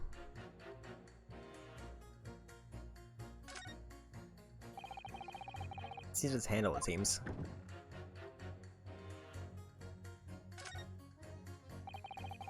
So got all sorts of equipment that might be needed to keep the omnibus running. Feeding tubs, tools to repair the wheels, blankets, or shoeing tools. There's a storage compartment for the coachman to keep his things, it seems. There doesn't need to be any space for passengers to store their luggage, that's for sure. I don't imagine it'd be very convenient for that purpose anyway.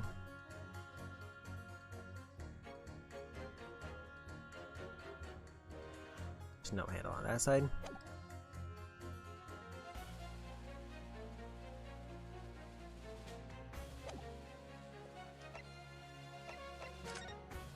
Okay, might as well examine everything else. This is definitely blood, isn't it? Not the most pleasant sight to be confronted with on our first day in London. They come with grumbling now. Okay, Mr. McGilded, right-handed. Yes, I believe so. He's showing this coin in the right hand a little earlier. I've only been left-handed. I think blood in either glove would be fairly incriminating, really.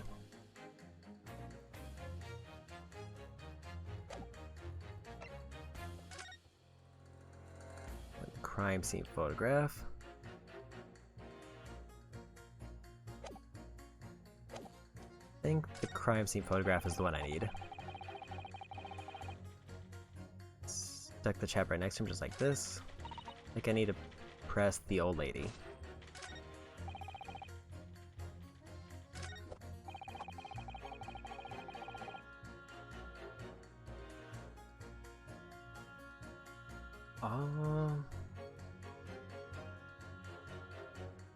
I can only press her pit, and I don't fully know what those mean. I feel like she will definitely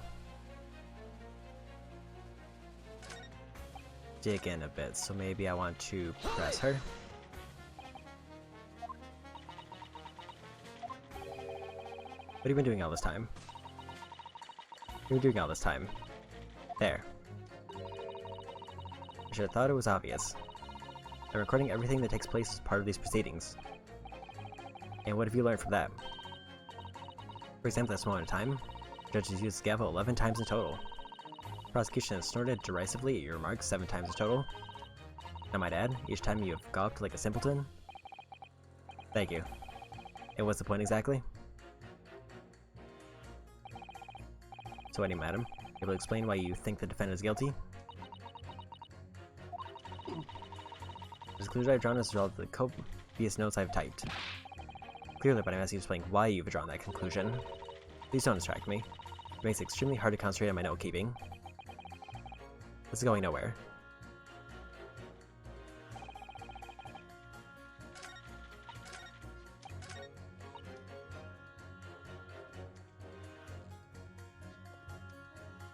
Four passengers with fares totaling 20 pence.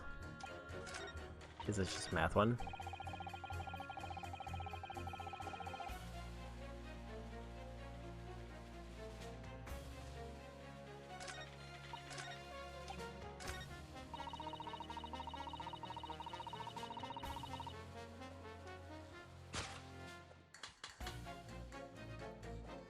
Objection! Those two statements clearly contradict each other. They do? Explain yourself, counsel. Me, oh dear, what have I said?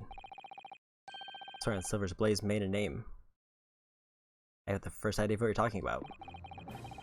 According to the group testimony we've heard so far, there are 4 passengers on the omnibus on the night in question, and according to the coachman, Mr. Beppo, he took 20 pence in fares. If I'm right, I have those precise details typed neatly here in front of me. And juror number 5 also told us the following. The fare for the omnibus is always 4 pence. That it is, fair and convenient single price, just the way London's carriages should be operated. That doesn't add up at all. In fact, it leaves a glaring discrepancy in their facts. Why, man, why? 4 passengers paying 4 pence each. If you do the multiplication, it would be 16 pence. Exactly, as I said, it doesn't add up. The figures are different. By 4 pence, in fact. Or precisely 1 person's fare. 1 person's fare? Yes, in other words, on the omnibus that night, it's distinctly possible there was another passenger we've heard nothing about.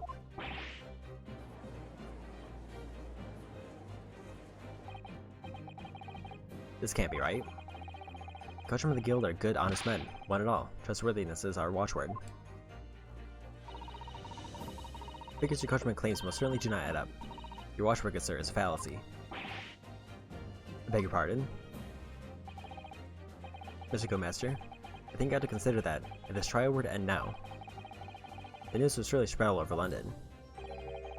The news that one of your coachmen tried to hide the fact that he lets nefarious characters ride his omnibus. Alright then, better make it so this miserable trial doesn't end.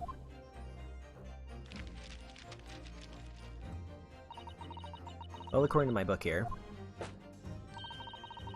simply launch a ball of fire into the innocent side of the set of scales. Hold your horses there, coachman. We're all in agreement. Why do you have to go in? Until I get my hands on you, Beppo.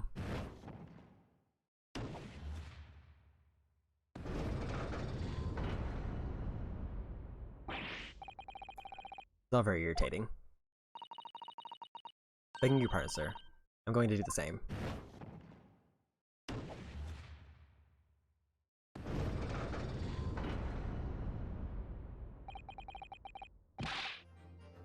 Why is there fire? That's how they cast their vote. The black side is guilty, and the white side is not guilty.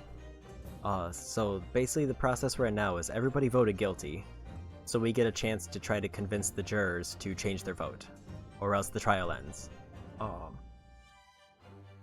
Why fire? I don't know. I'm more impressed that they're able to launch the fire so accurately. For the love of Mike, not you as well. A penny can be the difference between a smile and a tear, after all. I certainly can put my trust in someone who doesn't follow my exacting standards in financial matters. Oh, really? Everyone thinks it's only proper that we hear from the witnesses again. Well done, Mr. Naruto, you did it. Fire has no weight, but maybe it's like on a ball or something that's lit. If we can manage to change 2 more jurors' mind, we can force the trial to continue. 2 more, actually. There's something else that's bothering me about a couple of their assertions. And that's where you must strike next. They need to put 2 more jurors against each other and show there's another contradiction in their assertions. Well, the scales of justice have shifted, but they still weigh heavy on the side of guilt. Counsel, you have the floor again. Continue their summation examination. So, probably... Stack that up next to him like this. Him and the old lady. Cause she said he stabbed him on the floor and he said he stabbed the man next to him. Objection! Those 2 statements are completely contradictory. What? Explain, counsel, post haste. Forgive me, I was only knitting a jumper for my other half. What is all this claptrap? What does contradictory even mean, I ask you? Heard from more than one witness. They alleged saw the actual moment when the defendant stabbed the victim. Now, out of curiosity, juror number 3. What, can't you say I'm busy here? How would you say the defendant stabbed the victim? What sort of motion was it? Don't test me, do you? It was like this. Took the phone next to him without even getting up. Just like the prim banker said. Yes, that was Mr. Fairplay's testimony, quite true. Now then, juror number 6. Oh, is that me, is it? What can I do for you, young man? How'd you say the defendant stabbed the victim, madam? Well, dear, as far as I understand it, it was like this. He stabbed the poor man after he'd collapsed on the floor. The coachman said so. Now don't move. Take a look at those 2 jurors. He stuck the fellow next to him without even getting up. And he stabbed the poor man after he'd collapsed on the floor. They're never there. They're stabbing in totally different directions. What? What's my stitches? What a muddle. What this tells us is that there's a strong possibility one of the witnesses isn't telling the truth. Oh. But why? Why the dickens would they lie? I don't know that yet. What I do know is that the trial ends at this point. We may never find out. We may never know the real truth. Ladies and gentlemen of the jury, can you really let that happen in all good conscience? Lies, you say? Oh dear me. I can't abide people telling lies.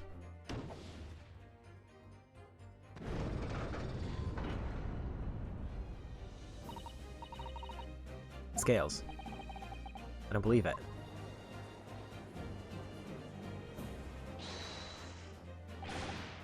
Wait. Now hear this, my fellow jurors. I warn you. Do not listen to this man. Look at him, in his black suit. He's clearly some devious Eastern sorcerer using magic on us all. If I could use magic, do you really think I'd be putting myself through all this? Answer me this, Dark Jinx. Huh, me? What exactly is the problem? What if 2 witnesses have slightly different recollections of events? What of it? Let's say, should I did stab the victim as he was sat next to him on the omnibus. And this young dandy saw him do it. Now let's say the victim collapsed on the floor, and then the Shylock stabbed him again. And his old lady saw him do it. What would say it didn't happen like that?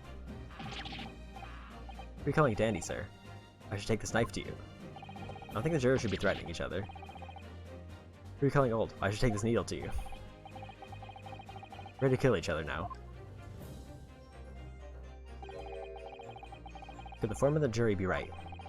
Did the two witnesses see two different moments of the same crime? Let me check one thing. Single stab wound to the admin. Not possible.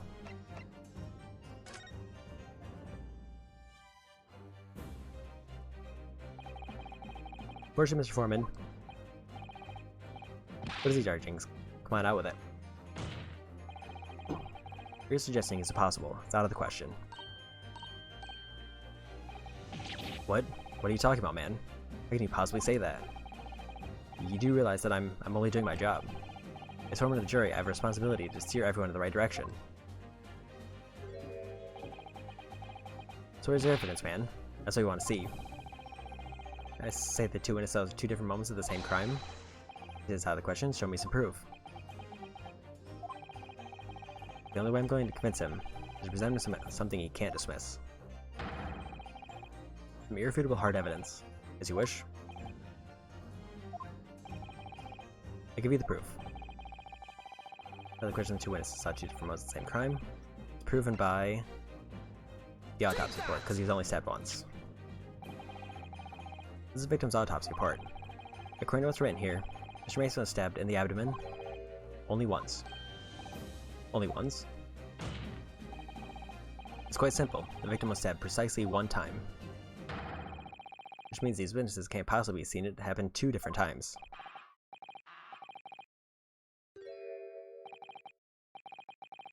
Already concede defeat.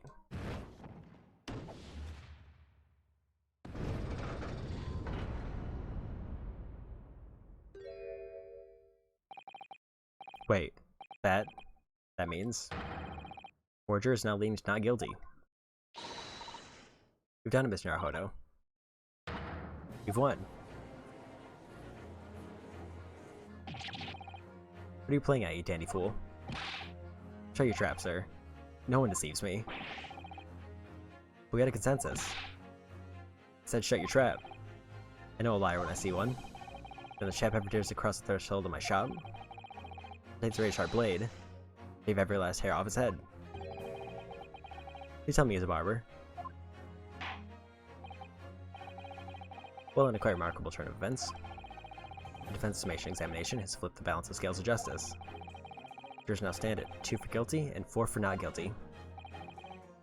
Accordingly, there is no longer a large enough majority among the jury for me to adjudicate, and the trial must continue.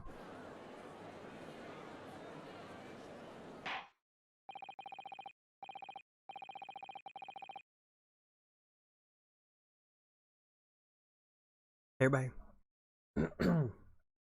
ask the defense, prosecution, and witnesses to return to places. And I call upon all of you to continue to pursue the truth.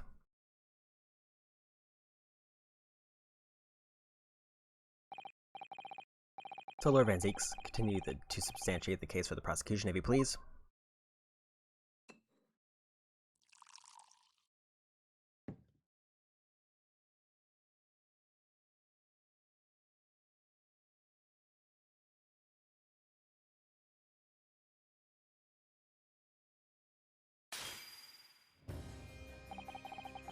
I just poured a drink so he could smash the glass. I see the rich aroma of this, the carmine contents of this hollow chalice. May seem crass to crush it to dust. Pray forgive the discourtesy. Lord Van Zeeks. Is it cold in here? Or is it just me? As the antiquated tome no doubt says, prosecution may not speak during a summation examination. So I honor deadly silence and listen to the charade. It seems I've overestimated the intelligence of the jury. Well, no matter. There's nothing so hard to prove as self-evident truth, it would seem. No, and why else would we grace the courtroom with our presence after all? Let's proceed to the next round of battle.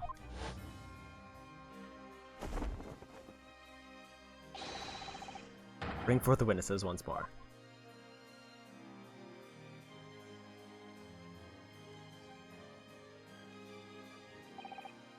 Witnesses, I trust you hear the summation examination we have just had to endure.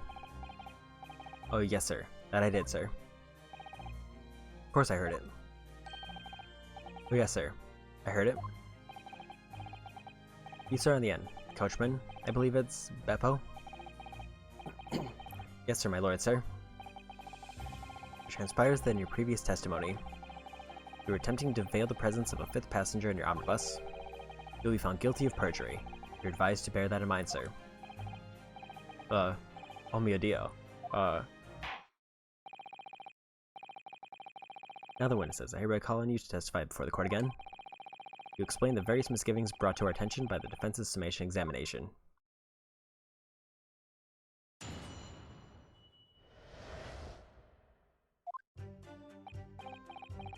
I only carried 4 passengers that night, I swear it. But, well, I for one was told that I had to pay 5 pences for the bus. He filled us on the ferry, did. I saw that blood-curdling sight as well. It's all too much. I tell you, I saw McGillis stabbing that man. Everything said before stands. Oh, yes. He stabbed him. Yes, he did. I think so, yes?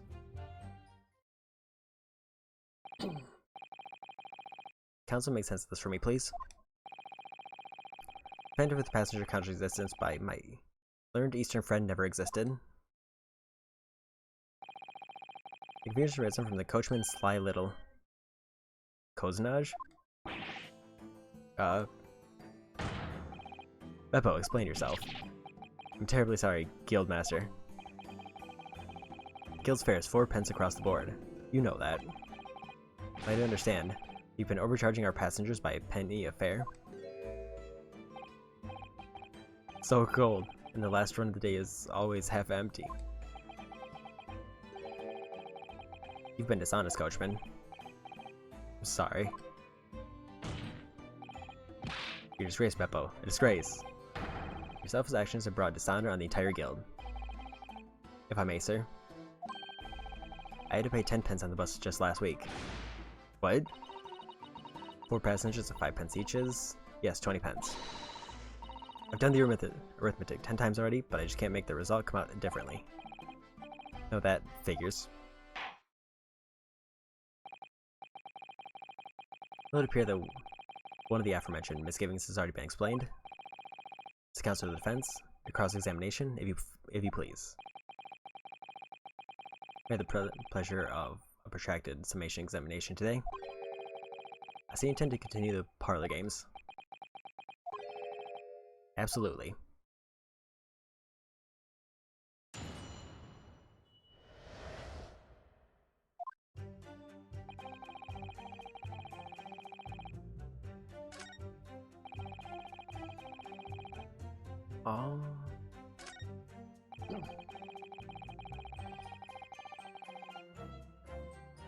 Let's start with this one.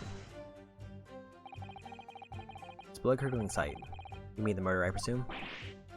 Yes, sir.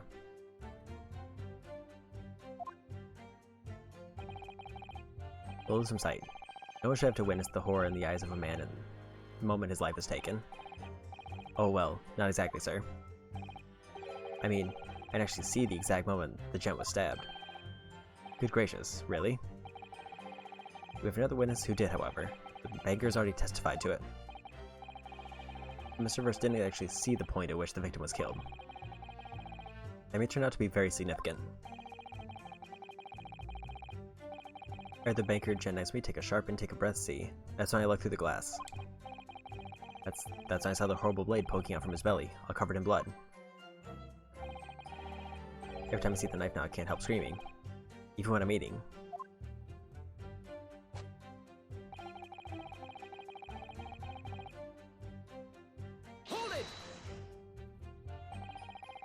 He saw the defendant, Mr. McGilden, stabbing the victim, Mr. Mason, who was sitting next to him. That's what I said, isn't it? It's bothering me for this was. For just a brief moment, he hesitated before answering the question. Anyway, there's only 2 of them inside the carriage, wasn't there? There's been much talk of a 5th passenger, but as yet, 0 evidence. Then what are we wasting all this time for, eh? Black and white, the man's guilty.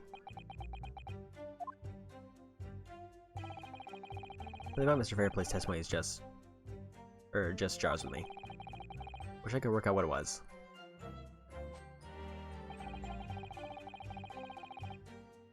Hold it! Press this one. Earlier you testified that you saw the moment when the defendant allegedly stabbed the victim, didn't you? Yes, that's right.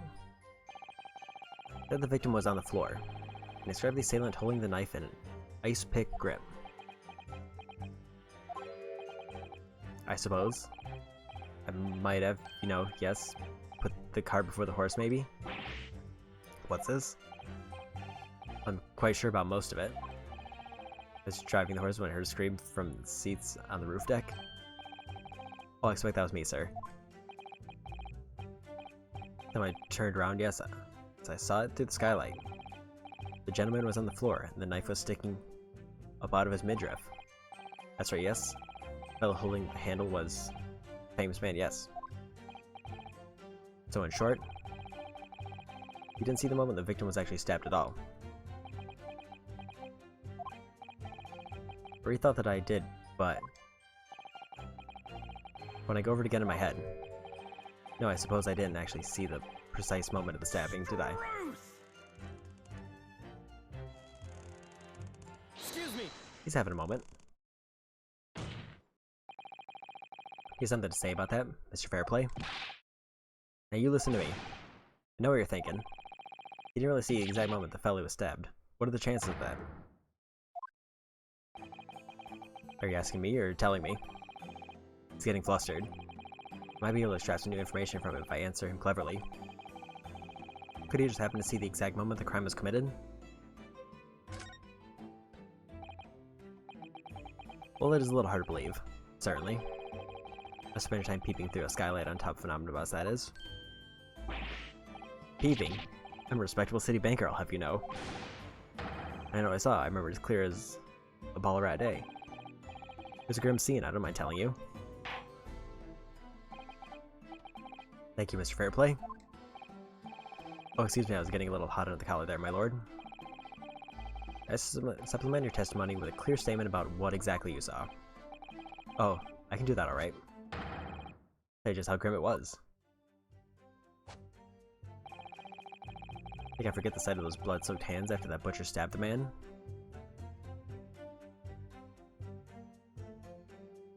I'm gonna press that before I present.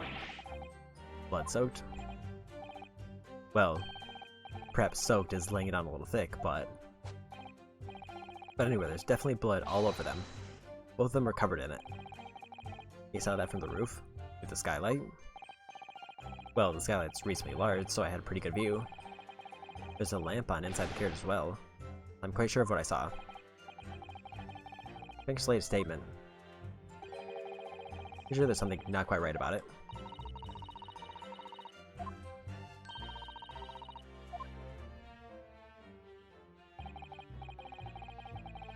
As long as the trial variant came to an end, so I managed to keep our chances alive here. Can't wait to cross-examination. I have to use it to bring some new facts to light. You're not careful when you press these witnesses. Danger is that the jury will end up believing something unhelpful, as they did before. Maybe, but we can't let the fear of that happening stop us from uncovering important information. It's just alright. You pay careful attention here. I don't want to miss even a flicker of a reaction among the witnesses. Remember, if you happen to spot one of the witnesses reacting in a strange way, don't hesitate to pursue them as the reason.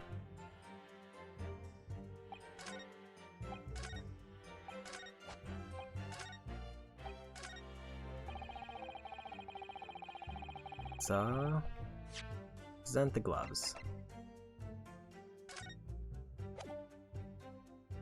Objection! Blood-soaked hands. Well, I admit that soaked might be laying it on a little thick, but anyway, there's definitely blood all over them. Both of them are covered in it. Well, I'm very sorry to disagree, Mr. Fairplay. That's more than a little peculiar. What? Here are the gloves worn by the defendant, Mr. McGilded, on the night in question. Oh, yes, right. Yeah, there certainly does appear to be a sizable dark-colored stain there. But as I'm sure you can clearly see, it's only on the right-hand glove. Sure, Mr. Fairplay. Testimony was inconsistent. But no, that can't be right. So you're the liar here then. That's right, you were quite clear about it. You said it was both hands.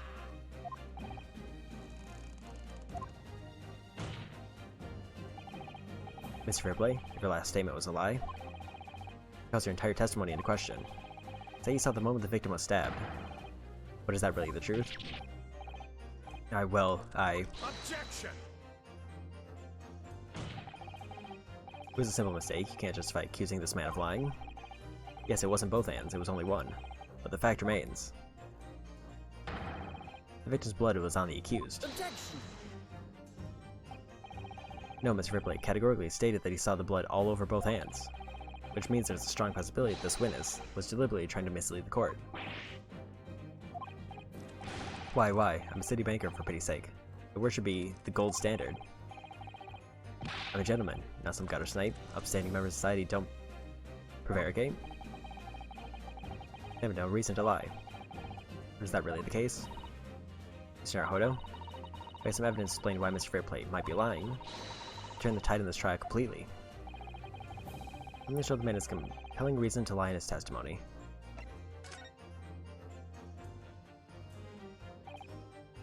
My lord? Yes, counsel? The defense is ready to present evidence. By Jove, are you sure? Yes, evidence that will clearly demonstrate why Mr. Fairplay had a reason to lie in his testimony. Very well. What do I call the defense to present his evidence? Evidence demonstrates a motive for the witness's alleged deception of the court. The ledger. Take that! This list of debtors who owe money to Mr. McGilded. Yes, a list of innocent victims, crippled by the accused extortion. The point is, among the names of these debtors is your name. Mr. Bruce Fairplay. What? Mr. Fairplay, are you currently indebted financially to the accused? No, well, it's barely worthy of being called a debt. According to this ledger, you owe 20 guineas. Not an inconsiderable sum of money, wouldn't you say? Well, what of it? I suppose Mr. McGilded were to be found guilty of murder. What would become of your debt in that case? These documents state that the loan agreement is forged between two individual parties. Therefore, for the creditor, the defendant here, to be sentenced to a capital punishment, all outstanding debts which were owed to him would be annulled. They would cease to exist. Cease to exist. Mr. Fairplay, it's not the case. You claim in your testimony to have seen something you never in fact saw. In a devious attempt to annul your debt of 20 guineas to the defendant.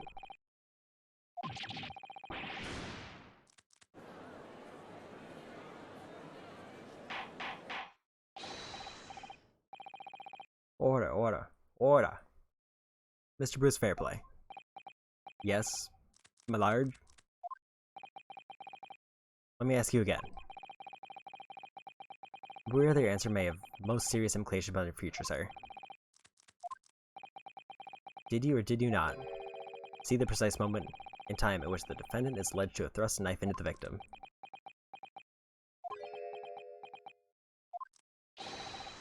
Silence speaks volumes.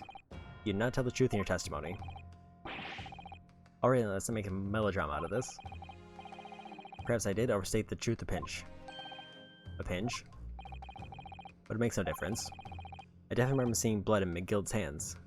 Both of them. Objection!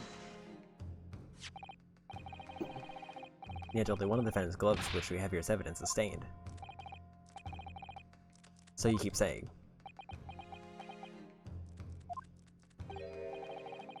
I wonder if I might be allowed to speak, sir. Go ahead, Mr. First. Well, the thing is, I think I remember seeing it myself, as it happens. Seeing what? Blood, sir, on the assailant's hands. I think, yes. I'm almost sure that it was on both of his hands, not just one. What?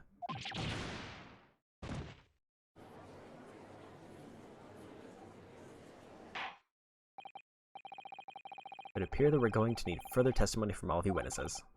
This time, I would like to know precisely what you did and what you did not see. Do I make myself perfectly clear? Yars. Mr. Naruhodo? This is good news. Of course, the trial seemed to have shifted slightly at last. Might finally have a chance to turn things around here.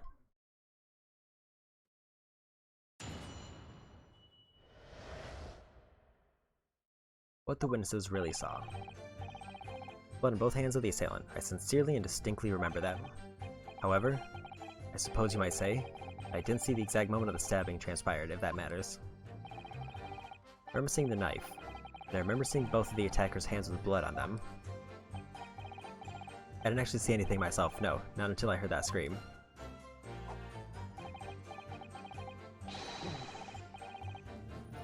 Anyway, the fact remains there can't have been anyone else inside the carriage, or we all would have seen.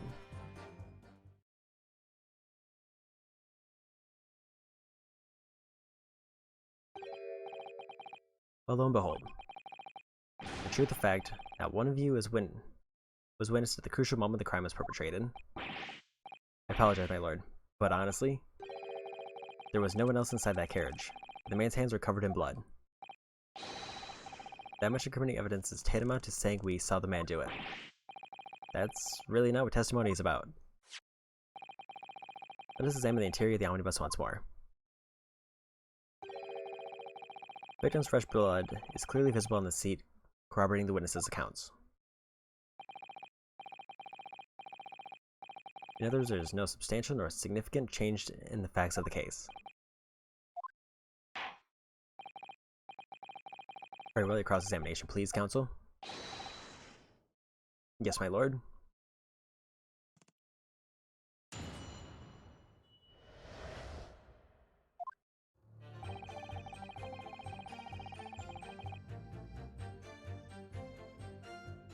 Let's maybe press this.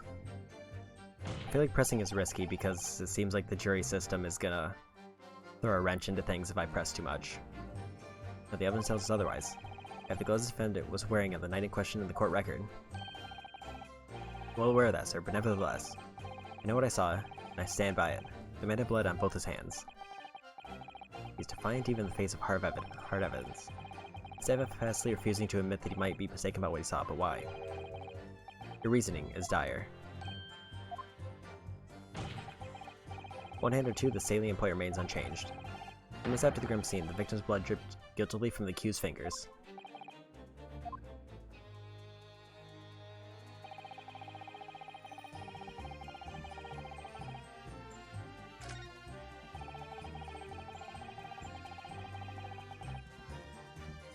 I think I want to press that one. Definitely saw that too, blood on both hands. Yes, sir. I mean, I know what you're going to say. Only one of Mr. McGill's gloves has any sign of blood on it. That's right.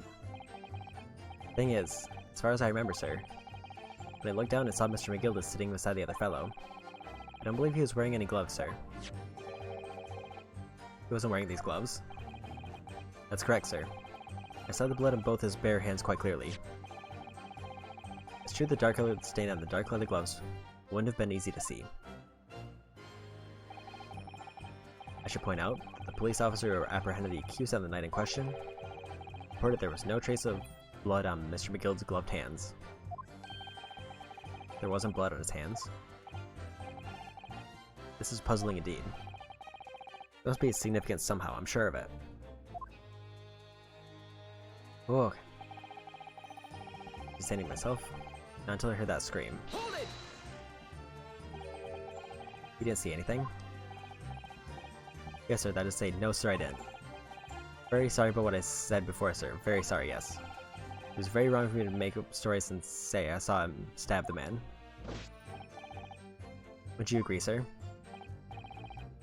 I know what you're insinuating, but I certainly wasn't making up stories. Still, to say you saw nothing isn't right either, is it?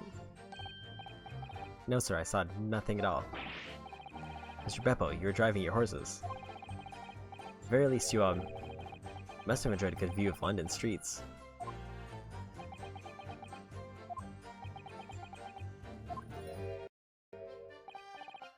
Oh please, you didn't even see that?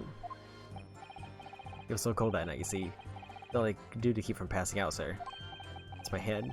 It's fairly frozen solid, sorry to say, sir.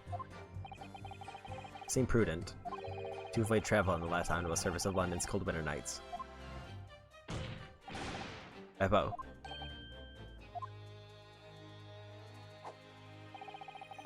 I'd raise there couldn't have been anyone else inside that carriage, or we all would have seen. Hold it!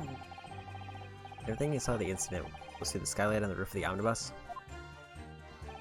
That's right. It was fiercely cold that night, but the glass wasn't frosted over. As I remember, I was shivering, it was so bitter.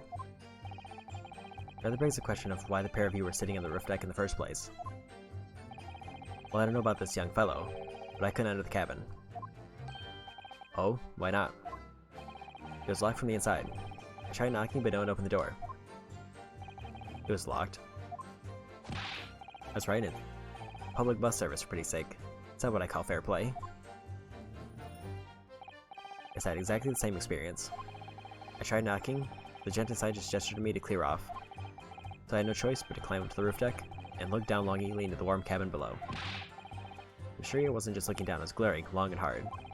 That's precisely why I can tell you with absolute confidence that if there was anyone else at all in the cabin, I would have noticed. Unequivocal, I would say. I'm not sure about these two witnesses. Could they really have seen everything inside the cabin through the skylight?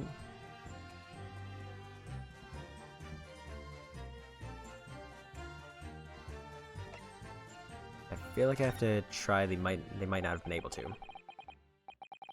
I'm gonna confirm one thing, Mr. Fairplay.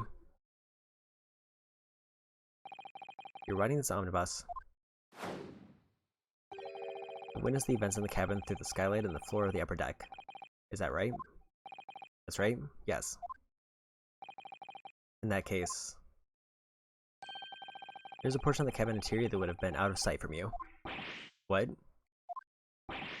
By golly, really? Obviously at this stage we can't say for sure. But the possibility cannot be denied. At the time of the incident, there could have been another passenger in the enclosed cabin of the omnibus. Objection! Enough hypothetical meandering, my Nepalese friend. Prosecution demands that you substantiate your claims. After all, seeing the crime is here, in the flesh. Very well, uphold the prosecution's demand. Identify the area on this cross-sectional plan of the omnibus. The potential extra passenger could have been situated. Since both seats are facing this way and down, it would be this seat.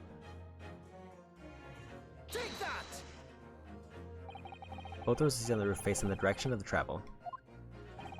Whereas the seats in the enclosed cabin face each other, which means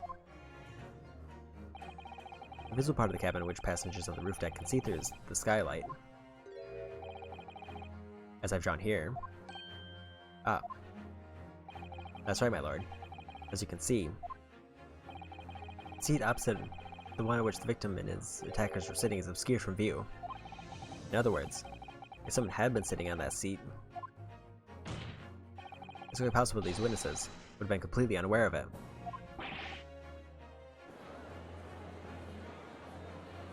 Objection! It's quite possible some phantom was sitting there. Even as I have a forbidding habit of obscuring the truth and ambiguity. Anchor of the prosecution's rejoinder. In British Court of Law, evidence is paramount. I cannot entertain this conjecture, counsel. That That is, unless you're able to put a name to this mysterious passenger whom you elude. Can you, Mr. Nahodo? I honestly don't know. Who could it have been? Who could have been the other seat, which was out of sight from the witnesses on the roof deck?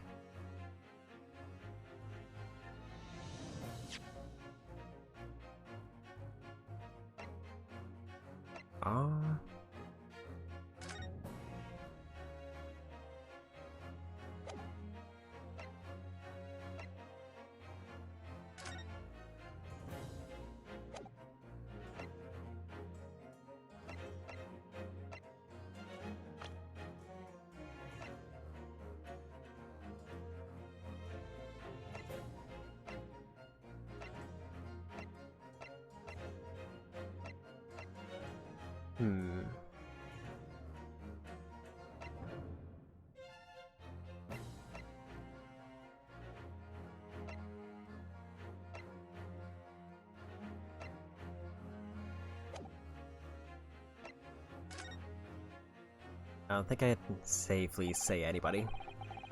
I have literally no idea. As a proud citizen of the Japanese Empire, you will look to the sky and walk on. Make sure all signs and tears are gone. Go on? This isn't just a case of going on, Miss Susato. Alright then, I'll go on. The defense? I'd like to put forward a name. You're a fool. The response was a desperate attempt by a man who has no notion of his own limitations. Here's a hard lesson now you learned. Let's not delay counsel. The defense is still to name the passenger in the other seat. This could be it. This could be the chance I've been waiting for to turn the trial in my favor. On that night, on the night of the murder, the person occupying the seat in the omnibus cabin that was obscured from view was... let's just go for it. Take that! Crashing in the enclosed cabin, the witnesses on the roof deck failed to see. Has to have been Mr. Magnus McGilded. Mr. McGilded? What are you talking about, counsel? That's the name of the defendant. Objection!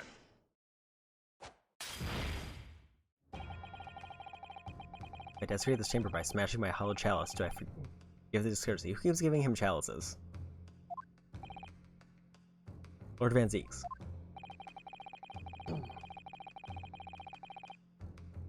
People talk those tiny island nations in the Far East as having a learning and culture of their own. But I see they use the terms ill-advisedly. What are you trying to say? Let me explain in terms that even a student of an artless backwater such as yourself might understand. In a bloody scene unfolded, the victim and assailant were sitting side by side. Multiple witnesses have arrested have attested to that fact. It's the very premise on which this case is built. Objection! But that premise may be wrong. What? If the victim really was sitting beside Mr. McGilded, here's an inconsistency that can be reconciled in any way. What a consistency, counsel. Defendant's gloves, my lord. Both witnesses made the same testimony. There was blood on both hands of the person sitting next to the victim. Objection! But we know the truth to be otherwise. Only one glove bears the gory remains. Objection! Point is, even in the face of irrefutable evidence, both witnesses have maintained their stance. Yet their testimony remains unchanged. Exactly, they both adamantly swear that they clearly remember seeing blood on both hands of the assailant. In short, the memory of events is correct, and their testimony reveals the truth. There was somebody else sitting beside the victim that night, a third party we have yet to identify. And the victim's blood was on that passenger's hands, both of them. Objection! Who was this third party? Obviously, the true culprit. Extraordinary.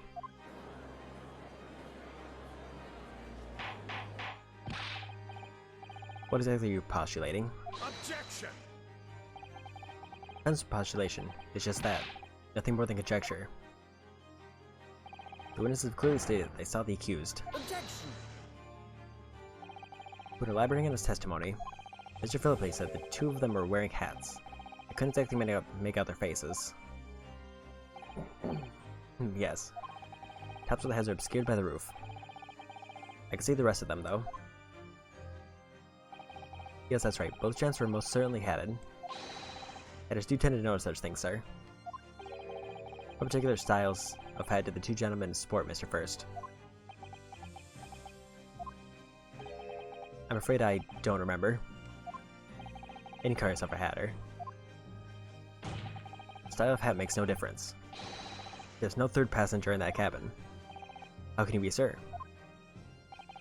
Because if there had been, the accused Mr. Gilded would undoubtedly have offered to depose the fact. Unless that is, you're posing an even more preposterous explanation. The accused failed to even notice the presence of the true culprit in the very cabin in which he traveled.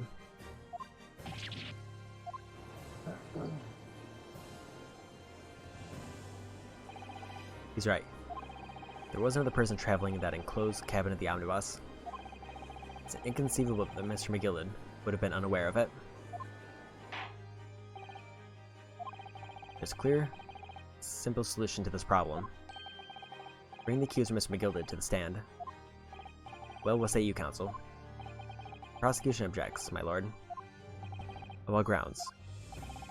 As suspect, you have already made a full statement to the police.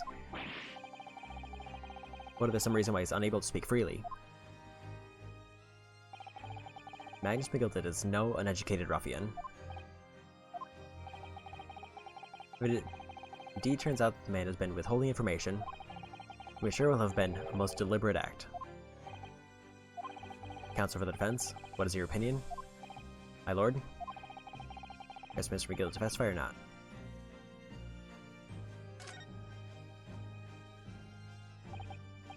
We need to hear what he has to say in order to find out the truth. The defense would like to call Mr. McGilded to the stand. In that case, I'd like to hear the opinion of the jury. Ah yes, I need a little time to consider this. Yes, me, I think we should hear what Mr. McGilded has to say. Get the man out of here, I say. It would be utterly illogical not to hear his testimony. Something needs doing, get it done. That's how I run things at the guild. Hearing what the patron of my favorite little park has to say? I guess that would be lovely. Yes, the jury says the man must be heard. Very well, the court will hear the defendant's testimony. Bailiff shall the defendant to the stand at once.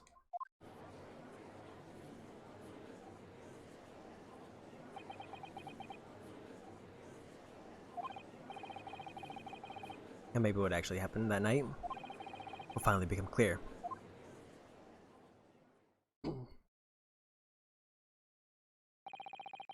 The proceedings be resumed. Mr. McGilded, now listening to the discourse of the day. To be sure I have, my lord. There are now two matters on which the court desires to hear from you. The first is whether or not there was a third party with you in the omnibus cabin, as proposed by the defense. The second, that if such a person was indeed present, why did you conceal that fact from the police? You gotta know, it's not my nature to hide anything at all. Just answer the questions, please. Truth of the matter is, I've been desperate about this all along. Do I tell yous all, or keep your mouth shut? Tell us what, Mr. McGilded? The fine fellow representing me is absolutely right. In the carriage on the night with myself and the other man, there was another passenger. It's true. Aye, it was me who helped the little urchin get away after all had happened. You? What?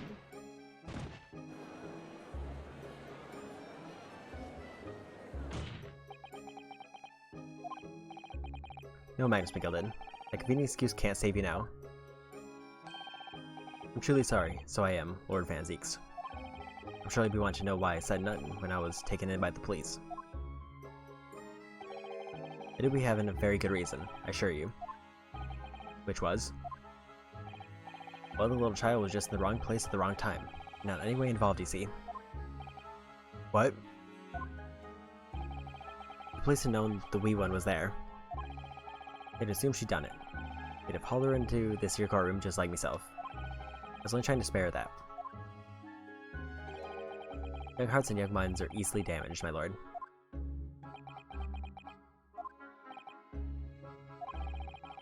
Who is this young child of whom you speak? That I don't know. You don't know? Well, the wee thing just happened to be in the carriage that night. I never saw her before or since. Objection! I have absolutely no reason to believe this man.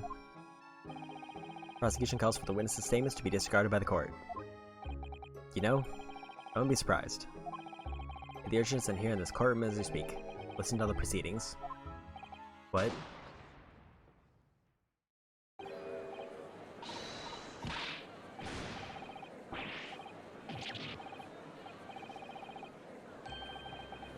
What is going on?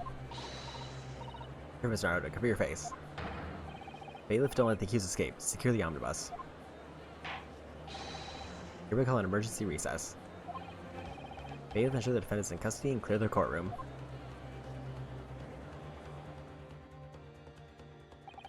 We're hurriedly removed from the smoke-filled courtroom by the bailiff. Amid scenes of chaos, people stumbled over one another in desperation to flee the chamber. I had no idea what was happening. All we knew was that, for the time being at least, the trial was suspended.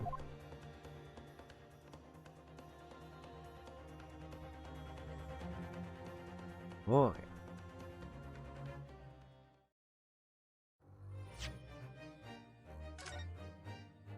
And suddenly smoke bomb. I think that might be a good stopping point.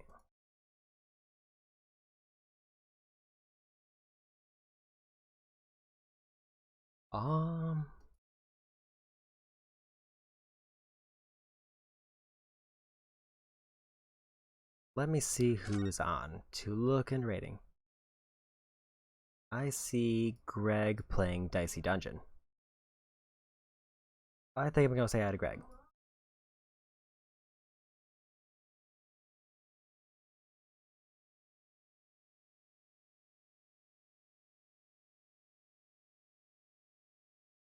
Okay. And apparently I'm also in part 3 of the trial. I didn't realize that I had passed part 2. Oh, unless that's the start of part 3.